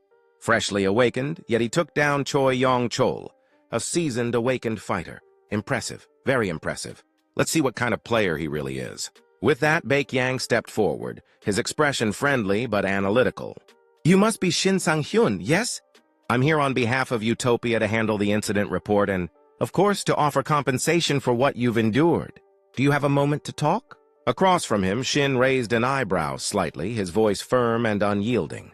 Before that, could you state your name and guild affiliation? There was nothing rude in his tone, just a quiet strength, calm, controlled, confident. But for some reason, that only made Baek-yang feel uneasy. That attitude, it's not arrogance. No, this is something else. He's calm, too calm. Like someone who's survived hell and come out the other side sharper than ever. His skill and presence are way beyond his rank. Realizing that, Baek-yang quickly nodded, adjusting his tone with newfound respect. Apologies for not introducing myself sooner. I'm Moon Baek-yang, administrator for the Gangdong District Utopia Guild. He offered a slight bow, already thinking ahead. We need to recruit him, whatever it takes. Burn some resources if we have to. As long as we come across as respectful and genuine, we might have a shot at pulling him in. To push his plan forward, Baek-yang suddenly raised his voice with conviction. Utopia Guild will cover all the damages. Shin didn't even hesitate. The moment those words left Baek-yang's mouth, he whipped out his phone and pulled up a banking app. For real? That makes things easy. He held up his phone screen. Go ahead and transfer me 20 billion won. Here's my account number. I'd say that's a fair number, considering the psychological trauma and everything else I've had to put up with. Baek-yang's expression froze, completely blank. That number hit him like a truck. 20 billion? He repeated, stunned. Any chance we can, I don't know, negotiate? I mean, how about I just give you the guy covered in crap and let you do whatever you want with him? Time skip. Shin's apartment. From outside his door, Baek-yang's voice could be heard again, annoyingly persistent. Mr. Shin, are you sure the Utopia Guild's compensation reached your account? Inside, Shin groaned in frustration, shouting back, Dude, are you still here? You seriously haven't heard from Kim Miso yet? Baek-yang fired back another question. You're absolutely sure you're not affiliated with the Eden Guild, right? Shin opened the door, rubbing his temples, utterly fed up. Nope, not even close. Please, for the love of all that's holy, leave me alone. But the moment he tried to shut the door, a swarm of reporters shoved their microphones through the opening, shouting over one another like a chaotic press conference. Mr. Shin, the public has a right to know. Please comment. That's right, speak up. Why are you dodging the question? Are you or aren't you dating Kim Miso? Don't avoid it. Just answer directly. Bombarded from all sides, Shin felt more drained than when he'd cleared that last dungeon. He let out a long sigh. Right. Since when is my love life part of the public's right to know? And with that, he slammed the door shut, shutting out the voices. He trudged back to his room, muttering to himself, Am I not tired enough already? Dating in my situation? Yeah, sure, let's add that to the list. Inside, his eyes fell on the gear he'd laid out earlier. Cleaned, polished, ready. Today was the day of the raid. Kim Miso had invited him to join. Can't believe it's actually happening, he thought. That raid Miso mentioned? It's today. This whole week's been chaos. Time to get focused. He blinked in surprise at the pile of new equipment. Everything I ordered got delivered already? That was fast. And I even leveled up after the last boss fight. My slash-step skill went up 2 ranks. Combined with the overwhelming impact title, I get a full 2.6 seconds of bonus pressure. Stacked with my previous effects, that pushes it past 5 seconds. Depending on who I'm up against, that gives me a massive edge. Okay then, let's see what kind of damage I can do today. Grinning to himself, Shin swiped across his system screen, checking his remaining skills. Superior Swordsmanship, a basic passive skill, level 1. Boosts proficiency with daggers and one-handed swords. Full Acceleration, a movement skill, level 1. Description: concentrate massive power, then dash forward instantly to strike the enemy. The longer the charge up, the greater the damage and distance. However, the user can't move while charging. Looking at the effects of both skills, Shin nodded in satisfaction. With a skill set like this, I've got what I need to conquer that gate. Solid mobility and a backup weapon. Perfect. He reflected briefly on his past. Battles, the weaknesses he'd exposed along the way. I can't make the same mistakes again. When he fought the Alpha Wolf, he had to risk everything. Limited by his offensive approach and the drawbacks of that self-sacrifice skill, barely managing to win. Same with the fight against Choi. Young Chol, he'd walked right into the guy's trap, completely lacking any mobility skills. If Yang Chol had been just a little stronger, it would have been game over. I need to keep my head clear. With the temperature rising like this, I need to keep pushing my training. Otherwise, I'll just repeat my past failures just like the disaster in 2040. This time, he had to make sure the future changed. He wasn't going to lose everything again. This time I had to be strong. I had to become strong, like him. As those words echoed in his mind, an image surfaced. The knight who had once saved him when he was a child. Suddenly, his phone rang, snapping him out of the thought spiral. He reached for it, answering casually. "Hello?" A youthful voice came through the line. "Hi, Mr. Shin Sang-hyun. This is reporter Park Young-min. I'm calling about the interview we scheduled for today. Just wanted to confirm you're still available." The moment he heard that, Shin's face twisted like someone dealing with a serious case of constipation. But he recovered quickly and forced a cheerful tone. "Ah, of course. Still early, right?" Young-min replied. "Exactly. I'll see you at the cafe I messaged you about earlier." Shin had completely forgotten about the interview. Damn, it totally slipped my mind. "The gate raid is at 7 p.m. The interview's at 2, right?" He quickly glanced at the time on his phone and could only offer a crooked, defeated smile. Time flies by. The scene shifted to the hallway outside Shin's apartment. The reporters had practically set up camp. Mats, blankets, and all just to catch him the moment he stepped out. So when Shin finally emerged, the whole crowd lit up like it was Christmas morning. "There he is! Shin, over here! Tell us about your relationship with Kim Miso." But their enthusiasm faltered fast the moment they saw him, fully geared up in battle-ready equipment, a frigid aura radiating from his body. The temperature in the hallway seemed to plummet. Everyone froze.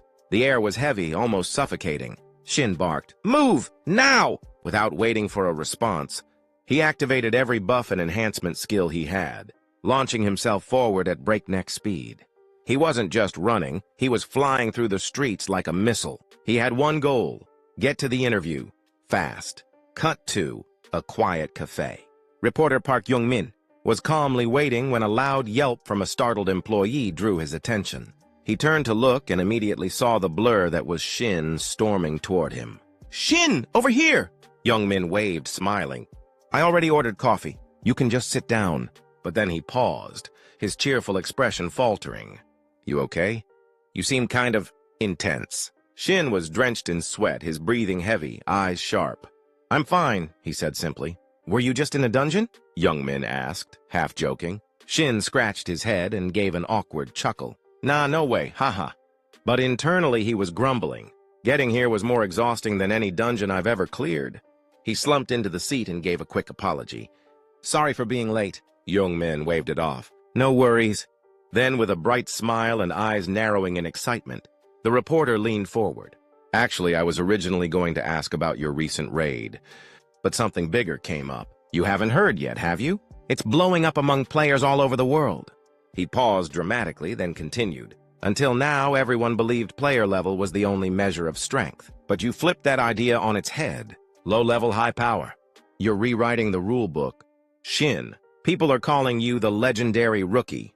Hearing that, Shin let out an awkward chuckle, rubbing the back of his neck. "Come on now, I'm not that special." Young-min grinned and leaned in a bit. "You do realize it's not just regular players watching you, right? Plenty of guilds have their eyes on you too." From Shin's perspective, he had to admit, "Yeah, I've been getting a lot more friendly calls than usual lately." He laughed again. "Huh, are you talking about the buzz with Utopia?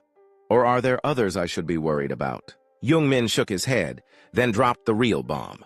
"No, I'm talking about foreign guilds. Just this morning, 5 international guilds officially requested your information from the Korean Players Association." Shin blinked, stunned. Normally, overseas guilds only scout high-level awakened players. But someone at your level, a rookie? That's unheard of. You're seriously on their radar now. He paused, then added, "From now on, I'd keep an eye out if I were you. A lot of people are starting to ask, who exactly is this guy?" Time passes quickly. As night fell, Shin made his way to the meeting point for the upcoming raid. While walking, he couldn't help but brood over what he'd just heard. Damn it. I was planning on founding my own guild and going solo, but foreign guilds? That actually sounds kind of tempting. Their level of resources is on another tier completely. now that I think about it. Just how badly was I treated before? God, it still pisses me off just remembering it. He let out a long sigh, but was quickly snapped out of his thoughts by a familiar voice calling out to him. "Hey, Shin! Long time no see! This way!" It was the archer Miso waving him over with a big smile. "We've still got a bit of time before the raid kicks off. You two should take a moment to get to know each other." Shin followed her gaze and noticed another woman standing ahead of them. His brows furrowed slightly. "Who's that?" he thought to himself, eyeing the woman with a mix of curiosity and caution. He didn't know it yet, but he was looking at Tiri. Seeing the curious look on Shin's face, Miso smiled and stepped in to explain. "My sister's been bugging me nonstop to meet you, Shin, so I brought her along before you head into the gate. Hope you don't mind. This is my sister, Shin Tiri. She's also a member of the Eden Guild, same as me. If you want to chill for a bit, there's a cafe nearby just behind her." The S-rank hunter, Shin Tiri, stood silently, her eyes fixed on Shin with a calm, unreadable expression. After a moment, she stepped forward and extended her hand. "It's a pleasure to meet you. I'm Shin Tiri." Shin quickly reached out to shake her hand, responding politely, "Oh, I'm Shin Sang-hyun. Nice to meet you too." Despite his composed exterior, he couldn't help feeling a bit pressured. Even without Miso's introduction, there wasn't a single player in Korea who didn't know who Shin Tiri was. Her fame extended far beyond the country. After all, she was one of Eden's top-ranking leaders. Just her presence could shift a guild's overall power ranking. "Ever since I regressed, I've been running into some serious heavyweights," he thought with a sigh. "Man, the last timeline was pure suffering." Tiri then spoke, breaking his train of thought. "Hey, Shin, I was wondering if I could ask you for a small favor." That caught him off guard. "Huh? A favor? Wait, why would she need anything from me?" Confused but willing, he nodded. "Sure, if it's something I can help with." But before he could even finish his sentence, she cut in calmly. "It's nothing major. I was just wondering, would you be willing to have a quick sparring match with me?" Shin hadn't even gotten a word out before Miso let out an exasperated groan. "Seriously, sis? You just met him," Tiri shrugged. "What's the big deal? I told you on the way here." Apparently, in Tiri's mind, she had already voiced her desire to test Shin's strength, but judging from Miso's blank expression, that conversation may have only happened in her head. Flustered, Miso gently pushed her sister aside and turned back to Shin with an apologetic smile. "Haha, sorry about that, Shin. My sister has a quirky sense of humor sometimes." Hearing this, Shin, with his fiery spirit, immediately agreed. "Sure, no problem. How about we start right here, right now?" Almost unable to wait, he even reached for his sword. Seeing this, Miso looked a bit flustered, wanting to stop him, but Shin shook his head and explained, "It's not like every day the top players in Korea agree to spar with me. No matter how you look at it, this is an honor." Hearing that, Tiri seemed to see Shin in a new light. "Looks like you've got a good eye, Shin. Sorry if I came on a bit rough earlier. Let's keep this to 5 moves. Just tell me when you're ready." As she said this, she drew her weapons, putting some pressure on Shin. Sweat started to drip down his face. Inside, he thought, "I barely stand a chance, but this is an opportunity. An opportunity to see how far I've come and what I'm still missing. Just her drawing her weapons already changes everything. No joking around this time. I'll give it everything I've got from the start." With that, Shin activated his illusion skill, ready to go all out. Meanwhile, Miso was completely overwhelmed, unable to keep up with what was happening. "What? No way, I can't follow this at all." Ignoring Miso's bewildered face, Tiri nodded and said, "All right then, here comes the first move." Suddenly, her form twisted, spinning like a vortex. Watching this, Shin's face went blank. In his mind, he scolded himself, "Damn it, I'm so stupid. With my current body level, I forgot this. I saw it too late to react properly." He forced himself to swing his sword backward and managed to block Tiri's twin sword attack just in time. The clash was so powerful it sent out a shockwave into the surroundings. Shin reminded himself, "I need to predict and react before her moves." Tiri, surprised that Shin had managed to block her sudden strike, showed a hint of admiration on her face. Then Shin swung his sword fiercely, knocking Tiri's body into the air. Even in midair, she praised him. "Your moves are pretty good. So, should I raise the intensity for the next one? You've got 4 moves left." Without hesitation, Tiri's body flashed like a streak of lightning, moving faster than a blink. Her form shifted rapidly, leaving Shin swallowing hard in fear. As expected, her moves are monstrous, and now she's even faster. Moments like this remind me of when all my sight-based abilities were blocked. I have to rely entirely on my sense of perception. Of course, this time the difficulty is at least 10 times higher. From Miso's perspective, seeing Shin suddenly close his eyes left her dumbfounded. He's closing his eyes in a situation like this? Even if it's Shin Sang-hyun, that's reckless. Unaware of Miso's worries, Shin was fully immersing himself in the most focused state, sensing every movement in the space around him. At that very moment, Tyree's attack came rushing right toward him, but Shin had already felt it coming and twisted, his body just in time to dodge. Tyree's surprise showed again. Your concentration is impressive. I didn't expect you to block a follow-up strike like that. Most swordsmen can't reach that level of focus. It's not just talent, it's mostly experience. You're like a seasoned veteran player. She said this while leaping backward to maintain some distance. Shin replied awkwardly, "You're flattering me too much?" Tyree continued, "All right then, 3 moves left." Before she could launch her next strike, Shin interrupted. "Can I ask something before we continue? Instead of 3 separate moves, can you just go all out in one go?" Tyree blinked, puzzled. "What did you just say?" With firm resolve, Shin answered, "I know it sounds arrogant, but I don't want to waste this chance. Please, just once, go full force." Inside, he felt a flicker of anxiety.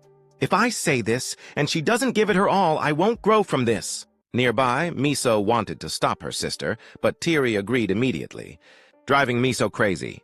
"Fine," Tyree said, "but I can't be 100% serious since we haven't even activated training mode. I can only show you a simple maximum speed charge. The skill itself is too hard to control properly and can't be used fully on others." Shin nodded, satisfied.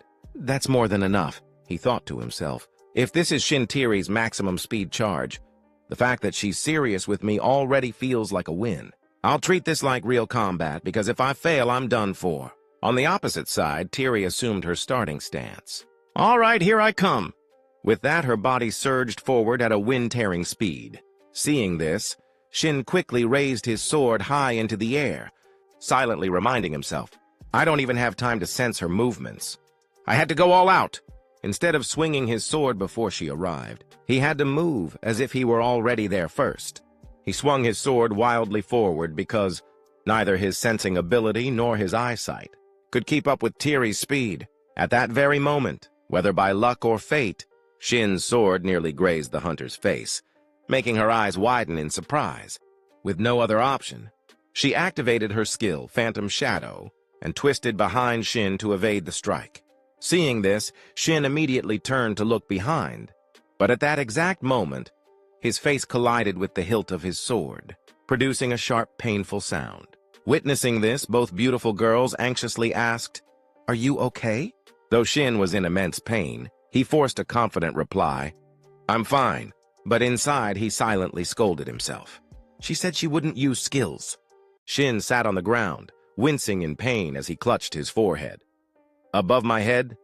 Did my forehead crack open or something? Suddenly, a hand reached out in front of him, catching him slightly off guard. When he looked up, he saw Tyree standing. "There." Her expression filled with concern as she spoke quickly. Sorry. I promised I wouldn't use my skill, but it just triggered on reflex. Are you okay?" Without hesitation, Shin grabbed her outstretched hand. He slowly got to his feet as he responded, "I'm fine. Honestly, it's an honor to see you this serious." Tyree chuckled mischievously. "Well, it's an honor for me, too. And next time," Shin added, "I hope we get a chance to have a proper conversation." She finished, looking straight at him with a charming smile curling on her lips. Shin let out a hearty laugh. "I'd love that." Tyree raised an eyebrow, surprised. "Really? Well, then maybe someday." The two of them shook hands enthusiastically as they chatted, but nearby, Miso was clearly not thrilled about it.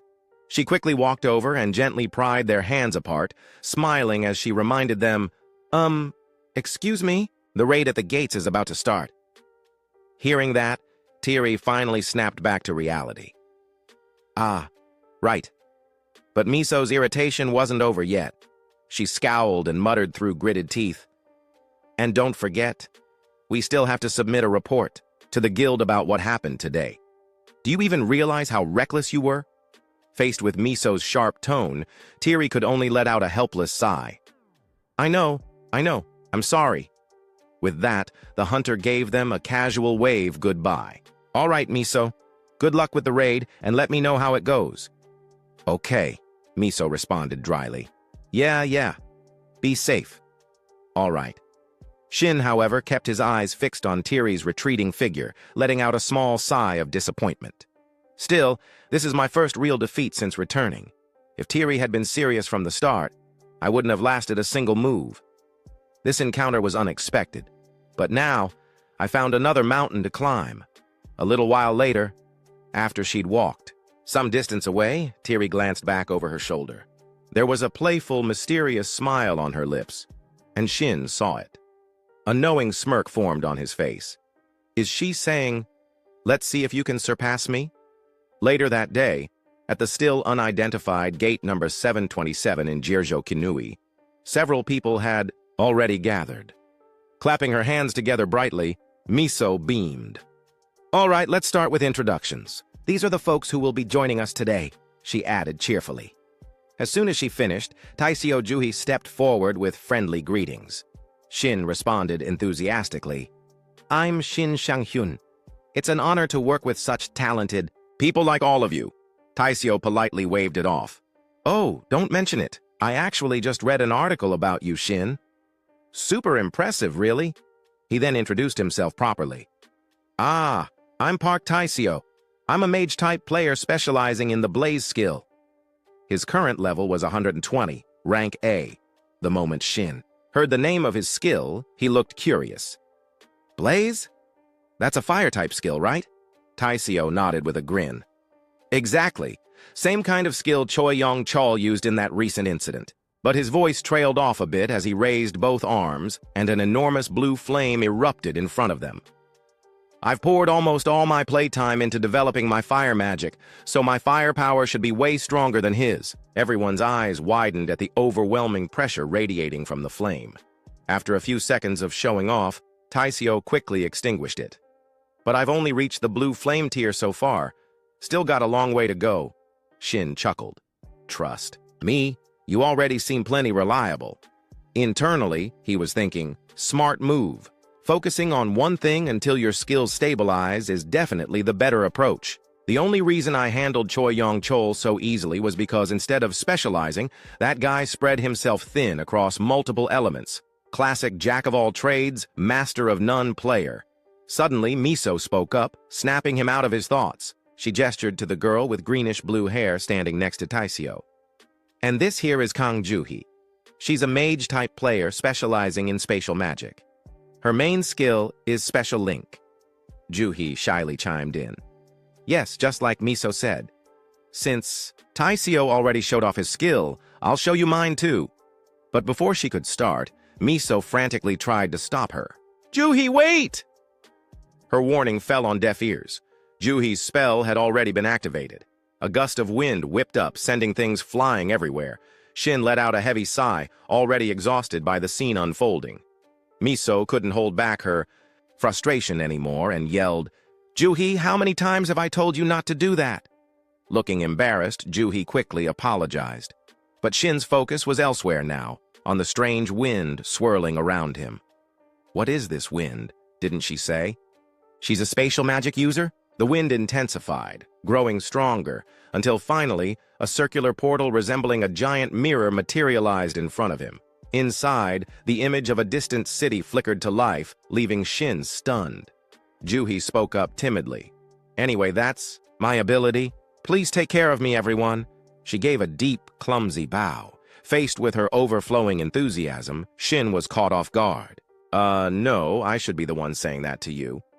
At that moment, Shin couldn't help but marvel inwardly. Kim Miso really pulled together a perfectly balanced team. I handle close combat, Kim Miso covers long range, Park Taisio fills the firepower gap, and Kang Juhi adds the strategic flexibility with her spatial magic. Aside from not having a dedicated healer, this squad is pretty much flawless. But the most important thing is our teamwork clicks naturally. It's obvious they've practiced together more than a few times. Honestly, in survival situations, that kind of chemistry is more valuable than any elaborate strategy. I used to have that too. His eyes lingered on the group, and memories of his old teammates came flooding back. A faint smile curled at the corner of his lips. Suddenly, Miso appeared in front of him, snapping him out of his thoughts. She asked with genuine concern, "Shin, you good? Did you get hurt earlier when you were sparring with Tiri?" The unexpected question caught him off guard for a second, but Shin quickly brushed it off with a cheerful grin. "I'm fine. Just spaced out a little, that's all." He reminded himself silently.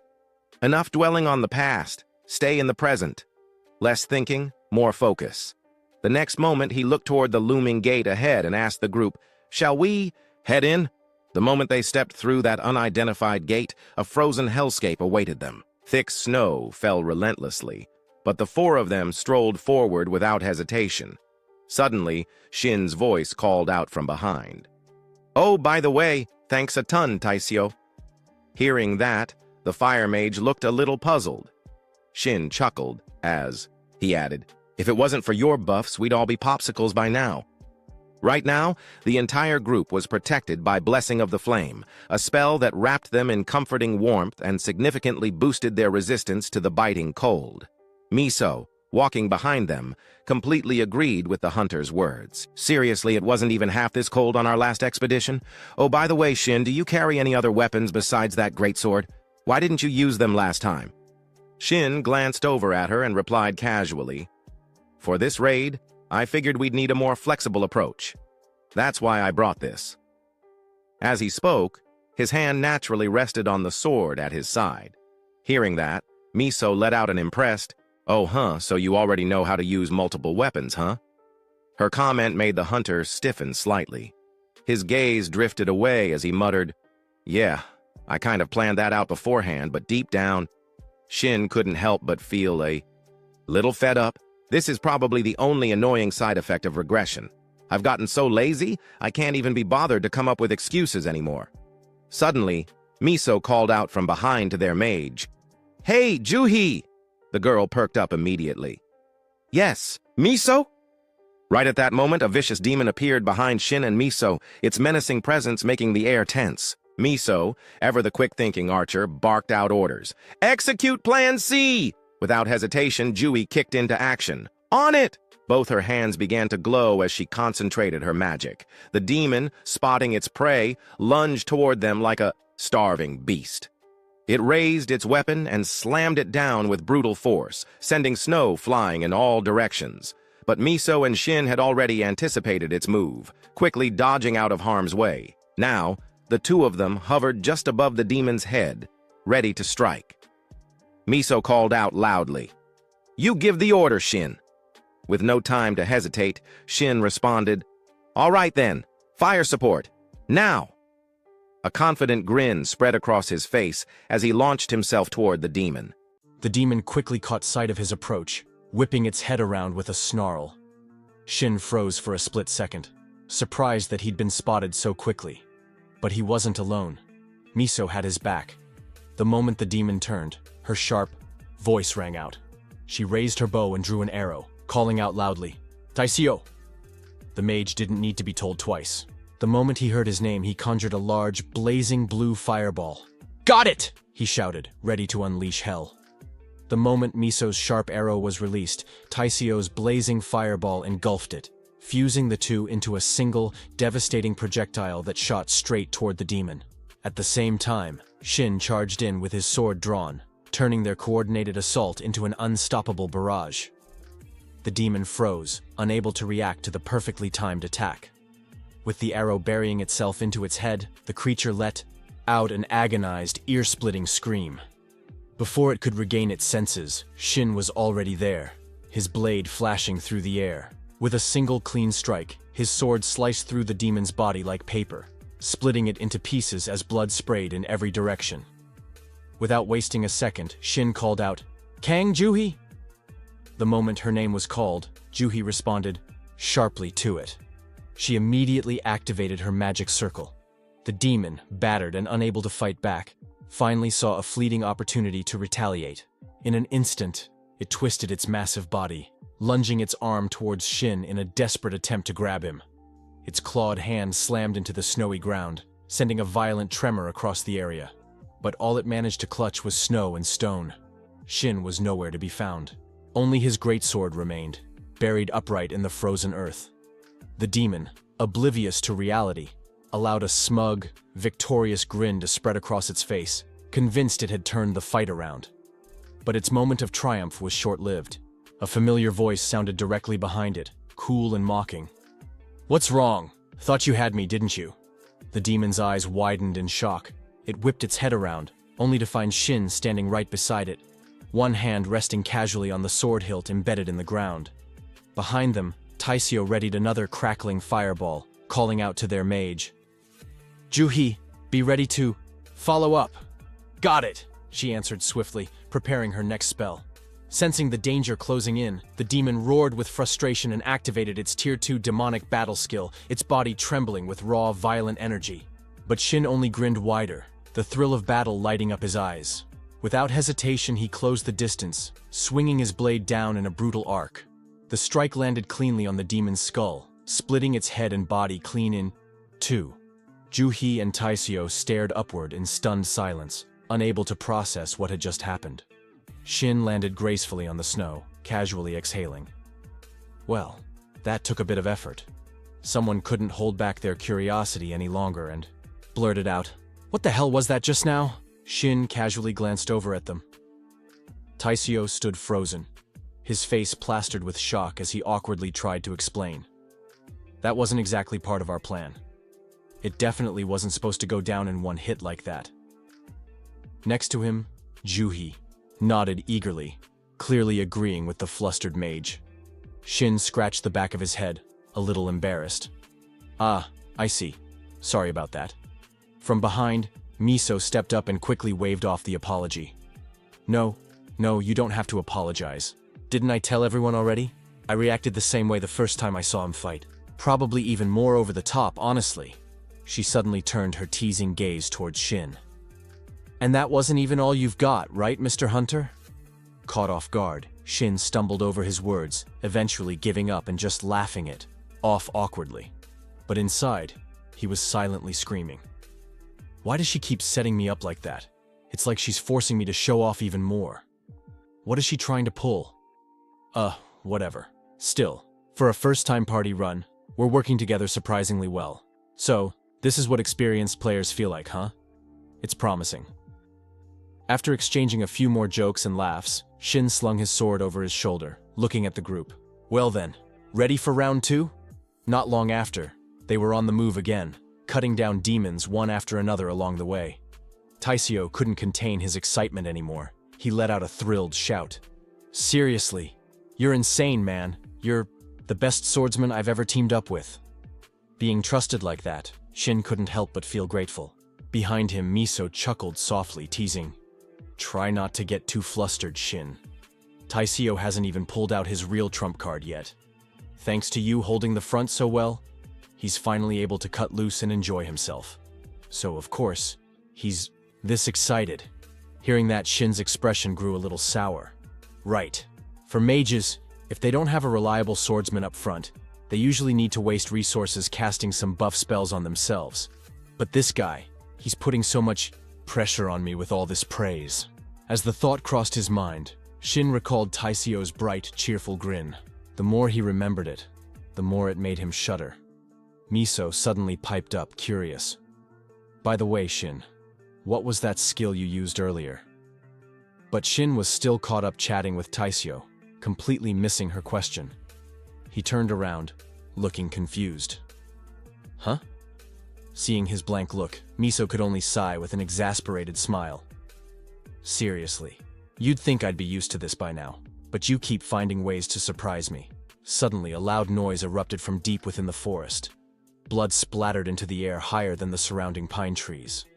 And just like that, Shin's party set off once more to continue their relentless hunt for demons. Suddenly, Miso's eyes widened, as if she had just noticed something. In the distance, a group of demons was charging toward them, snarling and growling like wild beasts. Miso panicked and shouted a warning. "Armored orcs incoming!" The moment they heard that, Taisio's face darkened with concern. "What do we do? This timing couldn't be worse." The archer completely agreed, her expression tense. Exactly. We've got to hit them with everything we've got. First, we need to keep our distance. But before Miso could finish her sentence, someone else's voice cut in. Miss Kang Juhee, can you open a portal that leads directly in front of those things, right in front of me? Shin's reckless suggestion made everyone freeze in shock. Shin, those monsters have insanely high defense. There's no way. But she stopped mid-sentence, stunned by Shin's actions. Huh? What is he planning? But in moments like this, trusting him just this once might not be such a bad idea. Making up her mind, Miso quickly called over to the mage. Juhee, do as Shin says. Juhee hesitated for just a second, then nodded. I'm opening the portal now. The moment the spatial gateway materialized, the armored orc stood right in front of Shin, completely unaware of the ambush waiting for it. Shin planted his foot firmly on the ground and launched himself toward the portal, vanishing through it, at blinding speed as his full-powered movement skill activated. The sheer force of his takeoff kicked up a fierce gust of wind behind him. On the other side of the portal, the armored orc barely had time to register what was happening. Its monstrous face twisted in surprise as Shin came flying out of nowhere. Without hesitation, Shin delivered a devastating sword strike, splitting the creature clean in half before it could even process the situation. Back on the other side, Miso and Taisio were left completely speechless, eyes wide, jaws hanging open. Taisio looked as if he couldn't believe what he'd just seen.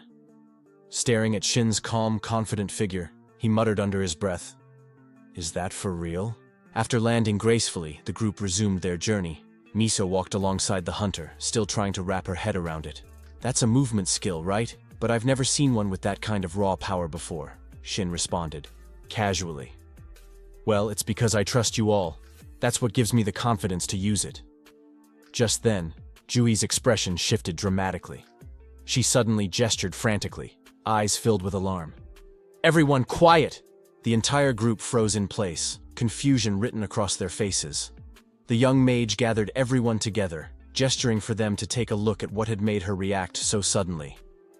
"Looks like we've arrived." Down below the cliff, resting, motionless, was a large beast covered in thick green fur. Juhee tilted her head in curiosity. "Is it asleep?" This was the mid-tier boss of the frozen hell, the Frostfang Hellhound. Taisio's eyes lit up with excitement as he spotted the creature. "Perfect. Let's start planning." The mage beside him analyzed the situation. "We don't have much backup gear. Maybe I should open a few more portals for support. Or we hit it with fire the moment the fight starts." The entire time, Shin hadn't uttered a word during their strategy talk. He simply sat there grinning with excitement. "Finally, there you are, my personal punching bag." Without wasting another moment, Shin activated Twilight Convergence, a unique dungeon effect with no cooldown. The moment the moon appeared within the dungeon, players' HP and wound recovery rates increased by 5%, but that wasn't all. Regardless of whether the moon physically appeared, K9-type monsters like wolves or dogs would fall into a fierce state if the player carried a blue moonstone. And if the moon did appear, those monsters wouldn't even dare attack the player holding the blue moonstone. Shin locked eyes on the slumbering hellhound below and let out a booming laugh, his confidence filling the air.